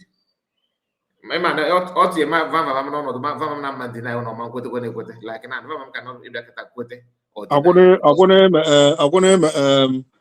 Master Prophet Kumene na ene chezi Bamba olata from Finland kaya kaya obezira mwi Vama van Weluche oga Master Prophet na adi hundred ni bakwo ya ona uche orukwa n'ebe ahụ uche that boy uche that man eru dia if Master Prophet na chi maybe o mana that man o church ọrụ bi go Vama because o mana korobisi onye ọbụla na ọ na-eji akpọpụta ha one by one korobisi ha chere o mana in future na ọ ka ga-eji fam ekwe chetele fa oge fabia program ya ya because aka afa ji na abona ka eji ekpudo na esmo ka dị niile chefecha abụla ka eji ekpudo bifo ịma kpudo with us ada agba ya dọrọ ọ na-echebe Bamba ọ lọta from ihe dịka ọ kpọkwazi ya ka ọ bịa ṅụọ iyi na ọdara mmasị ya na-abịa ṅụọ iyi ọ bụkwa na ha eme ihe dị otu a ọ ga-akpọ nwaanyị ka nwaanyị mepere ya head office ya ka ọ nọ n'elu ya wuo ya bụ iyi because na ebe mmatị ego n'ọnụ dị agụnụ the wise na o ji za head office ya so ọ ka ga-aga n'ebe ha ga-ekwe ihe Bamba ji wee werezie eze wee na-atakasị nwaanyị na ihe ọwa o ji ime ọnụ ka ọ dị nwaanyị na nwaanyị nwere ike ịnagode ọ na-agode agba mbọ sị na o difọbụla na nwoke a na-eme ka prove point ọfụ na nke na normal azụ ji azị ya dozi nọọsụ ka ya tizikwa eze na ya wee were kụwasị wetazi ya ka ọkụ udu mmiri ọka ya ọ dịghị mma Bamba mere dachịba ọ dịghị mma mụ nwa like ya at least ọ bụgo na ịma ha asa efere ni ị hapụ na nwaanyị si ya na ịma ha asa efere anụ nwaanyị na-akọwa na o mechara ihe ahụ na 2 weeks na ya ejeghị ije Bamba m nọkwara owe ọkpọ ya sị ya bịa na ọ na-aka ya so mana ọ sị na ya na Bamba kpara akpa ọ sị na ha kpara akpa Bamba wee tee oke na ya na-abịa ya ji weje nwụmazi ya kpụrụ akpụrụ achị ya no the beginning of the conversation na ọ na-ebu ilu ọ na-atụfu ilu ka ụmụazị ya ga wee ha ọgụọ ya obewe akwa ya efichewu ya mmiri ọfụ ka wozie ilelachakwụzi ma ya mmiri onye mere ji wesi oke ya bịa riri ya gwazi esi abịa na ahụ na akụ ya ọka ya bịa maazị akwasị okenye ya na-abịa wee jụ na ya ada abịa nwoke mana ka o so edere ya jụ na ya ada abịa ya echiche na-aba na iwe ju ya n'eze ya ọbịa ya na afọ ọkọrịa ka ife na-agbaka moto ọkọcha ife na-agbaka moto ya si oke ka ha karịkwa ya again ya gasị spend 150 ya Chineke spend ego maazị akwa abịazi ya afụzi na ha na ọ bụge double silencer mana ọ ka eburu double silencer tikengana ya n'ime ahụ otu aha jos ọ bụghị na o mere ihe dị ọfaka nya na were aka fawuka ya n'ime ebe ahụ kama ya nọ ebe ahụ at least ọ nọ ebe ahụ ihe dịga ebe half an hour the thing nwere ike ibili ọkwa emeritus prof ka nke n'ime izile emeritus abụghị ordinary professor ọkwa emeritus professor ịma nchiti gwu chiti onye na-agwa bụ nwaanyị ọ bụ na ife Lasuba mana ife mmekọ gwe na nwaanyị ọ bụ na academic level ọ prọfesọ na university ụbọchị ọ bụ na ọ ga-abịa elekchọ onye bụ na agbakọ nwaọzi na ebulu mmiri nwaanyị kajara ọ sị gị na mbụ ya na ewe ọmarịcha mbụ ya nwaanyị bụgo wee presgode mbụ ya ya wee ọmarịcha mbụ ya na masaji okwukwo sị gị a na-achịkwa ka ifu level of her brain na ife ọ na-ekwu na ọ dị funny right Bamba na-erikwu ihe ọ na-erikwu ihe o riri ihe ọ dịbara mgbe oge ndị achọrọ ma ihe achọrọ m kwuo because na ọ were na-akpọ ya ọsakpọrọ aghọtabeghị m reason eji akpọ ya ọsakpọrọ mana ịma ndị saịdị afọ ndị a na-azọ ọsakpọrọ ahụ ndị saịdị a na-azọ ọsakpọrọ ị na-aghọta ịma na when it comes to ibigara aka na street afa were ya A1 so nwoke kpọrọ nwoke Igbo ọbụla na-aga emekọ ụdị biznes a wụdị ndị ọsakpọrọ ịma na ife otekin ya na ọta because nwoke Igbo kajara akaja gị na ịga iwe girlfriend ọ bụrụ ndị na ndị side gị na aka ụdị aka akụ because ọ ife ji mara ndị abụọ na-aga kpọrọ nwata m na-akpọ parent akpọrọ nwa ha nwaanyị gaa n'obi ara so wuo iyi na nwa ha nwaanyị dedicate ya ka ọ ga-akpa ego na ọ ga-akpata ego na abroad. You know that? So, as a responsible person, what you put outside, you are not meant to associate with that kind of people because they are going to rule your destiny. You know that? Man, I'm working down now. If I have a week, and sefer, it's such as any again. If I name, but honorable, na bam mama has ever also have behaved before. Mazi, or if any day he got several days with my brother. Now no the bad. Mazi Don. Oh, amamu no ebi she wakala pata no. You got it. Amamu no ebi she wakala o genede. Diko unu belu nwanye ebele na ọ dịrị izi. Onye si Isuofia we wele ọkpa by road, by sea, by land, cross all desert, go Liberia, France. What do you expect? Hey!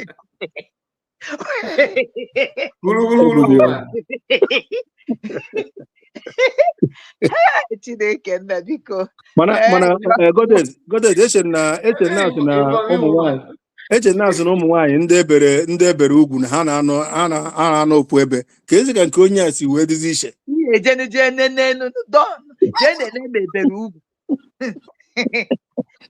a mụrụ na ya mgbe gboo n'ọkpọ ọ sị na ọ bụ apịrịachi echi ga ọsụ n'ogene a mụrụ ya mgbe gboo mgbe ahụ a na-ebe n'ugwu na mgbe ahụ ga-amụrụ ya ni ya ka m na-ajụ n'oge ọ bụrụ na a mụrụ ya mgbe ahụ a na-ebe ugwu ọ dị m ka ị gara in short ị gara ịjụ vam otu o si wee nyote the ten jụọ obi Germany otu o si nyote ya jụọ nwoke nke Holland because seeing is believing so that iwekwuola eze kpukwu emele nke fọ ọnụ ọ bụrụ na ị ga-ejizi eze bee dị ugwu ịkọwa mba ha bere nnọọ ha bere nọ na onye ọbụla sala efere abịa oji enye gị maịk ebe afọ ga mapụta ọfụma ihe nji were ekwu ihe a bụ na amazi nke bụ na ọsọkpọrọ amakwasị etesi asa efere ọ ihe a bụ ihe gbagwaziri ngarị o ji wee tizie nwaanyị a na high tension nke bụ na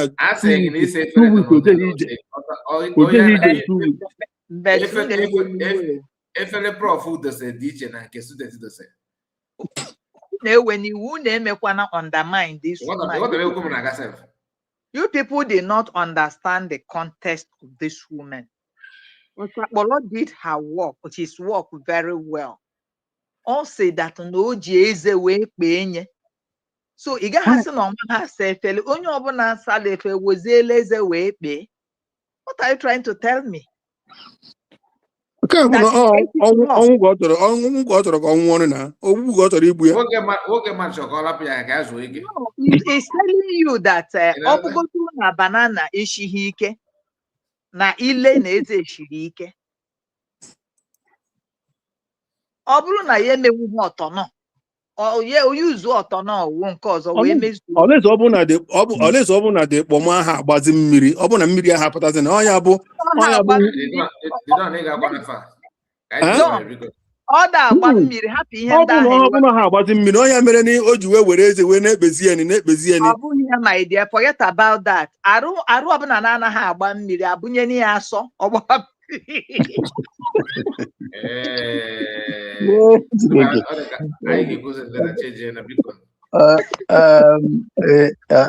the Don ka o ji atụzi n'aga ọkwụ n'eziokwu ọkwụ n'ebe a na-ama njakịrị ga na-ekwu eziokwu Nwaanyị emeghị ifere na-abịa akọ this rubbish, you know. It just is heart-wrecking. Ọ dịghọ mma. Ọ dịghọ mma. Mba a ga-enyere ya aka ọkwa n'ihe dị na ya nwaazị ribagoro. Ifele o. Ọ sịkwa gị na ya ifele abịakwa ya n'anya. Ọ nwaanyị amaghị ọnọdụ ala ka eji emere ebere ka onye na-elele elele ka eji emere ebere. Nwanne m otu ọbụla o mewere onye ọbụla aja mụrụ nke were asọ mmiri wee mezubie.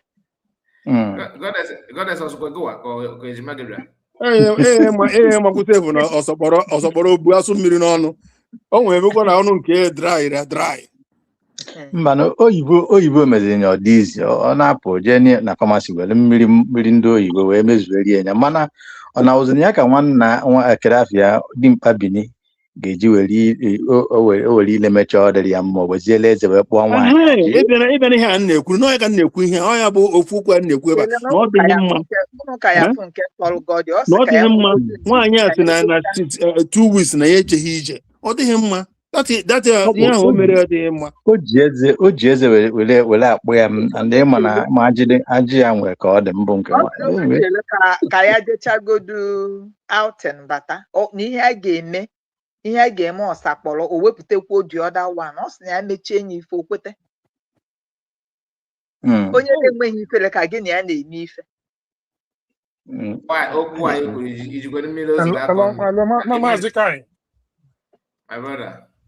Maazị Kai sị gịnị okwu nwaanyị kwuru mere gịnị?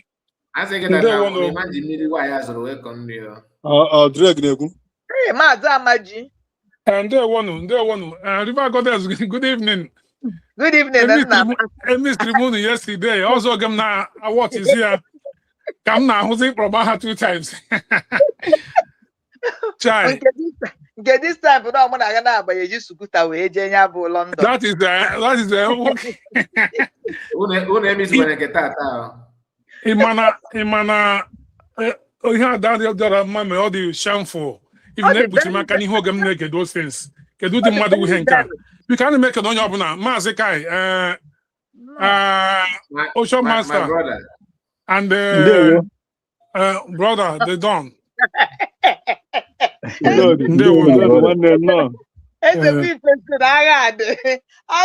it's not I left well, I mean, I left well, I'll be back a lot of well. Ali gara. Because young Jibati now, Ima, here master prophet, Abraham chapter no qua.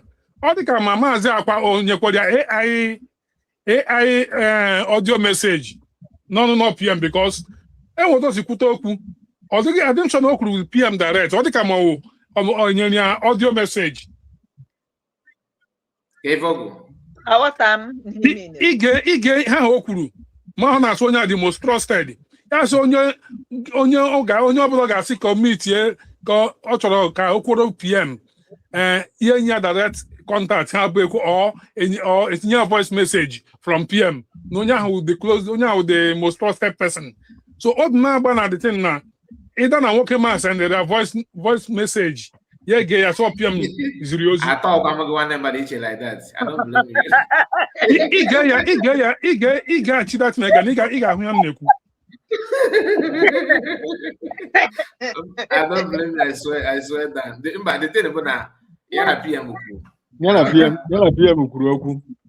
Ọ bụrụ ya na-ekwu okwu oche na-asị na PM kwuru maka Uchechi. Imana with ha na-eme na this their new DOS naturally drag people into that they can come up with any kind of lie to woo people in. All the possible.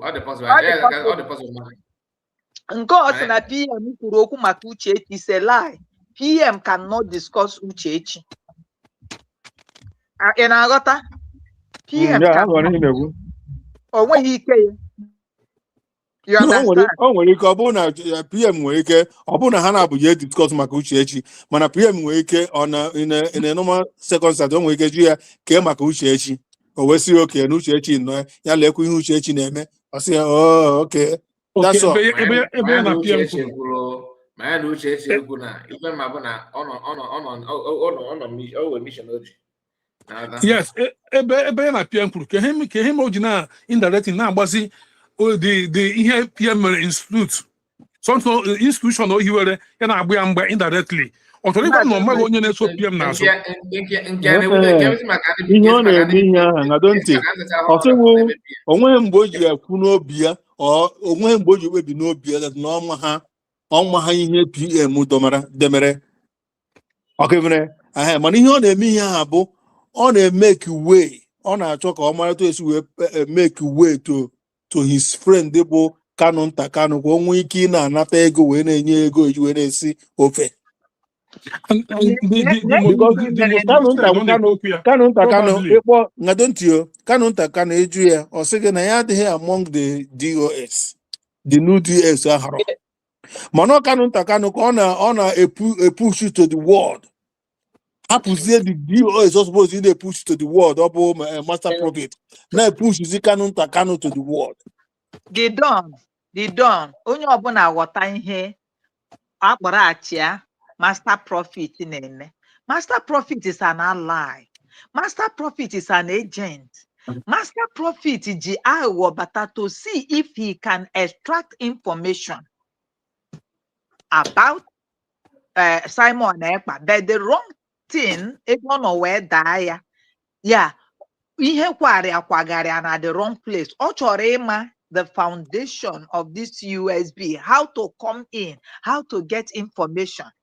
Because ọ bụrụ na this man dị genuine, ị gaghị asị m na ọ nọ ha na internet, ị gaghị agwa m na ọ maha what has been happening after ejechara Latin, ị gaghị agwa m that he has not aligned with this USB movement, ị gaghị agwa m that na ọ maha the right place. Ọ bụrụ Ugo o si na nke Chuks gbapụta, ọ gbaba ya na Ugo o si ebe ahụ gbapụta, ọ gbapụta na nke Vam Vam Vam. And kedu criteria Vam Vam Vam? Because na Vam Vam Vam bụ nnukwu, ọ fọkwara obere ihe Vam Vam Vam abụrụ imbecile. Ị na-enye Vam Vam Vam ozucheghị oke, maka ọ bụrụ nwoke zuchara oke, you want to talk to Mazi, ọgwanụ gị ife ọ ga-eje, mana ozugbo because na ozuchaghị oke. Now Vam Vam Vam leg is in CRC, is in Brigi. The same Vam Vam Vam leg is in the old IPOB, and one leg again is in the photo administration. So he's a confused man. Oh, ima ihe nọ na sabotage sabotu a na-enwe correct answer. Ọ ga na-agba from pillar to post. Ihe na-eme ya ihe. And don't wait for a kind like psychosis. That is, I don't know the best language to use for you people to understand it. When do you use a psych on you, you understand? If you are not well knowledgeable enough that I am using psych on you, you will fall for it. It's pure manipulation. How much? You understand? And the goddess onwe ihe nchọrọ ịjụgo. Jụkwa m nke mma asamụdọ. Ihe ọ bụla njụrụ iyi asa ya ma na iyi asa ya. Ọ bụrụ nke mma ama ha kwana. Nsogbu adị ejuzie ka help ogo. Ihe nchọrọ ịjụ kịta na-abụ ka ihe mere Vam Vam Fancy ji wee kpọrọkwazie deputy nya jeekwazie Finland. Okay, if you were listening, if you watch from isi kote obula nya tata mbeneke of a woman, you watch ya tata mbeneke. Kedu deputy ya? Chere na ajụjụ ka njụrụ goddess nya ọzamazi iji agọta ihe ọ na-ekwu. Ya ka nna asị na ị gaa na platform ishikatata mbeneke, ị ga-aghọta why this woman juru m ese ịma na enwe groups now and they went there to prove a point. You understand? Mara na that woman juru ese ya ọkwa nke si na ya bụ barrister. Ọ ya nwa na artist ọsakpọlọ. Ị mara ha nwe group and she must be there. And ọhụrụ ofu apartment ka ha ji arahụ ka ogene ya arahụ iche iche. Ọ ka nwere ike maka what is happening has taught them a lesson, like Madam Nki bi na ID. Ọ sị ya jee n'ebe ahụ o jejeje ma ọtọ na o nwere ike mgbe ọ ga-anata di ya kpọchibido ya ụzọ. So o nwere ihe dị iche na egbe na egbe, onye nọ na di na onye anọghị na, because because onye nọ na di afụrụ mgbe ha na-abụ o jide ha kamera, o were ka kamera nye o jide ha kwa Somebody nwa said obere oge ọ narakwa ya Africa. kamera. So ọ bụ nke a na-emegasị ụmụ ihe na-asị ya ọ na-abụ ihe niile akịta emechaa ya na ọ na-abụ ahịa ọ na-abụkwa na the apartment kwa na the họteelụ ahụcha ga-esikwa wee na-ejigharịkwa the hotel. you don't understand what is playing out. So ife ga-azọ fa bụ Chineke mgbe ebere that this last stage of Mazi Simon Ekpa we finish with Finland. So Simon Ekpa will come back to us again. You understand me? Ọ bụrụ na ha mechaa ife a, maybe Mazi apụtara ozugbo ị ga-abịa ịbịaza fụza demonstration. Ihe a ha na-eme bụ pretense. If you watch their countenance, what ne trousers akpọrọ yi ọkwa ifu gị nke anụnwa onye na-agosi ka ọ dị ka ihe onye bụ nshi n'ike. Watch their faces. They are not. Watch izu oke ọma ọ try kwara by speech o mere, mana watch ya ihu ya ihe onye na-eme dị ya n'obi. They are just pretending there. But this is Tata Mbeneke is forcing herself in their midst. Even na Sobolo Sef onweghị ike lee ka o si wee kwụrụ onweghị ike. So that is what you have to understand. Ejem no watch ya n'isi nke Tata Mbeneke wee wete ya, that is wee kwe n'isi. I watch ya from the beginning wee ruo. If that ya nwa na force onwe ye into this. Onye ọbụla a conclude go na I don't want, I will be on my own. So ọbịa ị ga-afụ ka o si eke onye ukwu aka oke onye nta aka, ịchọgodo igburu onwe gị okote gị ya n'onu, ịchọgodo ịdọji ọbịakwute gị a na-ekwu nwanyị awụ an epidemic nye this movement. Mazi Kai, mgbe ị na-ebido program yesterday, some people na-asị gị why ị ga-eji eme ha na you should not do that program ka echenje ya. Ọ ha amaghị na any morality ndị a na-eme affect the struggle itself. Kekwana ga like ati picture mami na screen one mmadụ. Let me show no ụmụaka nwaanyị mụrụ na eti mkpu. Ifuru ihe o mere olewu nne mechaa olewu nne ya afọ olewu nne ebe ahụ jekwuru si olewu nne nwanne m olewu nne wekwe nwayọ na-eze isi ya o mechaa si a olewu nne ịma na ebe nọ gị ọ bụ oge ọ bụ Chioma Okeọma. Ọkwa Chioma Okeọma onye ka gbachara onye nke ọ na-echi warning na social media. Ọ kpọchara onye Ogbunigwe ụbọchị a. Ọ ka kpọchara onye Ogbunigwe. Ya fụ olewu nne ọ sụrụ olewu nne n'ikwe o jekwuru ya olewu nne welu nnọọ nwayọ nnọọ dị ya because everybody is on camera. You understand? So Carolina ọ sị na-ekwe Carolina Mbeze ebe ọ nọ dịka gasị I don't need you, don't mind your lane. Carolina ga amadị na ọnọdụ ya nwa bụ ihe je flag mind their business ya. Then Obinna ọ sụrụ n'ikwe. Obinna nọ ebe ahụ. Obinna bụ okpu ndị bishọp. The goddess, if so, another magola personal non grata. Unu watch ya from Bamba ihe nwetachezi mana jee watch ya n'isi Tata Mbeneke ịghọta ihe a na-akọ. Hey God. Okay, Obinna bụ okpu ndị bishọp. Obinna yinyere okpu ndị bishọp. Ojekweje ekpokpuru gada, ojeje ekpokpuru gada to Obinna wegbuo nwayọ kwue n'isi zee onwe ya. Allen Rose, Pastor Rose wolu nnọọ nwayọ dịka agasiv ka nzekwa nnọọ isi m. Unu wọchịcha ebe ahụ. The woman agọla personal non grata. Personal nye nke ọjọọ. Ada nne m dị proud of Ada Simon. I am so proud of you, sweetie. Nwanyị mmadụ were nnọọ nwayọ mara nnọọ that is nnọọ. Ada Simon nwere class na. Yes, na nwanyị ọnwụ nwere class. You understand?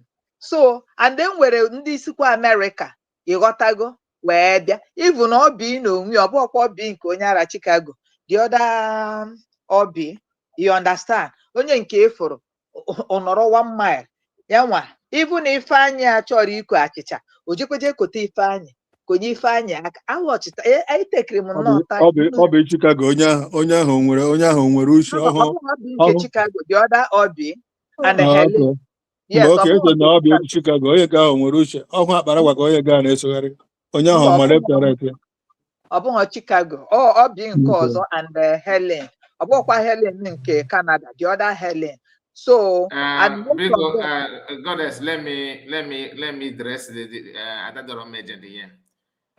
Edeka chọrọ because I will read your comment before I will begin to read it on you. First and first, they say that I never believe that some Igbo men has no job, says Ohamadike. So these people are discussing Ada and her nonsense talking. Then ndị ka ọ chọrọ ebe onye ahụ and this is the Biafran spiritual leader. Instead of praying on our master prophet, Idikato would have talked to Idikato would have addressed master prophet yana vam bịara na na-achọ idi inya ite our leader n'ezi o kwuru ọsị ọbịaba sị ada etiegoro n'ọgbaghara o chekwara onye na onwe ya bịakwu na platfọm abụghị platfọm Ada na-abịa Ada mechaa ụlọ ihe na nke ikpeazụ ihe a ka Freeman ike otu onye megidere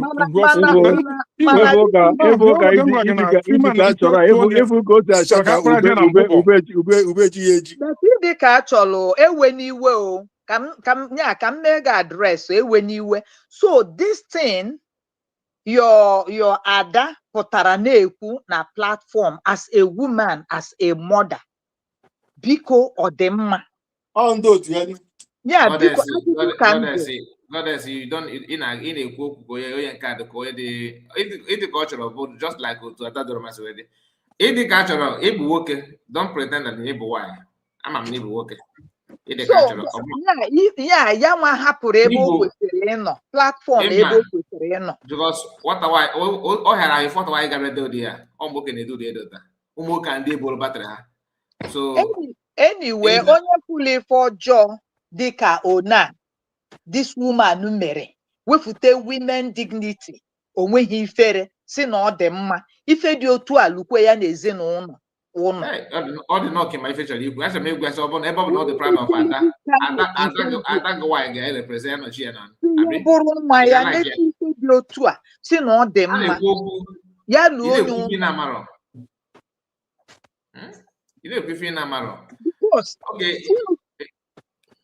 so gị na Ada Doro Makita kedu ọrụ unu ebe nwoke Igbo na-ewere aka ọrụ kedu ihe aka ọrụ gị wa ọmọkwara ihe ọ na-ekwu ọhụ ndị Igbo na-atụ n'elu na-asị na onye amaha mmadụ na-akpọ ya enyi ya ọmọkwara ndị ọ na-agwa okwu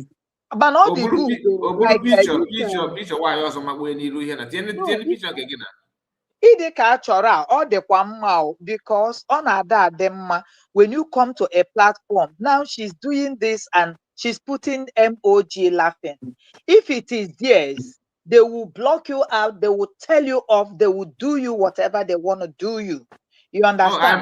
I am going to do the same thing to her now instantly now. So that's what I'm saying. Ịdị ka achọrọ ọ bụrụ m nwa na that lady anụnwa Ada no fan m ịgwa gị eziokwu aga m agwa ya si ya nwanne m imechula ịbụ ụmụ nwaanyị iru na nke a na ọ dịrọ mma have the courage to talk to her.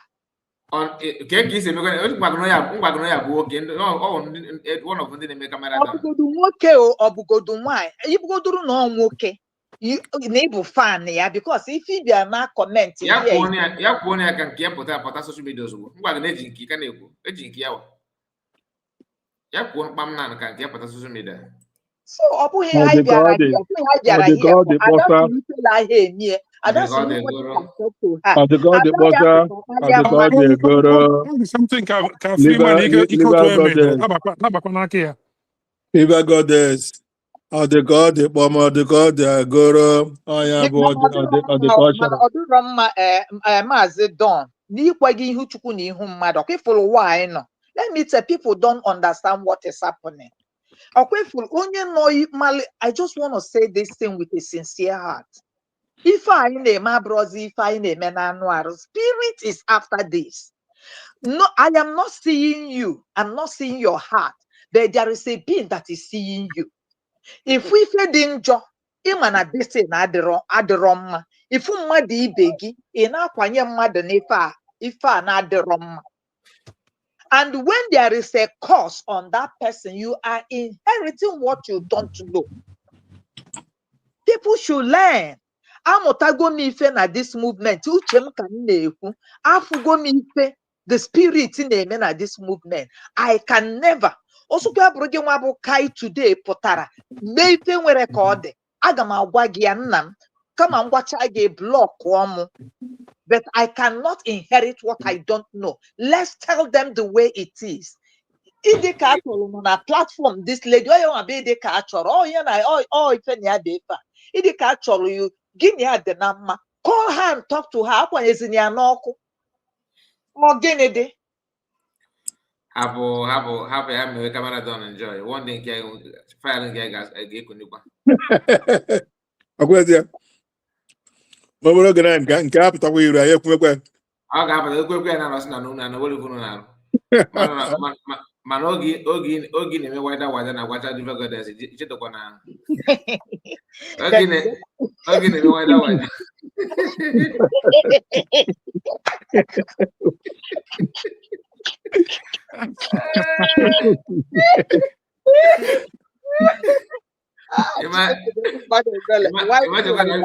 N'oge ekuni one day biko ndị Amerịka na-afọ ga-agala n'ụlọ ụra agbanyeghị.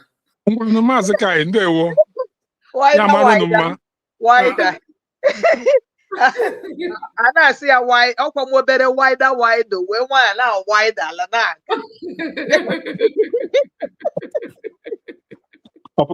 ọpụtazi okwu asị m ekwu n'okwu.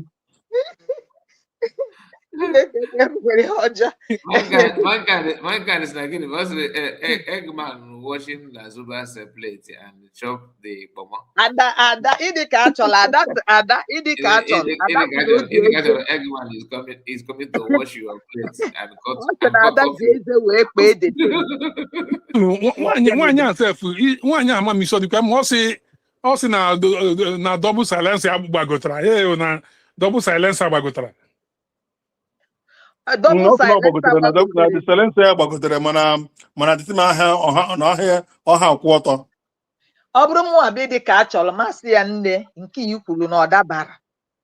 Ifela na-emekwa unu n'ọnụ o isi ya na ọ dabara kama ọ bụrụ na gị na ya abụzi fan let it be. Ife na-asụ oyi na-asụ oyi. Ọkwa aka ndị ka chọrọ bụ ọkwa aka ya ka ọ bụ ha nche niile na-abụ ọrụ ofu akpa ka ha na-egbu. And aha ji wee gwagwu ya nye ha niile na-egbu n'ofu akpa. And ịdị ka achọrọ any married woman bụ a real married woman nọ na this movement. Ọ na-ekwu okwu ọ na-ata eze alụ because he has a man that will curtail your tail. Any woman na this thing na-eme. So ịdị ka achọrọ ọ bụ na ịdị married your husband because I've been seeing this name. Iso na ndị si ka Ngozi Orabaeze ka ndị FBI jeje kpụrụ ya. So if your husband is hearing this, if you have a husband, yes. Onye bụ fan this woman. Ya nwa bụ onye si na aga na Ngozi Orabaeze na FBI. Ha nwa na-enweta information Ngozi. Ha nwa wepụta hospital Ngozi Orabaeze. Ha nwa bụ ndị license. So ị na-ekwu na nwaanyị na ọbọdị nwoke tụrụle. Nwaanyị ọ bụrụ nwoke. Yeah. That's how he is her agent. Why beg is the proud of that woman? Dream Queen. The other this thing.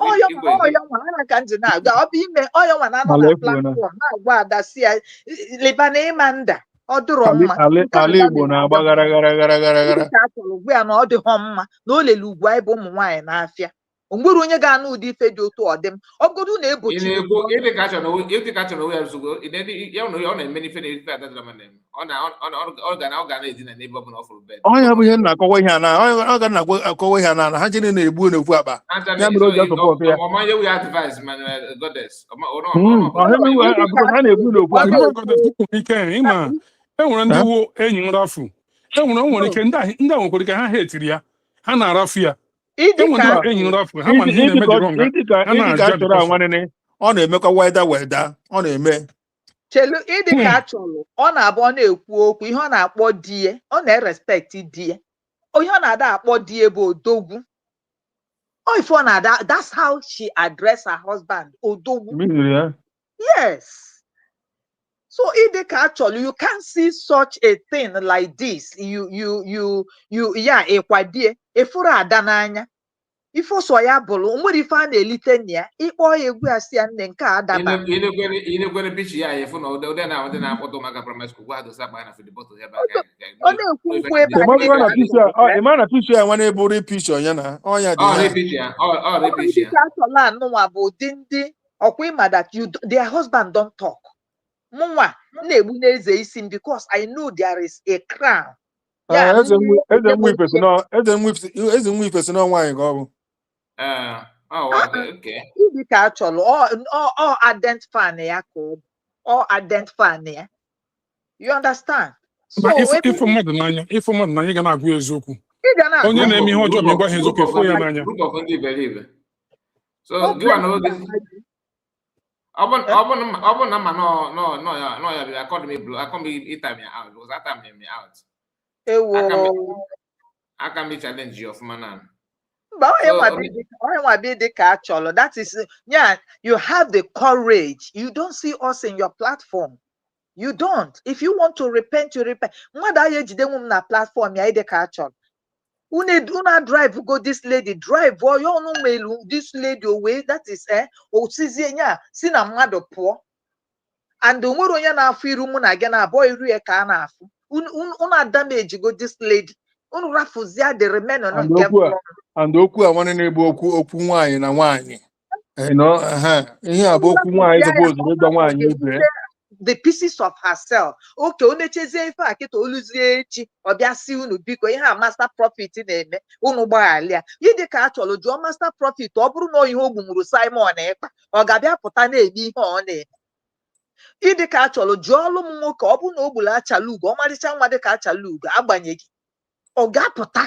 ọ ga-ekwukwe na ọ ya gburu Simon ma ọ ga-ekwukwe na ọ ya gburu achalugo tell your friend the truth my dear anyị divide go divide anyị ekwesịghị divide unu kpọọ ya gwa ya okwu and ịdị ka achọrọ to be frank and honest with you if you talk to her she will listen Obieze nwere ike ịkpọ ya gwa ya bụ nwoke ị na-asụmi nnọọ nwanne gị nwaanyị that's not fair nke apụta this thing ya na vaga mere this master profit a na-ekwu ya na internet ifele ọdịkwa unu bụ ụmụ nwaanyị unu aka nọkwa na that platform na-asị ada ya jisi ike o mean niile bụ the same arrogant women or arrogant mother. I'm sorry to say. Arụ mere. Ada Simon ịkpa nwa mee ụdị ife dị otu na platform mkpọ ya mgbachacha anya okwu. The only thing she will do, she will block me. Or I won't even. If I talk to her, she didn't reason well. Nwaanyị Igbo ahụ ekwu ụdị okwu a nwaanyị Igbo ji ekwu ụdị okwu so abụrụ onye ahụ ṅụrụ mmanya nwee nwaanyị Igbo ji ekwu ụdị okwu okwu nwaanyị na-ekwupụtara ebe a na-ezuzugharị unu gara ịkwara ga na platform ya gwa ya okwu si ya master profit ị kwesịghị ịnọ na platform na-aṅụ mmanya ị kwesịghị na-ekwu okwu dị otu a unu ejekwula ọsakpọlọ gwa ọsakpọlọ okwu unu asị ada biko baa n'ime ụlọ kpọnụ na amara na afịa ka a na-emechu ife omenile bụ ada like na ụdị nya abụ m ọkagba nwaanyị nwere ife mmadụ nwere ike ime m ga-ashọkụ m ga-emetụ m mana onye ahụ ọ bụ sọsọ afọ ya ma afọ ụmụ nwaanyị that is ọ ya bụ ebe Yeah, with the woman, Abby. Yes. How picture yeah. And don't will onye kpọrọ na this master prophet dia onye nwanyị ịma ife o kwuru ịdị ka achọrọ ọ bụrụ gị nwa ọ sị ya ada bakpuo n'ime ụlọ ụmụ nwanyị yipụrụ gị pantị ụmụada ha yipụrụ gị pantị kpere gị ekpere ọgụ bụ ịdị ka achọrọ ka a na-achọ yipụ pantị kpere ekpere ọkwa ada All the woman, all the house no wine. Go how picture the hand.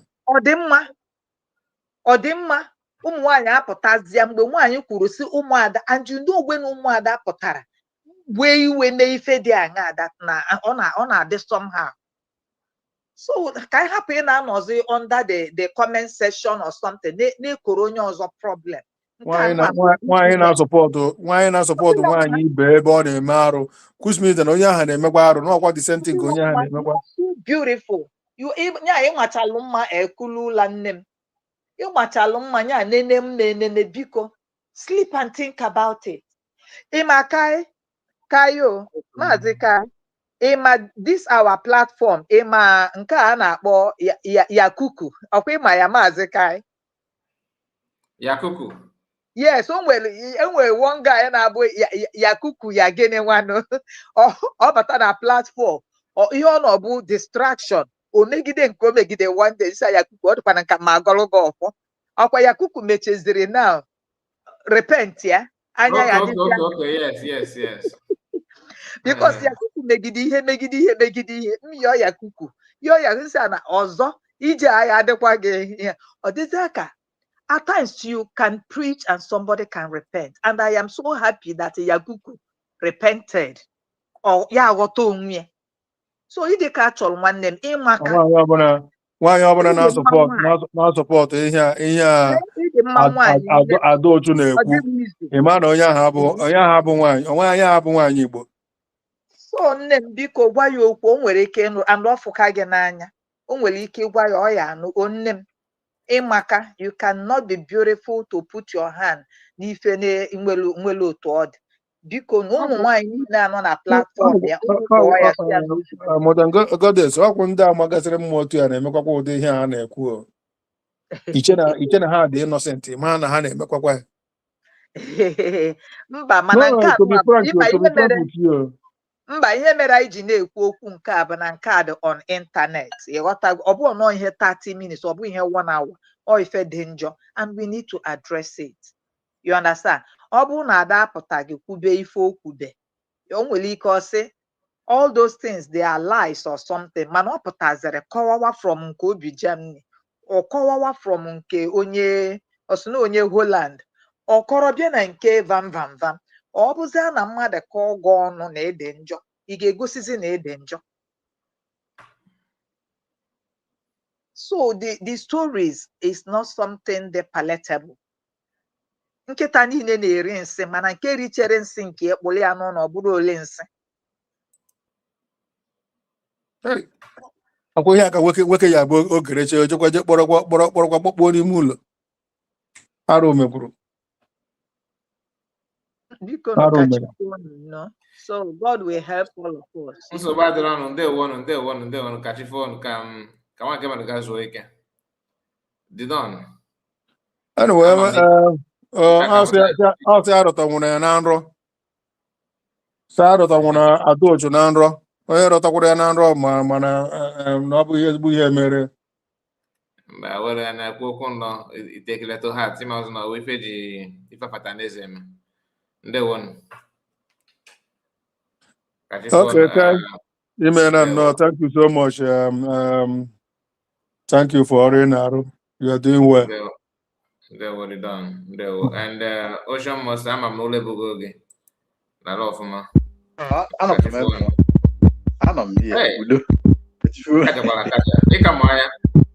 Yeah, I don't know what. I just naked into there with my phone. We did it. But I'm already 2 years with a lie. That is amen. They were. They were.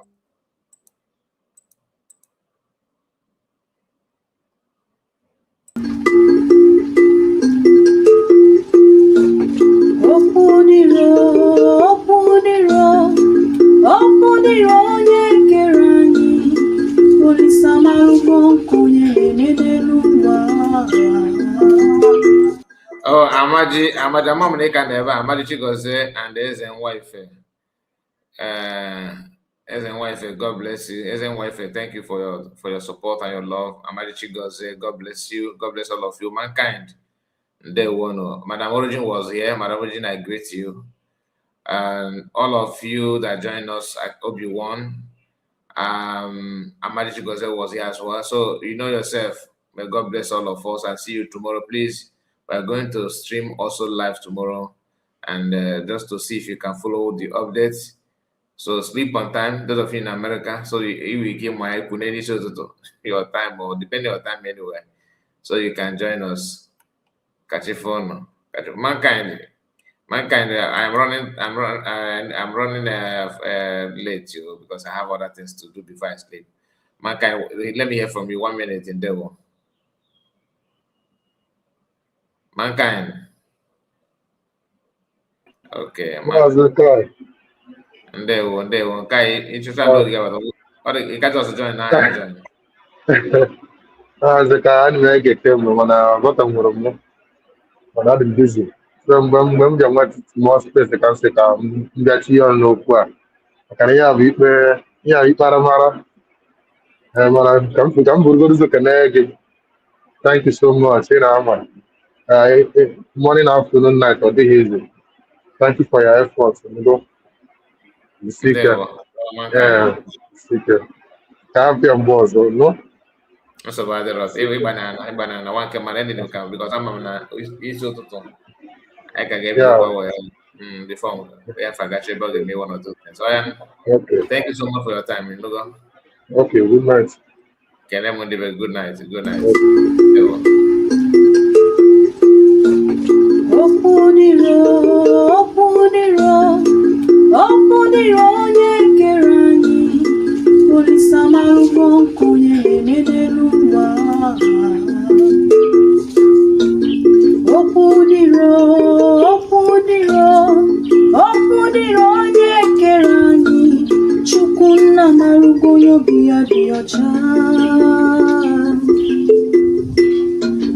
Ọganyara chọrọ ogbenye biri, ọganyara chọrọ ogbenye rie nri,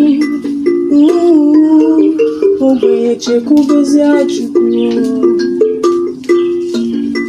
N'uche Chukwu abụzi ka ya eme, n'uche Chukwu abụzi ka ya eme n'ụwa, ihe o soro n'iru ya si arịbazie.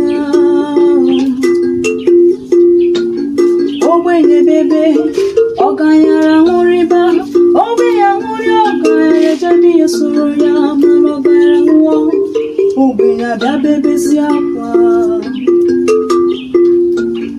Ọganyara chọrọ ka ogbenye biri, ọganyara chọrọ ka ogbenye rie nri, ogbenye chekwubezie Chukwu. Ọ dịrị m mma, ya dịrị ibe m, ọ dịrị nwoke mma, ya dịrị nwanyị mma, na-anọkwa m n'ebe bere ugo beruo. Ọ dịrị m mma, ya dịrị ibe m, ọ dịrị nwoke mma, ọ dịrị nwanyị mma, ụkwa na-asa anya nna m n'ịga dị. Ọganyara chọrọ ka ogbenye biri, ọganyara chọrọ ka ogbenye rie nri, ogbenye chekwubezie Chukwu.